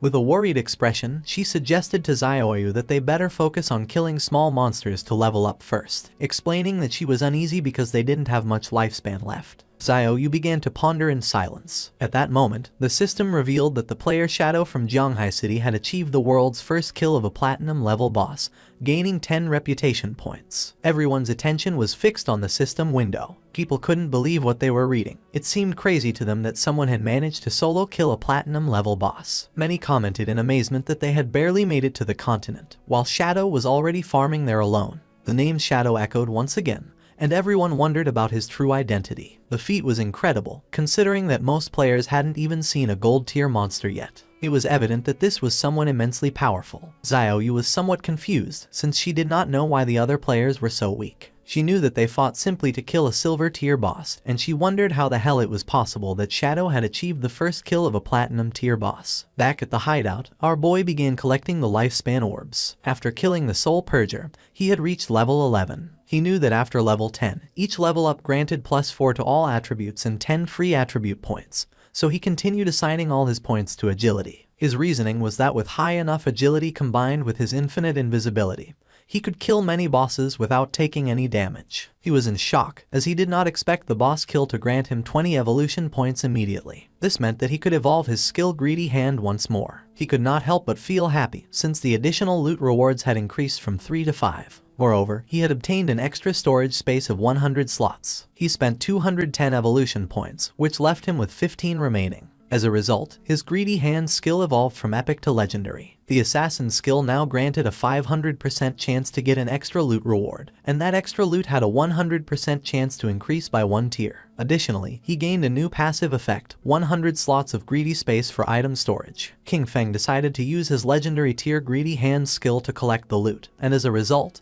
he obtained 5 extra loot drops. Additionally, he gained 100 evolution points, bringing his total to 115 remaining points. While observing the system window, King Feng noticed that 2 pieces of assassin gear and a book of assassin skills had dropped. However, since his level was still not high enough to use them, he decided to store them for the moment in the safehouse warehouse. King Feng summoned a devout believer and gave it the order to collect all the loot from the palace and pile it up. The devout believer got to work. King Feng was happy because he knew that the 115 evolution points he had left could be used to upgrade those skills that had not yet reached the epic level. He consumed 42 evolution points to evolve Shadow Stealth 3 times to epic level. As a result, its stealth duration increased from 36 to 60 seconds. The attack that broke the stealth now dealt 300-500 damage, and its cooldown was reduced from 22 to 15 seconds. Next, he used 34 evolution points to evolve Backstab Enhancement twice, bringing it to epic level, and increasing its backstab damage bonus from 50% to 75%. He then consumed 6 evolution points to evolve Darkest Moment through Platinum, Emerald, and Diamond to reach epic. The ability now unleashed a burst of dark light that blinded all enemies within its expanded range of 50 meters. Its base duration increased to 16 seconds, though it would be shorter against targets with a higher spirit attribute. Finally, he spent 33 evolution points to evolve Bloom Curse 3 times to the legendary level. The skill could now be used on player corpses within 60 seconds of their death and gain new effects. It could simultaneously absorb 50% of the target's remaining non-tradable lifespan, and also absorb scattered non-tradable lifespan light spheres. Any corpse drained by Bloom Curse would cease to exist. His eyes widened in surprise upon realizing it could absorb the non-tradable lifespan orbs. He remembered that in many high-level areas and in the rage zones of special bosses, the lifespan was depleted at a speed hundreds or thousands of times faster, and this consumption affected first the non-tradable lifespan. Snowy contacted King Feng and congratulated him on the first kill of the platinum level boss. She also revealed that she had good news: the Eastern Sage had just logged off. She mentioned that she had heard that his clan was gathering at the Jiangnan Hotel, and apparently they had bought a large amount of lifespan with the intention of turning it into combat power within the game. While the devout believer was piling up the loot, King Feng praised her. However, she replied that there was no need to thank her, since that was what she was supposed to do. She revealed that he had to defeat Eastern Sage without fail, or else she would be doomed. King Feng asked her not to worry and began storing the loot. He realized that all the items fit and he still had half of the space left. Thinking about how truly useful the 100-slot backpack was, he decided to go look for Wang Meng and sell everything to them. Upon seeing that Shadow had returned, Anyu's and Little Black's eyes widened with joy. Anyu got excited and started running toward him. But just before she could give him a hug, King Feng stopped her with his hand and got straight to the point. He made it clear that, as usual, he set the price and if they didn't accept it, they could pass. He explained that more than 30 items were common grade and bronze junk, so he would give them a discount, a single price of 950 days of lifespan. With the mark of King Feng's hand on her face, and with a smile, Anyu mentioned that she agreed. They had already calculated the value of the items they collected earlier, which was approximately 1,000 days, so to simplify everything, they would give 2,000 days for the entire batch. King Feng felt somewhat confused and mentioned that this batch consisted of silver level, gold level, and platinum level items, with a total value reaching 18,000 days of tradable lifespan. She opened the system window and, while browsing through the contents, was visibly surprised. She couldn't believe there was platinum level equipment. She herself only had one piece of gold level equipment and thought that only a true boss would be willing to sell items of that caliber. Excitedly, she realized this would undoubtedly accelerate Zhonghai City's development, and thanked Shadow profusely. Our boy said that there was no problem, since they were helping each other. With a nervous gaze, Little Black asked Shadow how it was possible for him to have so many inventory slots and if by any chance he was Doryman. King Feng explained that their bags were probably already full and, as a friendly reminder, pointed out to her that under the statue in the center of the city ruins, there was a staircase leading to a teleportation portal back to the starting town. King Feng began to walk away from them and made it clear that if they wanted to return, the first time would cost them 500 days of lifespan. He warned them that although returning again would not have any cost, they should think about it themselves. That said, he left, and Yu began to point at King Feng, and with a smile she mentioned that she had told them so. She revealed that Shadow was a reborn player, because otherwise, it would be impossible for him to know such hidden information. Seeing her attitude, Wang Meng felt somewhat confused and asked Captain and to please not behave that way, as she was scaring him a little. She began to blush and asked them what they would think if she tried to flirt with Shadow. Once King Feng moved away from the area, the system asked him if he wanted to consume tradable lifespan to extract a skill into the real world. He decided to activate the level synchronization and class advancement synchronization. The system informed that he had consumed 27,000 days of lifespan, and that the level synchronization and class advancement synchronization were completed. King Feng felt excited, as the next step was the extraction of skills. He remembered that he had previously extracted Shadow Meld, but it was only at level 1. This time, he not only planned to raise the level of Shadow Meld in reality, but also to extract even more skills. He consumed 1,946 days to improve Shadow Meld to level 10. Then, he extracted a series of skills: Backstab Enhancement for 900 days, Greedy Hand for 1,000, Shadow Flash Slash for 3,200, Ghost Blur for 5,366, Curse of Blooming for 16,099, and Blacklight Shield for 11,313. Once the synchronization of the extraction was completed, he had 7,480 days of tradable lifespan left. Finally, he invested 3,600 days in extracting the Boots of Concealment of gold grade and another 3,394 days in the Pendant of the Devout, also gold grade. Now the time had come to extract the equipment. He began navigating through the system window, realizing that the Pendant of the Devout not only reduced cooldown time, but more importantly, the silver tier follower it summoned was nearly invincible in the real world. After spending it all at once, he was left with only 486 days of tradable lifespan. But now his strength in reality was almost on par with what he had in the game. He began to disappear without a trace, knowing that he still needed to gain more lifespan. He had to make sure that by the next logout, he could achieve full synchronization. Several minutes later, with the body releasing shadow, King Feng woke up in the real world. He began to think silently. Now that Kai and Shishi knew his address, he considered that, for safety, it was best to leave this place for the moment. He knew that extracting the sanctuary of soul purification required more than 1,300 years of lifespan, so for now, he would have to find a temporary place to stay. With eyes shining with seriousness, King Feng decided to use Greedy Hand and absorbed everything that was in his room. Everything disappeared without a trace. He was happy, since the storage space of Greedy Hand was really useful, and all his things fit perfectly inside. Jumping up, he climbed onto the window. Then, he took out his phone and realized that Dongfeng Zion was at the Jiangnan Hotel, about 15 kilometers from that neighborhood. He began to look toward the ground and then, making himself invisible, descended from his apartment to the ground. He calculated that, at his current speed, he could get there in 10 minutes. Our boy began to move quickly through the night toward the Jiangnan Hotel. Several minutes later, he arrived at the place. Inside there were several men having dinner, and one of them mentioned that, given the current situation, the various skills and the lifespan of the game could affect the real world. He considered this a great opportunity for his Dongfeng family and praised Zioner for having done a good job by initially establishing a faction within the game.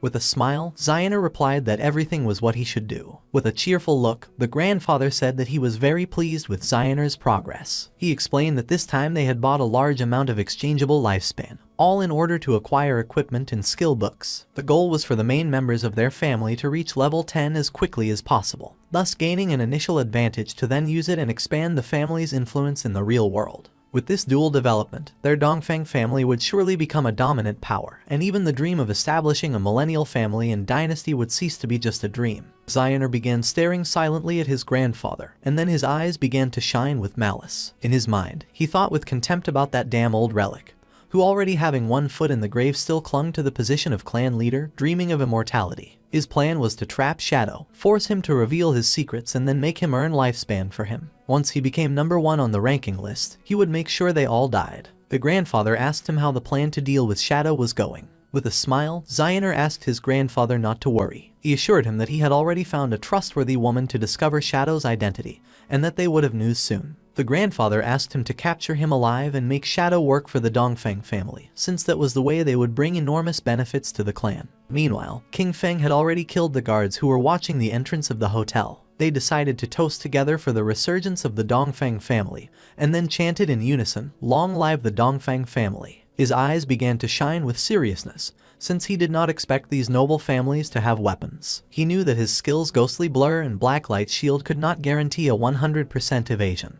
And furthermore, he had not extracted any armor into the real world. He was aware that if a bullet hit him in the heart or head, it would mean instant death without a doubt. Considering that it was better to be cautious, he extended his hand and using his faithful pendant summoned one of the followers, a devout faithful, equipped with sharp claws for melee combat, and green flames for ranged attacks. Our boy gave the order to it to go in and leave no one alive. He knew that, being a silver level boss, the devout faithful had strong resistance to damage and that, even against firearms, it could withstand quite some time. While everyone was distracted, the devout faithful opened the door, it started roaring, and upon seeing this, everyone panicked since they didn't know where this monster had come from. With its eyes shining, it began to charge towards them. Seeing this, with a serious gaze, Zioner stood up and began to point at the monster, causing the guards to aim at it with their guns.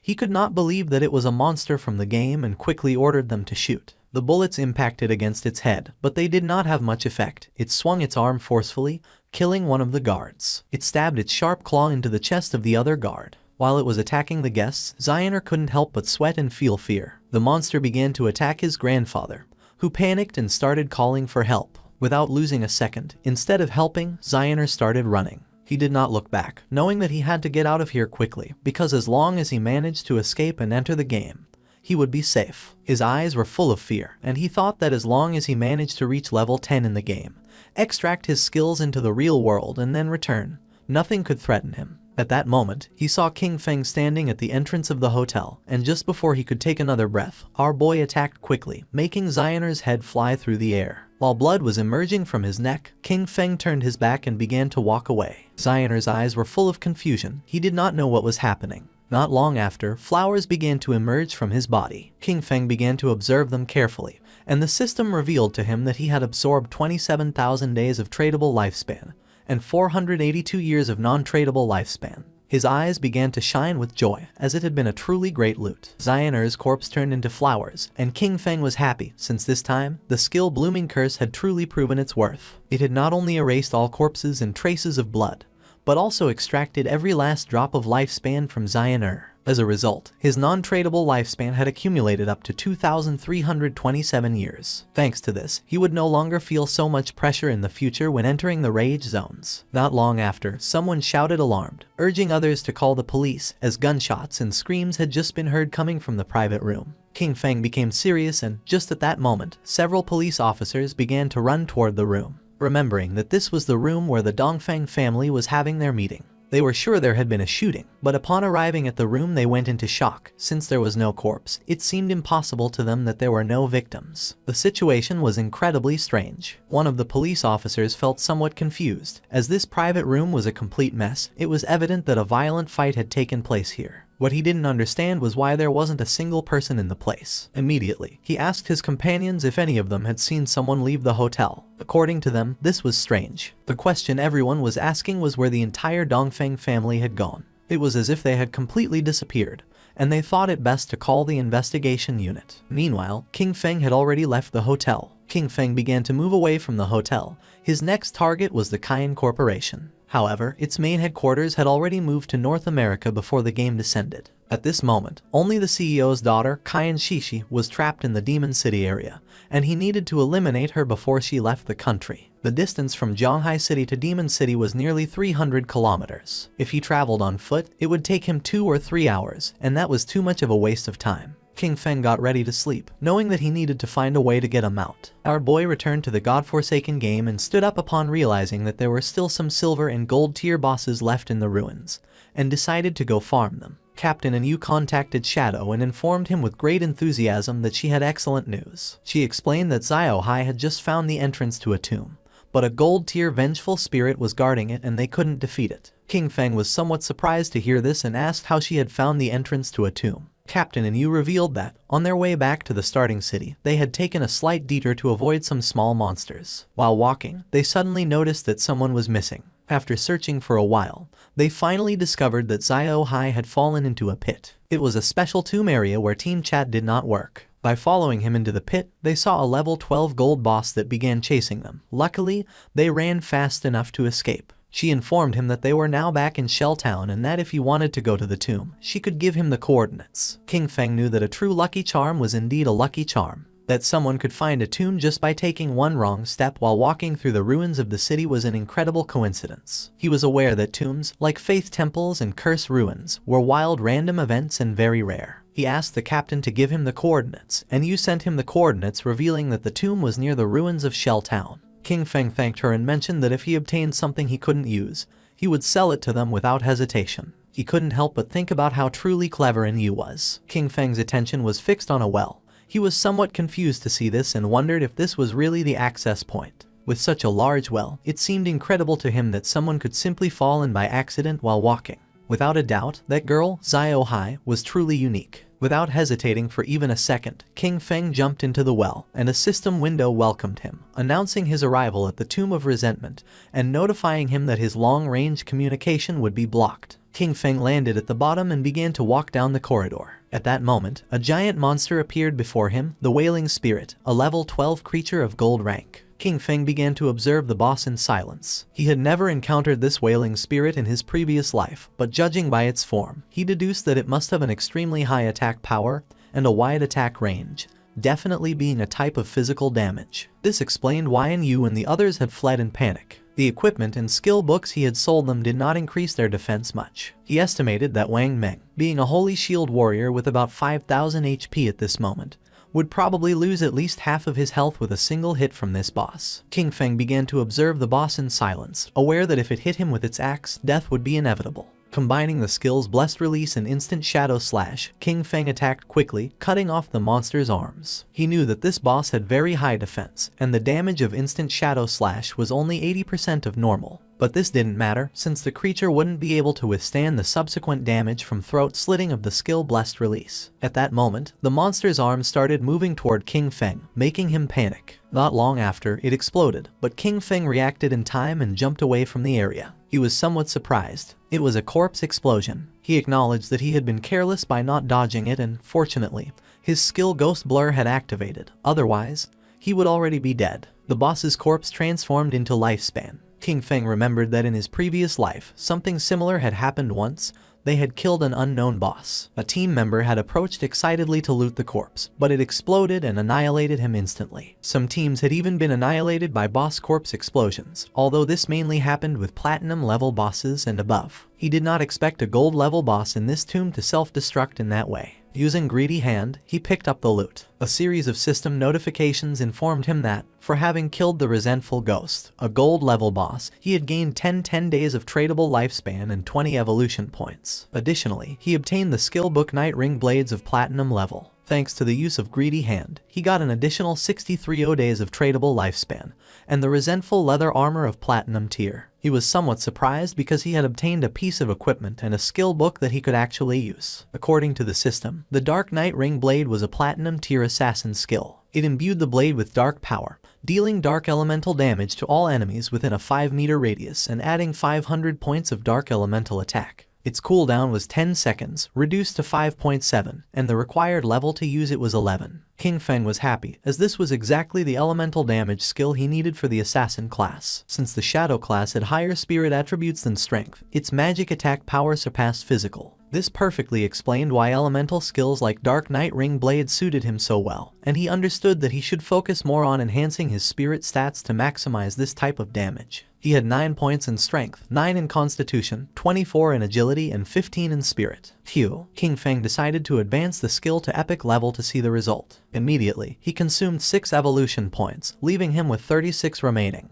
The skill Dark Night Ring Blade evolved from Platinum to Emerald, then to Diamond, and finally to Epic. As a result, the radius of effective dark elemental damage increased from 5 to 12 meters, and the added dark elemental attack rose from 500 to 1300 points. Our boy thought that, after the evolution of the skill, the range had expanded from 5 to 12 meters and the additional attack had increased from 500 to 1300 points. His eyes filled with seriousness, as he knew better than anyone that, being an area attack, the additional attack power was not so strong and the total damage per use could not be compared to that of Shadow Slash. However, it was a divine skill for eliminating groups of small enemies. Shadow Slash had a cutting range of 5 meters, but ultimately it was a linear skill. In contrast, the Dark Night Ring Blade was an area skill, so its effectiveness was much greater when surrounded. The system informed him that the Resentment Leather Armor of Platinum level granted plus 55 physical defense, plus 45 to all elemental resistances, plus 42 damage block, and 777 points of health. The level requirement to equip it was 11. Additionally, it possessed the Resentment effect, which granted him 30 points of base attack power after being attacked. King Feng began advancing toward a giant door, knowing that the Resentment effect did not have much impact. However, the base defense, resistances, and block on this leather armor were very high, so he could replace the Golden Ghostfire leather armor level 5 he wore. In total, the rest of the loot added up to about 20 items, and selling them all would bring him more than 10,000 days of lifespan.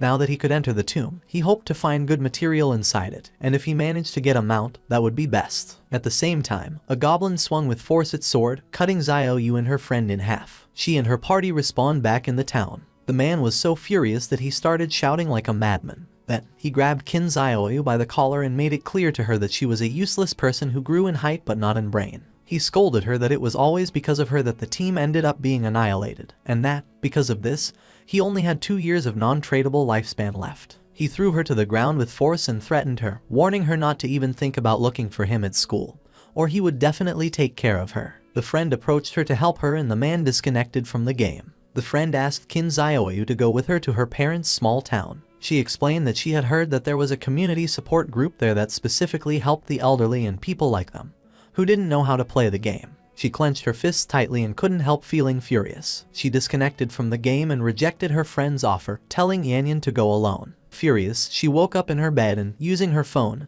asked Hanhin if he could help her level up. With a smile, Hanhin did not refuse, but he set a condition. In exchange for raising her one level, she would have to accompany him for one night, as he wanted to see how the popular goddess of the school behaved in bed. She was furious and called him an ugly monster. She scolded him for thinking himself capable enough to try to take advantage of her and ordered him to leave. Then, a smile spread across her face. She told Hanhin that, actually, she had always liked him too, but that she hadn't accepted his confession earlier because her brother, Qin Feng, was controlling her. Now that she had cut ties with him, they could finally be together openly and without worries. He didn't fall into her trap. He called her an idiot and asked if she was trying to kill him with laughter. He pointed out that, if she had already cut ties with her own brother, who knows what she could do to him next. Finally, he ordered her to get out. She started contacting everyone. First, she reached out to Sharp Young Master, inviting him to her house to keep her company and, by the way, help her level up. However, he recognized her immediately and mocked her, boasting that he was now a platinum-level talent and had plenty of women, before ordering her to get lost. Then, she tried her luck with brother Xiao Ma, telling him that she was bored and waiting for him in Shell Town. The response was just as curt. He reminded her that everyone knew how she had deceived Jiang Wei and threatened to hit her with his new skill. She was sad and desperate. She cursed those men, thinking that not one could be trusted when it really mattered. In her desperation, she lamented that she only had 2.5 years of non-tradable lifespan left and didn't know what she was supposed to do. Her eyes were full of tears. She felt alone. She thought of King Feng and then remembered that he definitely would not ignore her. He must have a way to solve this, and she had to go back and find him to confirm it. It was night and, several hours later, she arrived at King Feng's apartment. For a moment, she thought that once inside she would find Qin Feng, apologize with some kind words, and that he would definitely forgive her. However, almost immediately she rebelled against this idea. She had done nothing wrong. Why should she apologize? She prepared herself to knock on the door and decided that she could not think in that way. She convinced herself that lowering her head was only something temporary. First, she would pretend submission so he could help her level up, and she was sure he would accept because he was the person who had cared for her the most since childhood. A smile appeared on her face. Once she leveled up and no longer faced the crisis of lifespan scarcity, she would completely cut ties with him. This was the plan, and Xiaoyu thought she was truly a genius. Satisfied, she knocked on the door, asking Qin Feng to open. She started knocking on the door, calling for Qin Feng to open it. She insisted, wondering aloud if he might be asleep, and then announced that she had returned. Her tone became increasingly pleading, begging him to please open the door. Furious, she kicked the door open but went into shock upon seeing that there was no one inside. She wondered where Qin Feng was, only to discover with greater astonishment that the bed, table, clothes, everything had disappeared. She turned on her mobile phone and tried to call Qin Feng, but there was no answer. She didn't know where our boy had gone. At the same time, in the depths of the grudge tomb, Qin Feng was massacring all the monsters. Not long after, he realized that he had reached the end of the tomb. Qin Feng summoned a devout follower, remembering that along the way he had annihilated more than 200 minor monsters and several bronze and silver level bosses. Thanks to this, he was about to reach level 12. In front of him was the final coffin and, knowing that once opened, the ultimate boss of the tomb would appear, he hoped it would be platinum level. It began to push the coffin. Qin Feng's attention was fixed on it, and not long after, something strange happened.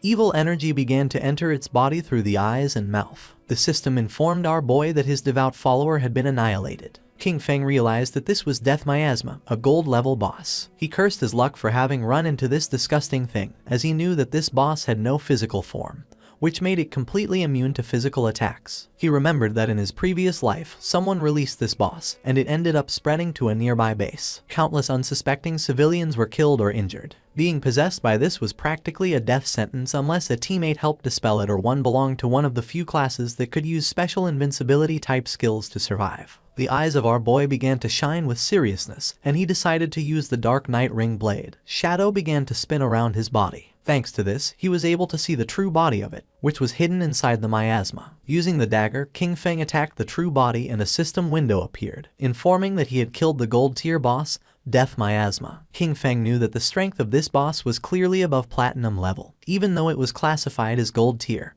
and its drops were only of gold grade. Fortunately, the skill he had recently learned, Dark Knight Ring Blade, was one of magic damage. The corpse transformed into Lifespan Orb, and using Greedy Hand, Qin Feng picked up the loot. He sighed. After all the effort it had taken to clear this tomb, he hoped that it would drop gold tier loot. Qin Feng obtained the rare item called Mount Bell. He was in shock upon seeing this. Our boy was happy since the boss had really dropped a mount. This showed him that Lin Liu's famous koi luck was not just a simple rumor, it was a completely real fact. According to the system description, the Mount Bell Ghost Night Wolf served to summon a level 11 Ghost Night Wolf. This creature could assist in battle and also be mounted, requiring the user to have a minimum level of 11 to use it. King Feng remembered that the Ghost Night Wolf was one of the fastest mounts that could be obtained in the early stages of the game. The Ghost Night Wolf was level 11, and its grade was Gold. It possessed 148 strength, 155 constitution, 135 spirit, and an impressive 191 agility. The mount would gain experience alongside its owner, growing stronger over time. However, if its bell were traded, the creature's level would reset to its initial state. Its abilities were also noteworthy. When mounted, it increased movement speed by 245%.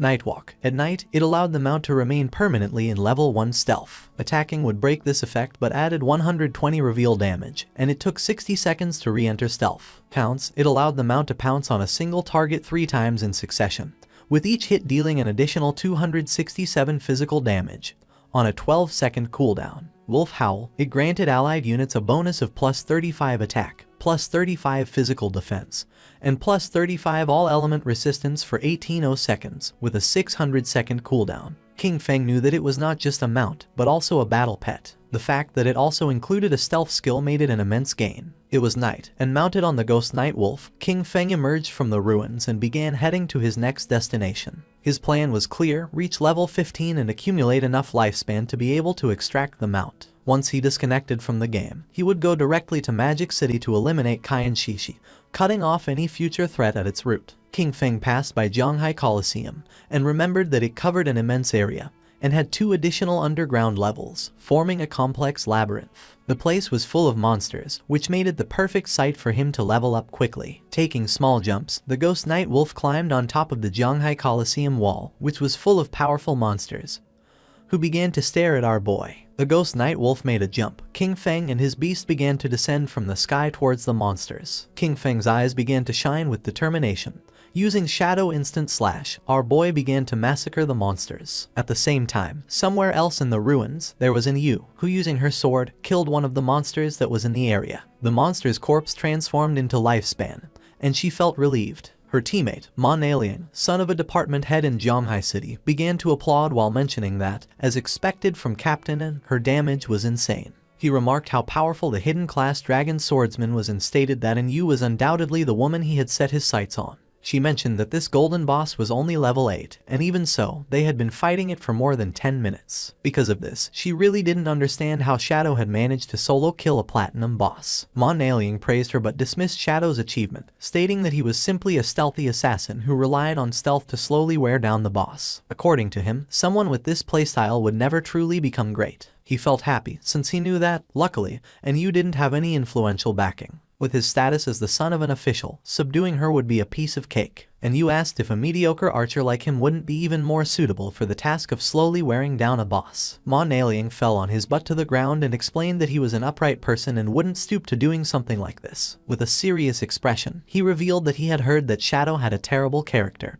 and was a ruthless killer in the real world. He also mentioned that he knew a hunter from the Metropolitan Police who already possessed level 3 anti-stealth skills. He suggested finding a way to set him up, discover Shadow's identity in the real world, and afterwards, take control over him. He argued that someone like Shadow could only be trusted if he worked for his organization. Otherwise, incidents like those of Song Fei and Zhang Lai would keep happening. He was tired of cleaning up Shadow's messes. Yu and Wang Meng looked at each other and started laughing at Manhwa Recap. They asked him if he really hadn't understood it. They explained that the situation wasn't that Shadow begged them to clean up his messes, but quite the opposite. It was they who had to clean up what he left behind. Only in this way could they ensure their interests were aligned with his, thus allowing cooperation. They reminded him of Shadow's achievements, the first global kill of a golden boss and the first kill of a platinum boss, both solo. With a furious expression, Manhwa Recap made it clear that, to him, Shadow was nothing more than a fragile assassin. He rhetorically asked how they couldn't control him, as long as their anti-stealth level remained on par. Calling them a bunch of nobodies, he scolded them for daring to reprimand him. He then turned to Yu, declaring that she should watch closely because he would ruin Shadow's reputation and capture him. He stated that when this happened, she would be on her knees before him, apologizing and begging for his forgiveness. Wang Meng asked Yu what loot the boss had dropped. She replied that it had dropped a piece of gold tier equipment for a priest,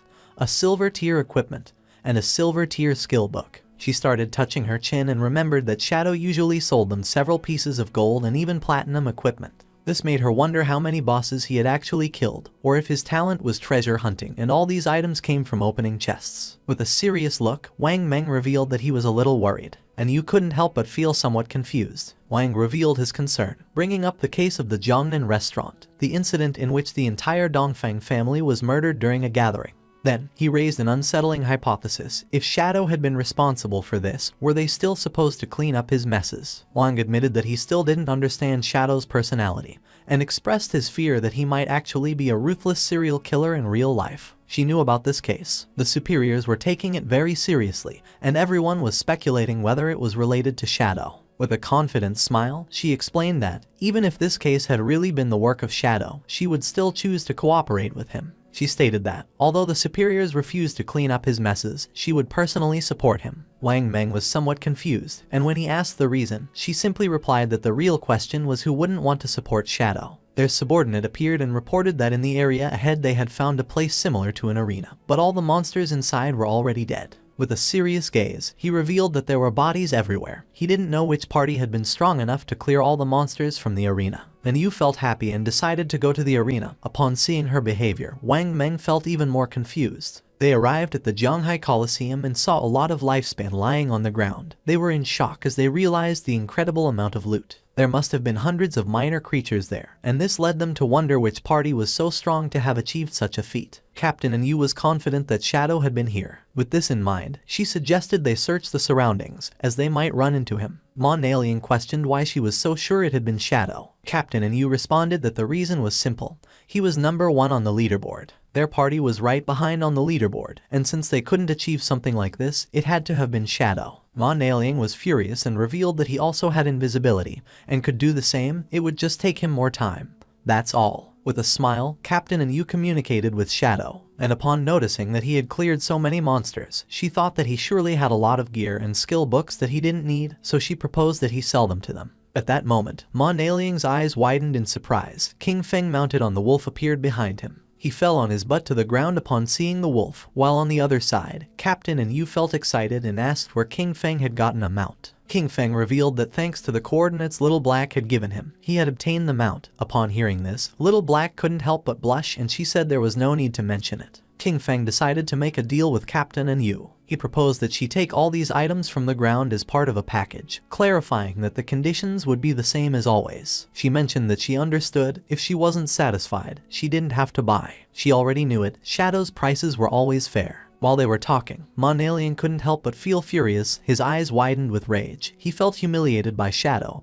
and swore internally that he would make them pay. Mounted on the wolf, King Feng began to advance through the ruins. According to the system chart, he had already reached level 13. Below him, at level 10, were Justice Enforcement and Wang Meng. Black Goblin Big Lie's Eye also appeared at level 10. Our boy had 245 years of tradable lifespan and 255 evolution points. King Feng was happy because this time, after clearing the arena ruins, he had obtained a pretty good grade gold skill book. The skill book was called Silent Concealment. It was grade gold and allowed the user to enter stealth without moving. As long as they did not attack or move, they would remain permanently invisible. Attacking from this state added 300 detection penetration damage points. It had a cooldown of 120 seconds and required level 13 to be used. King Feng realized that this skill not only strengthened his stealth, its true power lay in the fact that, if he used it in reality and combined it with the invincible state from the game, he could make himself disappear completely in the real world. He decided to evolve this skill book to Epic, for which he consumed 11 evolution points. The skill was improved, going from gold to platinum, then to emerald, diamond, and finally to epic. With this, the additional damage per stealth penetration attack increased from 300 to 800 points. In turn, the cooldown was reduced from 120 to 60 seconds. He decided to evolve other skills as well. First, he consumed 34 evolution points to bring Venomous Dart to the epic level. The skill progressed from Emerald to Diamond and finally to Epic, improving its attributes. Its maximum range grew to 20 meters, its on-hit attack damage increased to 400, and it applied the Venom status. This status now dealt 100% damage per second for 5 seconds, with no weakness bonus, and did not stack. Next, he invested an impressive 200 evolution points to elevate graceful release to the mythic level. Evolving from legendary to mythic, its weakness attack bonus soared to plus 300%, and its weakness attack multiplier was doubled, while its level remained at 5. Its active use now applied the throat slash effect, dealing 200% of the attack's damage per second for 3 seconds, and its cooldown was slashed to just 15 seconds, or 9.7 with his bonuses. King Feng was happy since the mythic level skills were truly powerful. Now, except for some special monsters, each of his attacks was a hit to a weak point. He took out the necklace and began to observe it carefully and decided that it was time to evolve it. It was the Deceiver's Pendant of Platinum Grade, an accessory for assassins that granted 45 points of physical attack, 20 of strength, and 20 of constitution. Its equipment requirement was to be level 13 and also had a unique effect that added 1 point to stealth level. By combining his skills and equipment, he realized that he now possessed a stealth level 4. He was convinced that, at this stage, no one could detect him. In addition, there was the item Shadow Veil. Thanks to it, his evasion rate had directly reached an impressive 83%. It was the gold tier Shadow Veil, an assassin-type equipment. It granted 5 points of constitution, 5 of spirit, and a 32% evasion rate. At that moment, a small explosion occurred. King Feng decided to stop to find out what was happening. And when he turned around, something began to emerge. It was a giant boss who had chains as arms and 2 sharp blades as hands. King Feng realized that it was the Steel Saintess and wondered who would be crazy enough to have unleashed this boss. King Feng remembered that in his previous life, she had appeared in the ruins of Zhanghai City, where more than 1,000 people tried to hunt her down, which resulted in more than 4,000 deaths in total. In fact, she was the guardian of the sanctuary called Church Sanctuary, the second largest refuge in the Zhanghai ruins. His original plan had been to deal with Qian Shishi first before facing this boss, but since she had appeared there, he decided to face her. Jumping up, the wolf climbed on top of a building. The boss began spinning her arms and massacring nearby players. She killed one of the players, and upon seeing this, the others realized that she was very strong. Just before they had time to react, she swung her blade-made arms with force and began to kill the other players. King Feng, upon seeing that the players wanted to face the Steel Saintess, knew that they were greatly overestimating their own abilities. A player who was mounted on a tiger began to fight against the boss, and King Feng noticed that he was Dong Wuming, also known as Chen Wuming, possessor of the hidden class Paladin. It was about an old friend of King Feng, with whom he had fought for 9 years in his previous life without a clear winner. This man was cunning and deceitful. Whenever he was about to lose, he managed to escape with some dirty trick. King Feng remembered that in the past life, the Steel Saintess was defeated by Chen Wuming's guild, the Knight's Sanctuary. This gave rise to the saying, West/God, East Sanctuary, since each one controlled respectively the western and eastern regions of Zhanghai City ruins. The Guild Knight's Sanctuary, when recruiting its first members, made them sign a very harsh contract that guaranteed their safety but with a tax rate on their lifespan of up to 50%. Most of the members became black slaves, basically forced to work for the higher tier players of the guild. King Feng's eyes widened with joy. For him, this was simply perfect. He made the firm promise that, this time, Chen Wuming would not escape. The boss began to spin her arms forcefully in circles, and while she was distracted, King Feng, using invisibility, landed near her. His eyes began to shine with evil intent, and without wasting time, he used the Dark Knight Ring Blade and in the blink of an eye killed the players who were nearby. Wrapped in red aura, our boy began to spin quickly, killing all the players. Upon seeing this, Chen Wuming was in shock. Upon realizing it was Shadow, he asked why he was killing his people, stating that they had no grudge against him. King Feng appeared behind him and, with a murderous gaze, replied that it was because he didn't eat beef. Upon hearing this, Chen Wuming's eyes widened in fear. With a cold and arrogant expression, using instant shadow slash, King Feng killed Chen Wuming. Then, he extended his hand and used the skill Blooming Curse. Not long after, the players respawned back in their town. Chen Wuming was furious since he didn't know what Shadow not eating beef had to do with them. His subordinate panicked since his lifespan had reached 0. Chen Wuming knew this must be the work of a skill from Shadow. He decided they would gather their people to counterattack. But first they would move to another place to level up and thus recover the lost lifespan. Among them was also Xiao Yu. She couldn't help but cry while wondering why Shadow was attacking her directly. Her lifespan was about to run out completely. The system informed King Feng that his skill, the Flower Bloom Curse, had absorbed from Xiao Yaoya 4 days of tradable lifespan and 1 year of non-tradable lifespan. King Feng couldn't help but feel happy upon realizing that she was also in Chen Wuming's party. His eyes widened with excitement. She had just absorbed this small amount of lifespan, a clear sign that she was already desperate. Because of this, she had chosen to join the Knight's Sanctuary Guild as a black slave. For him, this was something she well deserved. At that moment, the boss tried to attack Shadow, creating a smoke screen. Once the smoke cleared, it could be seen that he had dodged the attack using ghostly blur. He knew that in the first phase this boss wasn't very difficult to deal with. The boss was somewhat confused. The chains that formed her arms began to tense. Not long after, her arms began to spin. She didn't know what was happening. King Feng's eyes began to shine with seriousness. He knew that she only limited herself to swinging her chain swords repeatedly, performing some directed or area physical attacks. King Feng appeared above her and decided to use a combination of Blessed Release and Plague Blade. After an attack, Blessed Release applied the effect Throat Slash, which triggered a burst that caused massive damage. Plague Blade, in turn, would cause an explosion of toxin damage 3 seconds after impact. King Feng attacked quickly, causing several thousand points of damage to the boss. Then, he used Throat Slash, causing a deep cut in her throat. In the blink of an eye, her HP bar had dropped to less than half. Her eyes began to shine with rage. King Feng remained calm, knowing that the reason she had become the Guardian lay in her terrifying second phase. After losing half of her health, the demon sealed within her would awaken. All damage received was then equally reflected back at the attacker. There was also a legend that claimed there was a portal inside the demon's belly. Anyone swallowed by it would be transported to an unknown place, rumored to be the bottom of a volcano. However, in his previous life, no one had achieved this. He suspected that some fools had simply confused this with mechanics from other games. A group of players was watching the battle. According to them, Shadow was ruthless. The Platinum tier boss had been summoned by the Knight's Sanctum Guild, but Shadow suddenly appeared and annihilated them all. Right after that, he used a single skill that took away half of the boss's health in an instant, pushing it directly into its second phase. While they were talking, King Feng's attention, who was using invisibility, focused on them.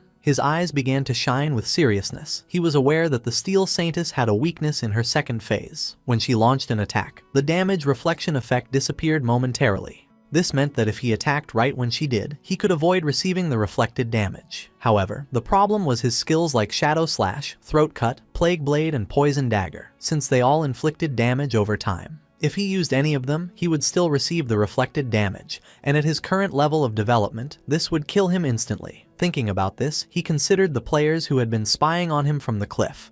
He decided to use them. One of the players asked the others to step aside because he wanted to see what was happening. This man was known as Anquan. Upon seeing him, the others couldn't help but feel happy. Anquan's subordinate explained that they had been watching for a long time and had already memorized all of the boss's skills. She only had a few. With a smile, the girl extended her hands and revealed that after the boss's life dropped below half, she suddenly stopped. Her body had changed a bit, giving hints that she was gaining new skills, and just when the boss entered her second phase, Shadow also disappeared. Anquan couldn't believe that Shadow had been fighting this boss alone. His eyes began to shine with rage. He gave the order to his subordinate, Xiao Tu, to activate Red Eye and check if Shadow was still there. She nodded her head and began to use her powers. A small rabbit manifested and ran near the boss without attracting her attention. Then, she revealed that she couldn't find Shadow's location and thought he had probably left. Upon seeing that her level 3 anti-stealth could not find Shadow, Anquan realized that this meant he had definitely left, as he considered it impossible for him to have a level 4 invisibility. Anquan jumped and got down from the building, making Xiao Tu feel somewhat confused. Anquan asked her to keep a close watch and alert him immediately if Shadow returned. She nodded her head. Anquan descended to the ground and drew his swords. His eyes began to shine with joy and a confident smile spread across his face. According to the other players, he was looking for death by trying to fight a platinum tier boss alone. However, one of them recognized him. He had seen him in the starting town defeat a gold tier boss without receiving a single scratch. It was revealed that his class was Soul Warrior, which granted him 100% dodge when rolling, and he was the famous player known as Safety First. It was also rumored that he had been a top-level global streamer in Souls-type games, with ultra-fast reflexes. The boss's attention focused on him. She attacked using her sharp blade-like arms. Luckily, Anquan reacted in time and slid across the ground, narrowly dodging the attack. The boss grew arms made of energy, and when she tried to crush Anquan, he rolled again, dodging the attack once more. When the boss tried to catch Anquan, he rolled again and moved away from her. His subordinates began to praise him, amazed by his incredible skill and the calmness with which he dodged. They highlighted his discipline in not letting himself be carried away by the greed of an extra hit, considering his performance simply brilliant. With a smile, one of them mentioned that he was truly amazing, perfectly dodging each attack from the boss. This seemed incredible. He even saw multiple slash effects flashing over the boss's body, which led him to wonder if the Soul Warrior class was really that powerful. With a curious expression, the black-haired woman explained that Anquan, by rolling, activated the special passive or counterattack mechanic of the Soul Warrior. Each dodge or roll counterattacked, dealing damage to the boss. Because of this, every time he dodged perfectly, he was actually hitting the boss simultaneously, draining her life. This was why the boss's HP decreased every time he rolled. With a smile, Xiao Tu made it clear that the perfect dodge was only the foundation. What truly set Anquan apart was his devastating offense. His attacks struck with force and precision, turning defense into an unrelenting assault. His skill combo and timing made him not only untouchable but also lethal. Defense kept him alive, but it was his offense that ended fights quickly. The boss was desperately trying to catch Anquian. Xiao Tu's eyes began to shine with confidence when she revealed that if the dodge successfully activated during the roll, Anquan's next attack would ignore 50% of the boss's defense. Anquan turned around and decided to face the boss, and blue energy began to emerge from his body. Upon seeing this, his subordinates realized that this striking effect meant that the blow would definitely deal 4-digit damage. Anquan's eyes began to shine with excitement. Just before the boss could react, he unleashed the powerful strike he had prepared. His movement was a graceful dance, a single blow split into 3 shadows, swift and fierce like shooting stars. With absolute mastery, he precisely swung his swords through the gaps in the boss, causing deep cuts. In the blink of an eye, her HP bar dropped to less than half. His subordinates began to applaud upon realizing that, before they noticed it, the boss only had a third of her life left. Anquan turned his back on the boss and a confident smile spread across his face, but at that moment, someone attacked with powerful slashes, causing him more than 34,000 points of damage, killing him instantly. His subordinates couldn't help but panic. They couldn't understand why he had died, since they were sure he had dodged all the attacks. They were even more puzzled because, although their skills hit the boss, her health did not decrease with the blow, despite having seen it drop drastically moments before. Not far away stood our boy. He began to silently observe Anquan's lifespan orbs and thanked him. Anquan's constant showboating had caused the boss to use many of her moves. King Feng's eyes began to shine with joy, as during this time, he had been constantly attacking, finally reducing the boss's life to a third. The flashy moves of the Soul Warrior had inflicted decent damage, but in the end, he had caused his own death. Due to the traits of his class, it was simply impossible for him to defeat the Steel Maiden.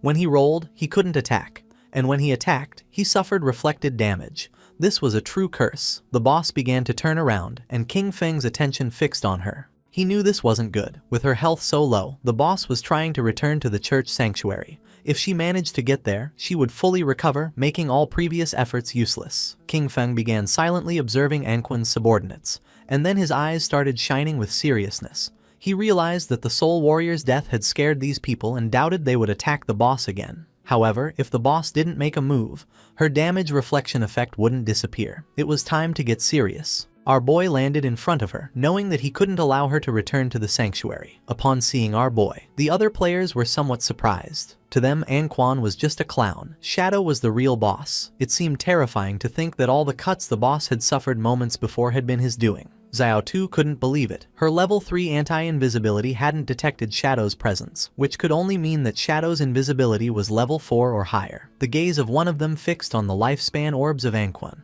and his mouth watered upon realizing that the loot of the Soul Warrior was still on the battlefield. He decided to find a way to recover it. With eyes shining with determination, our boy used his skill Blacklight Shield, making a golden shield appear around him. This skill created a 10-layer shield, each one capable of blocking 1 instance of damage. The boss's attention focused on King Feng and her arms transformed back into blades. She attacked, and King Feng realized that this was the moment he had been waiting for. Using instant shadow slash, King Feng attacked with quick slashes. He began to stare at the boss.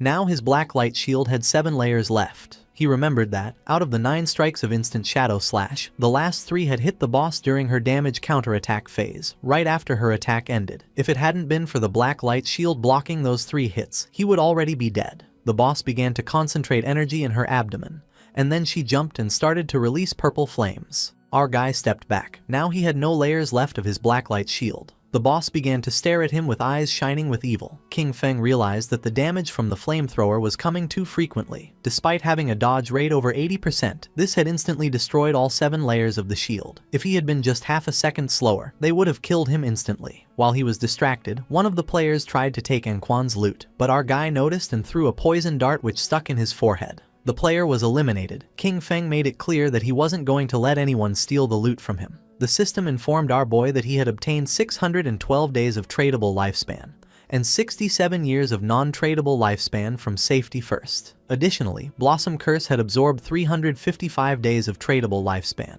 and 20 years of non-tradable lifespan from Clean Hands and Feet. King Feng was somewhat surprised, since Safety First had a really large amount of lifespan, which probably meant that he had never died. This seemed interesting to him, so he decided not to use Blossom Curse on him. The boss started roaring, but King Feng remained calm. He knew that he would have to rely on the black light shield and the normal shadow slash to slowly wear her down. She attacked with force, but King Feng moved out of the range of the attack, causing her hand to hit the ground. Although the efficiency was low, it was relatively safe. While King Feng and the boss were fighting, Xiao Tu was watching the battle. She was somewhat surprised by Shadow's incredible ferocity. She wondered what kind of skills he possessed. Before, she hadn't understood how he had gotten the first kills, but now, seeing him in action, she was completely convinced of his power. Our boy's eyes began to shine with determination, and he decided to give the final strike. King Feng moved quickly, cutting the boss's body into pieces as if it were nothing. The system confirmed that he had killed the Steel Maiden, granting him 48,000 experience points, 120 evolution points, and the Church Sanctuary key. The other players were in shock. They couldn't believe that Shadow had really soloed the boss. For them, this was precisely the reason why he was number 1 on the leaderboard. King Feng picked up the loot using Greedy Hand. He obtained a piece of assassin-type leather armor of emerald level, the Black Flames gift-piercing leather armor. It granted 95 points of physical defense, 120 points to all elemental resistances, 77 points of damage reduction, and 77 points of constitution.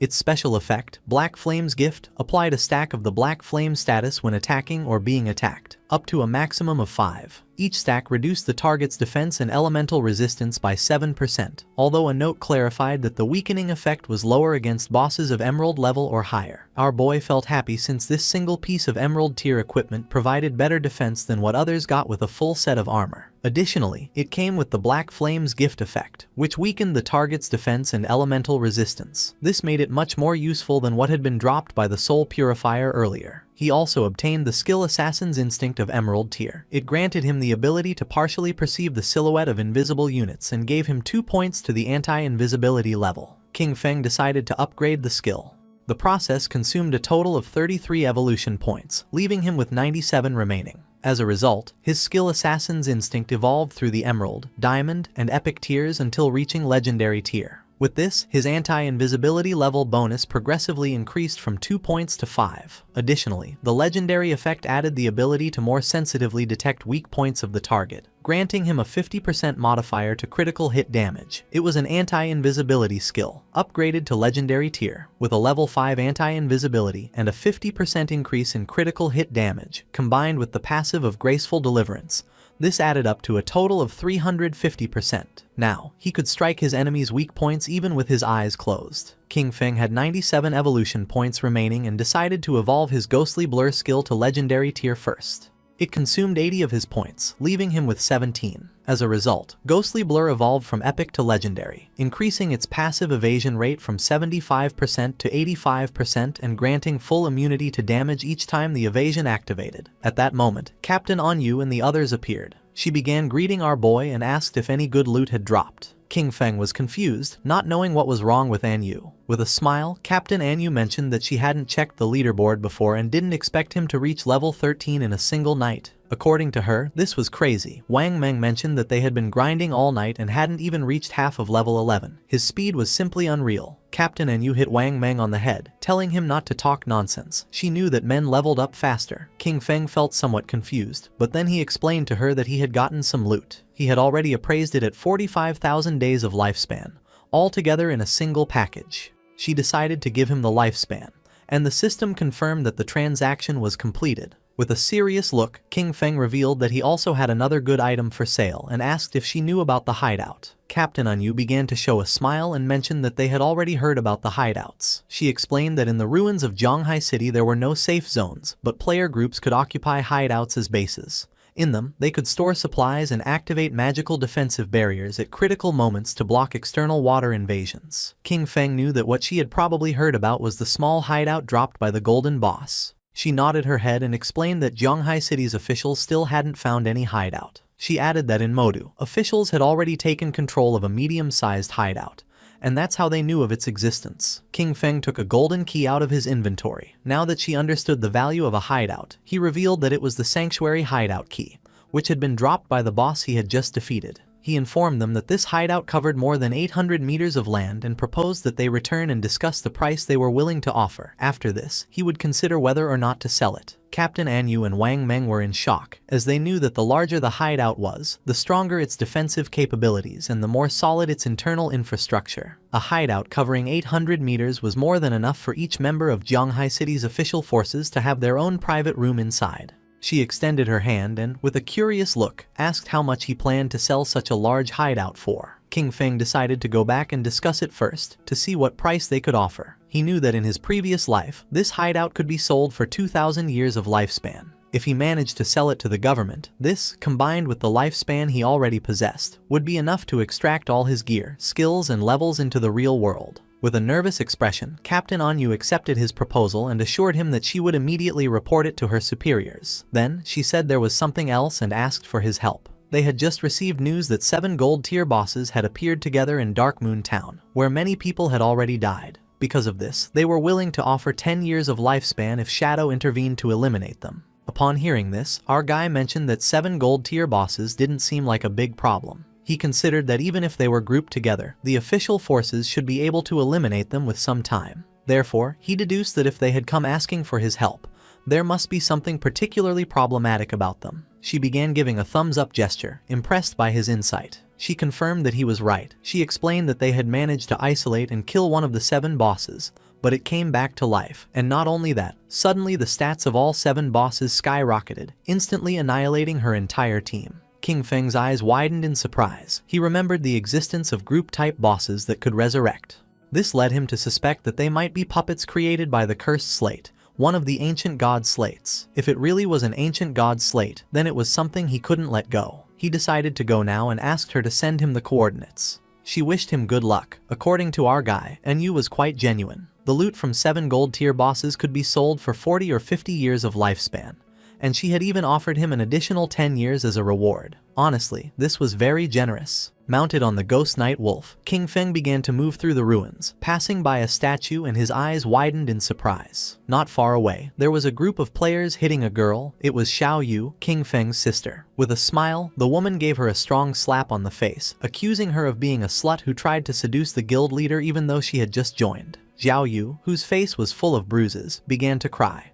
With an angry gaze, the woman made it clear that this was a warning. She should stay away from the guild leader or she would destroy that pretty face. They continued beating up Xiao Yu. King Feng, who was watching from the top of a building, realized that Xiao Yu had gotten involved in internal drama after joining the Knight's Sanctuary. These insignificant power games were nothing new to him, but in his past life, he had always been the one to resolve them for her. He descended to the ground and asked her to simply enjoy life being alone. Xiao Yu began to cry, begging them to stop hitting her, as it hurt a lot and she thought she was going to die. The women did not stop and swore they would kill her, accusing her of being a damn slut. They didn't know how many men she had seduced. King Feng entered the statue, remembering that beneath the enormous statue in the center of Zhanghai City's ruins, there was a hidden chamber that allowed returning to the starter town. Information that very few people knew. In front of our boy, a magic circle appeared. He knew that teleportation wasn't free. The first trip cost 500 days of lifespan, the second 1,000 and the third 2,000, doubling with each use. Over time, the starter town would evolve into a higher level zone where minor monsters would transform into bosses and hidden treasures would appear. An example of this was the ancient god slate on this occasion,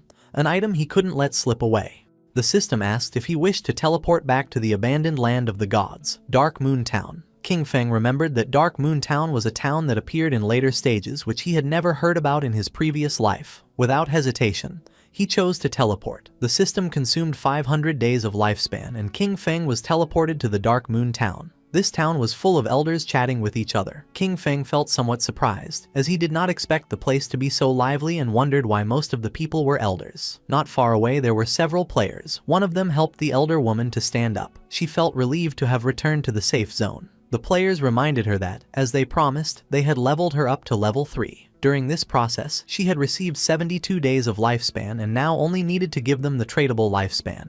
The old woman got angry and refused, asking why they wanted money if they were supposed to be a charity organization that helped her level up. With a kind smile, one of them explained that they weren't asking her for money. When they partied before, part of the lifespan dropped by the monsters they defeated was shared with her. The other guy mentioned that she only needed to give them that portion, as had been agreed from the beginning. The old woman became even more furious, making it clear that she didn't know what damn agreement they were talking about. It seemed shameless to her that some young people had the nerve to ask an old lady like her for money. The players tried to calm her down, explaining that she was mistaken. They were helping her level up for free and only asked in return for the lifespan dropped by the monsters.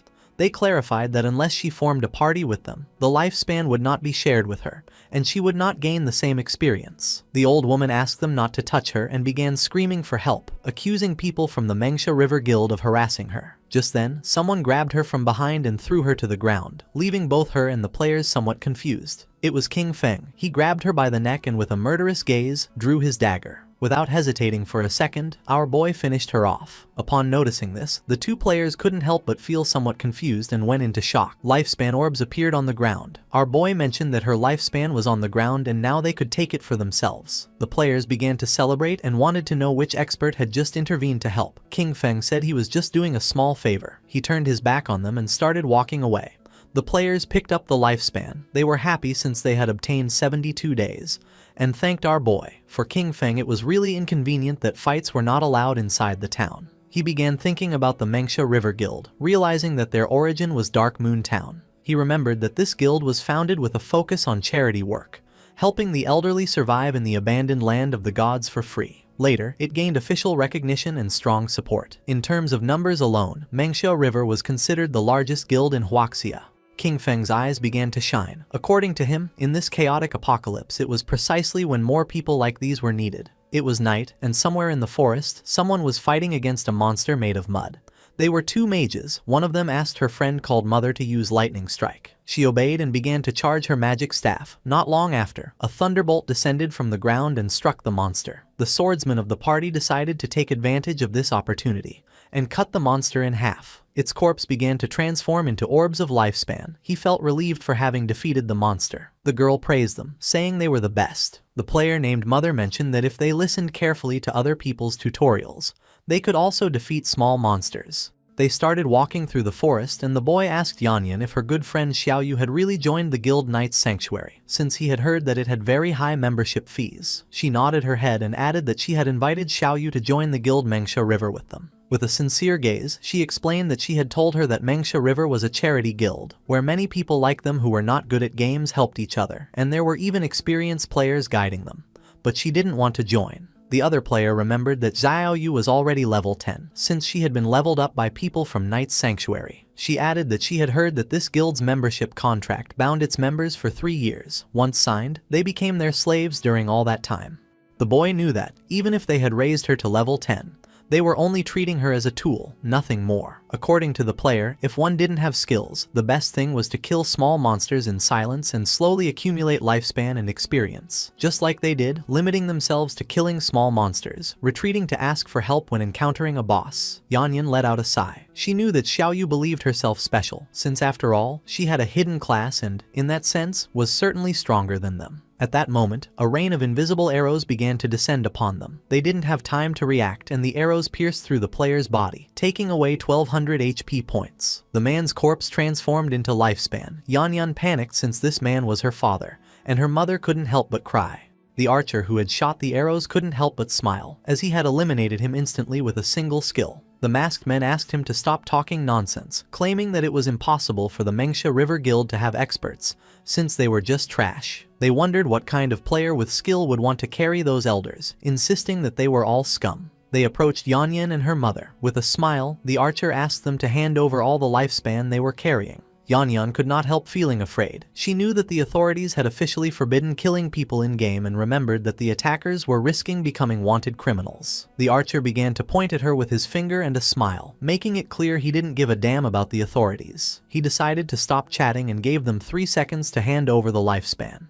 The player named Mother obeyed. Yanyan, however, stood firm, telling her mother not to even think about it. She asked her to quickly ask for help on the guild channel while she held them off. Upon seeing this, the archer gave the order to his men to attack. They had to kill the older one and keep the young one alive for fun. The masked men rushed at her, but just at that moment, a wolf appeared and bit them. Yanyan felt somewhat confused as she didn't know what was happening. The archer's eyes filled with confusion. Just before he could take another breath, someone attacked quickly, cutting off his head. It was none other than King Feng.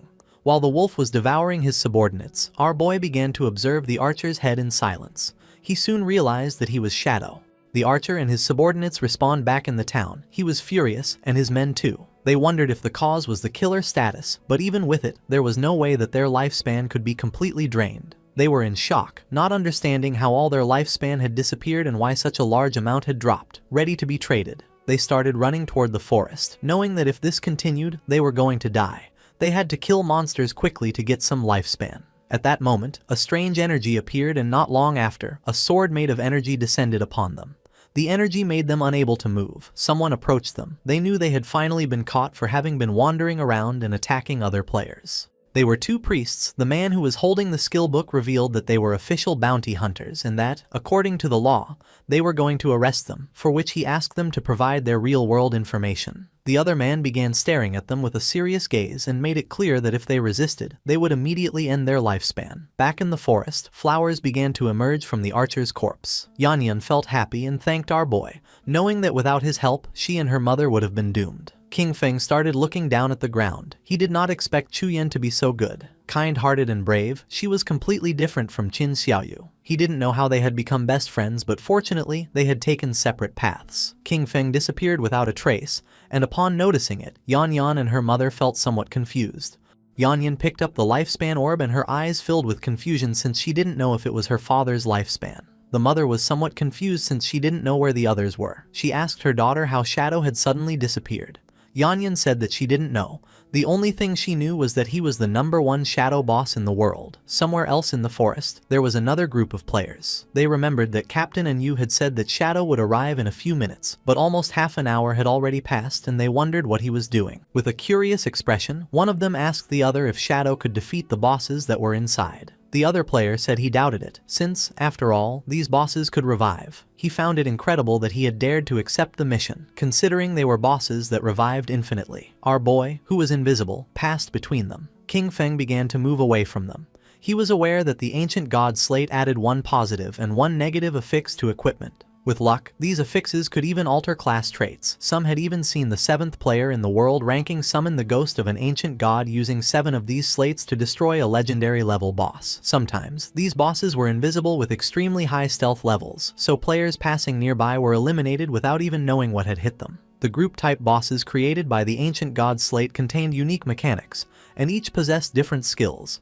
King Feng saw several monsters with eyes shining with malice standing. Sometimes, these bosses were invisible, with extremely high stealth levels, and players were eliminated without even realizing what had happened. Other times, the real boss was actually a summoner-type sorcerer, hidden somewhere nearby. In these cases, the boss that players faced simply respawned endlessly. According to current information, once killed, the bosses would revive. And each time, all of them would gain a stackable Berserk attribute. Official sources said that killing even just one triggered resurrection and Berserk state. But what if they were all killed at the same time? Would they still revive? It was something worth trying. King Feng decided first to equip the follower's pendant and use a devout follower to make a test. Our boy summoned a devout follower. It started to charge towards the bosses and attacked, taking more than 1400 points of HP from them. The eyes of one of the bosses began to shine with rage. It turned around and not long after, the body of the devout follower exploded. The bosses didn't even pay attention to the poor devout follower. King Feng's eyes widened with seriousness, realizing that all of them were level 10. They had no damage reflection and their stats were only about twice as strong as those of regular golden tier bosses. He used Shadow Ring Blade. A strange red energy began to spread throughout the area. Then, King Feng used the poison darts, which embedded themselves in the throats of the bosses. The corpses of the bosses began to disappear. Our boy felt somewhat confused upon seeing that they hadn't dropped loot. At that moment, the bosses began to merge into a much more powerful monster. It was gigantic. The boss began to charge toward King Feng. He went on alert, knowing that eliminating them simultaneously had been the right move and that now they had entered the next phase. Then, he noticed the symbols covering this giant boss's body. The boss attacked, but our guy dodged the attack. He immediately recognized the symbols on its body as ancient god script. By deciphering the individual words, disaster, sky, ancient, tuo, wu, god, sea, and reorganizing them, he translated them to reveal the true name of the boss, Uthos, the Calamity Ancient God. As little by little the boss was getting closer, King Feng became confused because he didn't know how to proceed. Then he wondered if he should attack different parts of the boss in order of the characters. After all, it wasn't for nothing that he had invested a great amount of personnel and resources studying ancient god script to overcome the ancient god ruins. King Feng slipped and attacked the symbol that the boss had on its leg, then attacked the symbol on the arm and then the one on the chest. Poison began to emerge from the body of the boss. It opened its mouth and began to roar in agony. Its body began to fall apart and fell into the water. Our boy became alert, not knowing what was happening. Then, coffins emerged from the water and the boss began to float and change shape. Its body began to mutate, and not long after, several monsters began to emerge from its body and roar. King Feng noticed that the embossed inscriptions on the coffins matched one by one with the monsters. Apparently, at this stage, he needed to kill them near their respective coffins. He could already see the ancient god's slate. This seemed like its final phase. The monsters began to charge toward our boy. He stood firm and his eyes began to shine with determination. Crows began to fly over the area where our boy was fighting against the ancient god's slate. The attention of all nearby players focused on them. They felt somewhat confused and curious, as they didn't know if what they were sensing was an earthquake or if the movement in the valley meant that the boss was going berserk. Because of this, they decided to go take a look. With a curious look, the mage of the team asked where the hell Shadow was. According to her friend, there was no way he could defeat this boss, so he probably wouldn't come at all. The eyes of the swordsman of the party widened in surprise, asking his friends to come take a look. The place was empty. There was no trace of either King Feng or the boss, leaving the players in shock. They began to walk around the place and noticed that the ground was cracking, wondering if the earthquake had just killed the boss or what was happening. Captain Anyu communicated with them and asked them to retreat, since Shadow had already taken care of the boss. The eyes of the players filled with surprise and confusion. They could not believe that Shadow had defeated the boss alone. The coffins were empty and the chains were broken. They remembered that just a moment ago they still doubted that Shadow could defeat those 7 bosses. Now, barely 10 minutes later, all of them had disappeared without them noticing the arrival of King Feng. They wondered how he had done it, especially because the bosses were supposed to respawn. It was then that they began to understand their leader's decisions. Meanwhile, under the moonlight was walking King Feng with a slate in his hand. According to him, this time's haul hadn't been bad at all. His eyes began to shine with joy. He had leveled up to level 14. Thanks to the 7 bosses and the use of Greedy Hand, he had gained a total of 294 evolution points. Most importantly, however, was that he had obtained this ancient god slate. Given its mechanics, the authorities wouldn't decipher it in less than a month, and the losses would be catastrophic. He spent 210 evolution points, leaving him with 115. His skill Shadow Flash / evolved from epic to legendary. The improvements were substantial. The blink range increased to 40 meters, stealth duration to 15 seconds, and cooldown was reduced to 8.8 seconds. The skill now inflicted 9 slashes in a wider area of 6 meters, and each hit added 700 attack power. However, the most impactful change was a completely new effect. Each slash now granted him a shield equal to 100% of his maximum HP, stackable up to 9 times and lasting for 60 seconds. Our boy was confident and couldn't help but feel cheerful, since from now on, if the 9 slashes of Shadow Flash / hit, his effective HP would become 10 times greater. His margin for error had just skyrocketed. He turned invisible and began to walk through the area, knowing that, at his current leveling pace, he would reach level 15 in another 5 hours. Then, it would be time to head toward Magic City. Several hours later, our boy arrived at the ruins, where the women were still beating up Xiao Yu. They were willing to beat her to death. King Feng was somewhat surprised to see that they were still fighting. These women were quite ruthless. The white-haired woman began to stretch her arms to rest a little. She was exhausted and complained that her back and waist hurt. The friend was somewhat furious, as her hand was swollen from so much hitting, and she complained that her hands were practically smoking from the fight. They spat on Xiao Yu and decided that it was enough for today. This beating should serve as a lesson. Xiao Yu, whose body was full of bruises and wounds, began to sit up.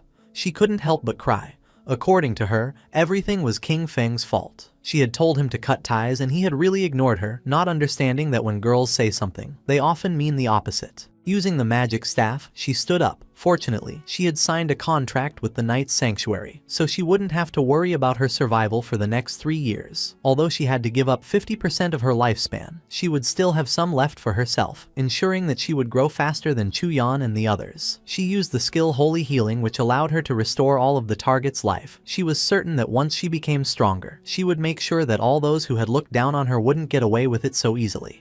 Neither King Feng nor those crazy women were going to escape. To everyone's surprise, the spell began healing King Feng, who was invisible. Poor Xiao Yu fell to her knees on the ground, thinking that she had failed casting again and wondering, puzzled, where the healing had gone.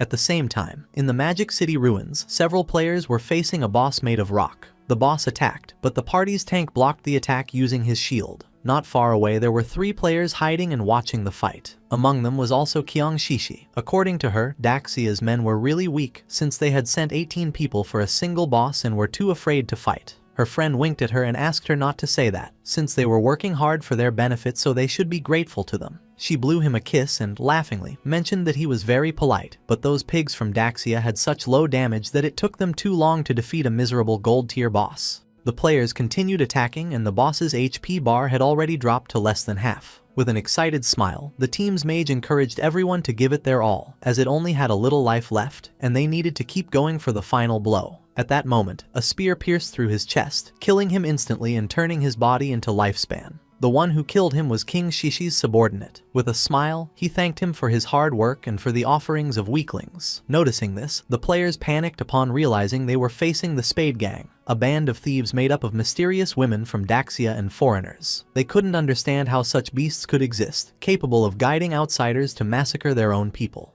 They began to charge at them, and the leader asked his men not to be afraid and to attack all together, since they were only a few people. Noticing that they were trying to resist, Kyung Shishi promised to massacre all the pigs of Daxia and warned them to prepare to die. Her subordinate drew his double hammers and used the skill called Thunderous Tremor, creating a small earthquake which caused the players to become trapped in the ground. She drew her daggers, moved like thunder, and in the blink of an eye, killed the players. She couldn't help but mock them. As for her, Daxia's men really were just a bunch of useless fools. Her eyes began to shine with malice, realizing that Daxia's authorities had already reported their information. However, this was useless, as in her view, all of Daxia was nothing more than a garbage dump full of filth. Her friend mentioned that they were just ordinary players, so there was no way they could compete against them, being backed by capital. While the corpses were transforming into lifespan orbs, she explained that although their true identities had not been exposed, for safety, they should leave Daxia as soon as possible and head to North America. She began looking at the ground and decided that then they would form a guild dedicated to hunting the Daxia pigs. The black man thought this was a good idea,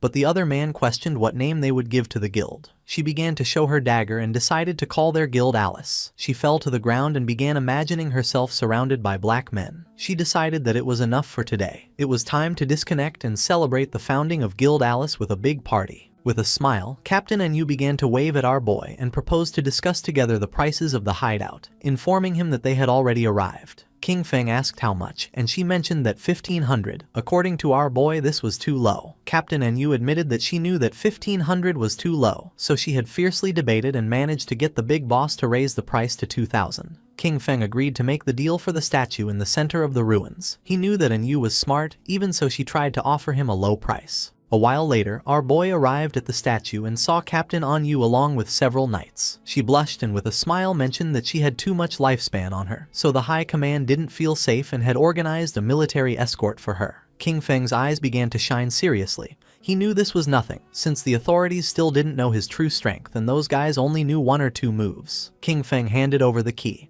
and the system informed him that the transaction had been successful. He had lost the church sanctuary hideout key, and in exchange had gained 2,000 years of tradable lifespan. After making the deal, King Feng decided to leave, and Captain Yu said goodbye to him. The knights were somewhat confused upon noticing that she was willing to pay 2,000 years of lifespan just for this. She clarified to them that they didn't understand. This was a hideout that could house hundreds, even thousands of people, and no one but Shadow would be generous enough to give it up. The timely gift of lifespan from Yu was perfect. This meant that he could fully equip himself before heading to Magic City. King Feng immediately invested the tradable lifespan he had obtained. He consumed 71.2 years to reach level 15. Then, he acquired a series of new skills, the Mythic Level 1, Blessed Liberation, for 161.7 years, the Legendary 1, Assassin's Instinct, for 71.12 years, and 3 Epic Level 1s, Shadow Ring Blade, Silent Concealment, and Darkest Hour, for 36.35, 23.71 and 34.65 years respectively. Finally, he spent 113.89 years on the item Mount Bell. Except for the equipment, everything else, skills and level, had been completely synchronized. His strength in the real world was now almost the same as in the game. The system alerted him that his hunger level had reached 90%. He hadn't eaten in a long time, so he decided to disconnect to take care of his hunger first. King Feng disconnected from the game and woke up in a cage at the Hoi Lun Hotel. The men noticed that our boy was awake. They drew their weapons, asking him to hand over the lifespan he carried or he would end up like the others in this motel. One of them mocked, celebrating that the apocalypse was great because it meant he could kill whoever he wanted. King Feng began to look at them with a penetrating gaze. Seeing this, one of the men furiously demanded that he hurry up and hand over his lifespan. The other man begged his boss to let him tear him apart. The man carrying the bat thought that King Feng was so scared that he had become paralyzed, and decided it was better to simply kill him. Just before they could take another breath, a strange energy began to spread through the air. Our boy used the skill Shadow Ring Blade, and not long after, the whole hotel started collapsing into pieces. King Feng took a pack of instant noodles, realizing that the more power he drew into the real world, the more energy his body needed. At his current strength level, ordinary food simply was no longer enough. Our boy started eating the instant noodles, knowing that once he dealt with Qiang Shishi and her guild called Alice, he would need to find a way to obtain the divine gifted book. Riding on his wolf, King Feng set off. He knew that she was incredibly cunning, much harder to track than Song Fei. However, he could use the mission Kill King Feng that he had previously accepted as bait to lure her. Hungry, he headed toward Magic City, intending to find something to eat along the way. At the same time in Magic City, Qiang Shishi was throwing a big party. According to her, her men were amazing. She hugged the two black men and mentioned that for her, the feeling of falling asleep and entering the game after their epic and exciting battle was simply incredible. The men praised her, declaring that her skills were absolutely unmatched. Amid laughter, they called her a crazy hot chicken. One of her subordinates informed her that Shadow had just sent a message. Qin Feng was already dead. He told her to meet in Magic City in the real world. He would bring her Qin Feng's head and then collect the final payment. She knew that meeting with Shadow in real life was too risky. She mentioned that it wasn't necessary to meet in person and simply asked him to send a photo. Her subordinate explained that Shadow didn't use a phone because he was afraid of being tracked by the authorities. She couldn't help but smile upon noticing that Shadow was also hostile toward the authorities. Lately, their persecution had become more intense, and if they could take advantage of the opportunity to lure Shadow into Alice, the Daxia pigs would no longer be a threat. Because of this, she decided to stage a small play to test the waters and see which side Shadow was really on. She decided that she wanted to meet with Shadow first in the game, and sent him the coordinates. She went to the ruins and called Skywalker. She addressed him with affectionate words, asking if he was there and expressing that she missed him. Then, she asked him for a favor, mentioning that she needed his help with a living one. King Feng was sitting and meditating. He was using silent concealment, a skill that allowed him to enter stealth permanently while remaining completely motionless. Noticing that she wanted to meet in the game, King Feng thought that Qiang Shishi was really clever. These coordinates, Spectre Academy, were not far from him. He logged into the game and decided to see what kind of tricks she had up her sleeve. A few hours later, King Feng went to the Magic City ruins, Spectre Academy. King Feng, still using invisibility, got off his mount. At that moment, some government agents appeared in front of King Shishi. They announced that the authorities had located her Spade Gang, identified her as Spade A, and advised her to surrender immediately and stop resisting. Otherwise, they would be forced to take military action. With a smile, she asked Tian Xingjian to go back and tell his men from Daxia to remember this well. They were no longer the Spade Gang, now they were the Alice Guild. Showing off her melons, she made it clear that they, the Alice Guild, specialized in killing Xiaoguo's men. Tian Xingjian and his men couldn't help but blush. Furious, they cursed Spade A, promising that Great Zia's officers would bring her to justice, calling her audacity shameless. With an expression full of excitement, she provoked the Daxia pigs to face her. She hinted that if they performed well in this show, she might become even bolder with them that night. King Feng was watching everything. Tian Xingjian clenched his fist upon noticing that she was as stubborn as ever and swore to arrest her. King Feng remembered that he was Chu Haonan, with the code name Tian Xingjian. He was a well-known informant who had provided intelligence to the Alice Guild, and who had only fallen in the 7th year since the start of the game. He found it interesting that Qiang Shishi and Qiu Haonan were conspiring so early. He understood that both had orchestrated all this to test him. If he intervened to help Qiang Shishi, he would become an enemy of the authorities. If he didn't, Qiang Shishi probably wouldn't meet Shadow in the real world. Our boy jumped and began descending from the sky. He used the skill Shadow Ring Blade and decided that this was the moment to show his sincerity. A strange red aura enveloped Tian Xingjian and his men, slowly taking away their HP. The system confirmed that he had slain Tian Xingjian and his men. Qiang Shishi and the others were somewhat confused. Once the corpses transformed into lifespan, King Feng appeared in front of them and introduced himself as Shadow. King Feng approached her and greeted her, introducing himself as Shadow. Qiang Shishi's eyes widened with love, and she couldn't help but feel excited and blush. To her, he was just too cool. She simply adored this kind of powerful man. She began to cry. According to her, it was a shame that Shadow was a pig from Daxia. She couldn't understand why such a powerful man had to be from Daxia and cursed the nation because she felt they didn't deserve him. Her subordinates were surprised to notice that King Feng had dealt more than 40,000 damage. They acknowledged that this was the power of the #1 in the world and quickly greeted him. Our boy moved like thunder, killing the two men in an instant and causing their corpses to transform into orbs of lifespan. With a cold expression, he made up an excuse, saying that he didn't understand what they were saying, but assumed that they were definitely insulting him. Qiangshishi was in shock. She clarified that they weren't insulting him, but simply greeting him. King Feng played dumb and offered an apology, recommending that to avoid future misunderstandings, it was better to speak the Daxia language in this place. Our boy decided it was time to begin the exchange, but before that, he ordered her to put on clothes. With a smile, she covered her melons and asked about King Feng's head. Deep down, she thought Shadow was a weirdo, but she really liked him. Shadow revealed that he had King Feng's head with him. He explained that he couldn't bring it into the game,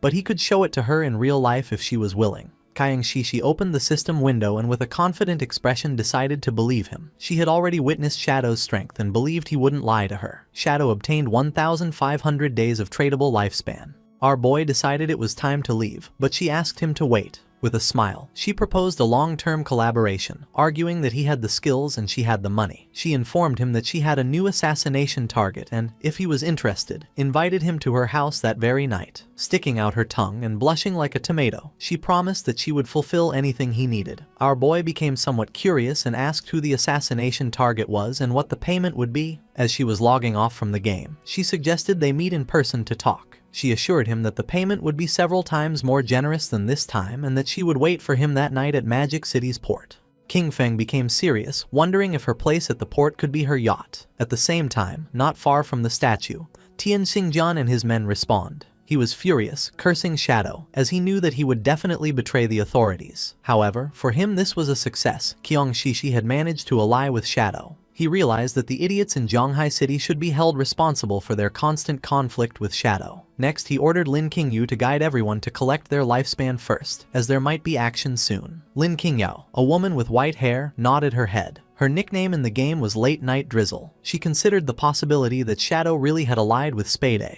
If this were true, they needed to find a way to eliminate Shadow, even if it meant death. She began to gaze at her hand and sank into her thoughts. She was aware that the gap between Shadow and herself was really big. She hadn't even managed to see his silhouette before everything ended. A few hours later, in the middle of the night, a hooded man arrived at Qiangshishi's yacht. He introduced himself as Shadow and mentioned that he had come to find Spade. Upon noticing that Shadow had arrived, the guards recognized him. They informed him that they had been waiting for him and were ready to set sail, inviting him to come aboard. Shadow remained silent. It was nighttime and the yacht was sailing in the middle of the sea, far from the cities. While Shadow was distracted, Qiangshishi appeared with a glass of wine. She wore an elegant red dress and offered him a glass, commenting that they were finally meeting. She didn't expect him to be so mysterious even in real life. Shadow got straight to the point and asked her who she wanted to kill. She approached Shadow and with a mischievous smile told him there was no fun in getting straight to the point. She suggested that with such a beautiful night and such pleasant company,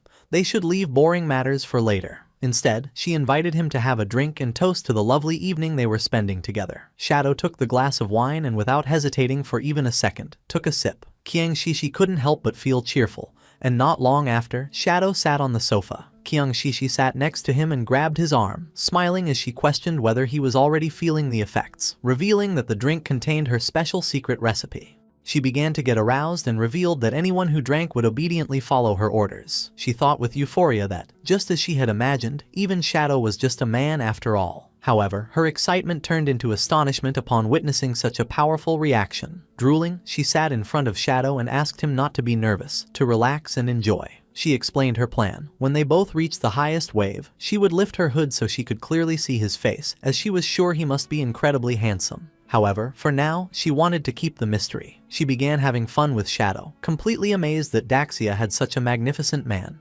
This made her understand why he was Shadow. A burning heat overwhelmed her as she marveled at the incredible experience. Feeling how a scorching heat consumed her, she urged him to continue, shouting that she was ready and for him to come out until finally reaching climax. At that moment, something strange happened and green flames emerged from Shadow's body, burning Kyung Shishi. She went into shock, feeling a scorching heat as she wondered if this was fire. Someone appeared next to her and grabbed the protective crystal pendant that she wore around her neck. They did not expect her to have such a good item that had saved her life. It was the protective crystal pendant of gold tier, universal accessory, whose unique effect granted the wearer a shield layer of damage immunity every 300 seconds. It was none other than Qin Feng, with his body emitting a suffocating aura and a penetrating gaze. He began to stare at her. Kang Shishi was in shock. She wondered why he was here, since she remembered that Shadow had killed him. Our boy decided to reveal the truth. There was only one reason: he was Shadow. She moved away from the supposed Shadow who was sitting on the couch,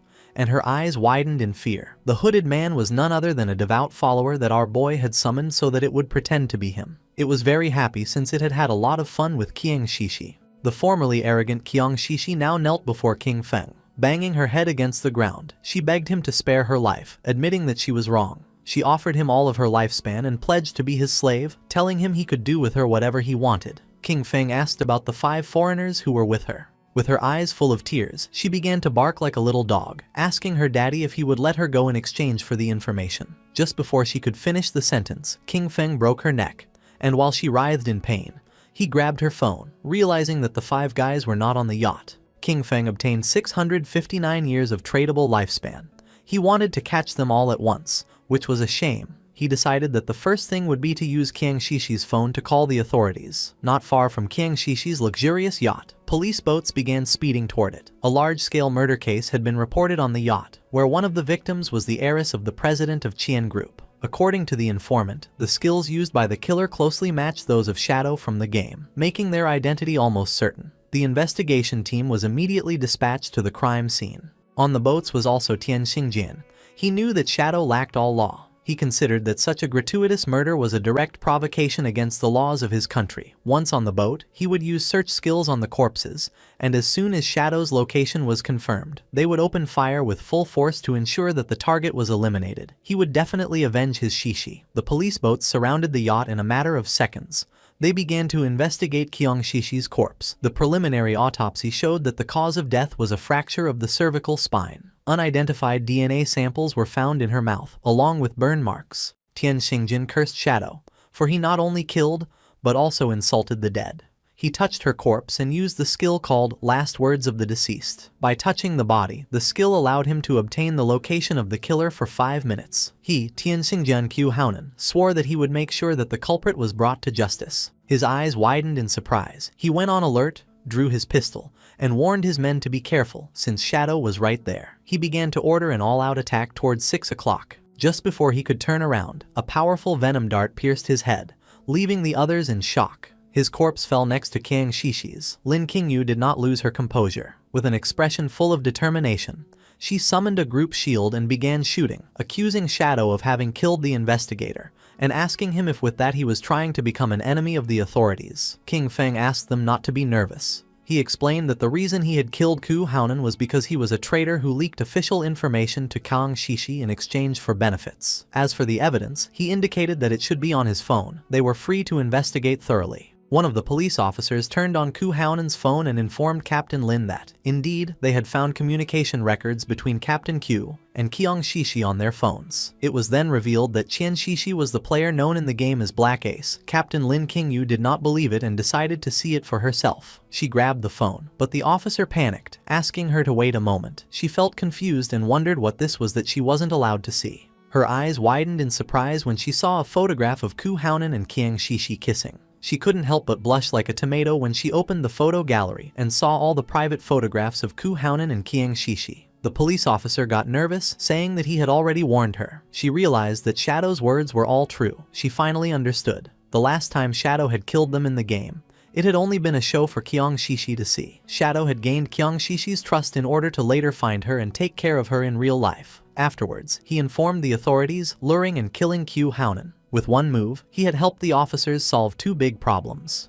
The police officer asked her why she kept staring at the photos so intently. She realized how terrifying Shadow was. She understood that, if he were hostile to the authorities, the consequences would be unimaginable. She remembered that just a few moments ago she had shot him. Although he probably wouldn't care or hold a grudge, she was worried that this could cause problems between him and the authorities. With a grateful expression, she thanked him for his help and apologized for having shot him earlier. Without hesitating for even a second, she shot herself in her own leg, causing the police officers to panic, but she asked them not to worry. With eyes full of tears, she told Shadow that she had returned the favor and asked him to please continue cooperating with the authorities. One of the police officers decided to help her stand up and told her there was no need to be so cautious. She mentioned that they didn't know Shadow's personality, and that, in any case, it was better to be safe than sorry. King Feng was using his invisibility skill and observing everything. He recognized Late Night Drizzle, whose real name was Lin Qingyu. She had shot herself to avoid becoming his enemy. This was what one would expect from the future leading figure of Magic City's official forces. At the same time, in the game, not far from the ruins, several monsters appeared. The player carrying the shield began fighting them and asked Xiao Yu to heal him. She raised her friendly staff and activated a healing skill, but she was so clumsy that she healed one of the monsters instead of her own ally. The monster bit the player, and he, in shock upon seeing that she had healed the wrong target again, called her as useless as always. Her skill began to heal the monster, while the other devoured her friend. Not long after, both were eliminated. Both respawned again, and with tears in her eyes, Xiao Yu wondered how it had happened since she hadn't seen anyone. She concluded it must have been Shadow and questioned whether the reason he always attacked her was because he had discovered that she wanted to avenge brother Song Fei. He gave her a hard blow to the head, calling her an idiot and asking why Shadow would waste time attacking her. He explained that they had been annihilated by the Platinum Boss, Headless Assassin, Shero, and questioned whether she had even noticed the system notifications. Xiao Yu now had a bump on her head. With a furious expression, the man revealed that the boss had been provoked by her misdirected healing skill.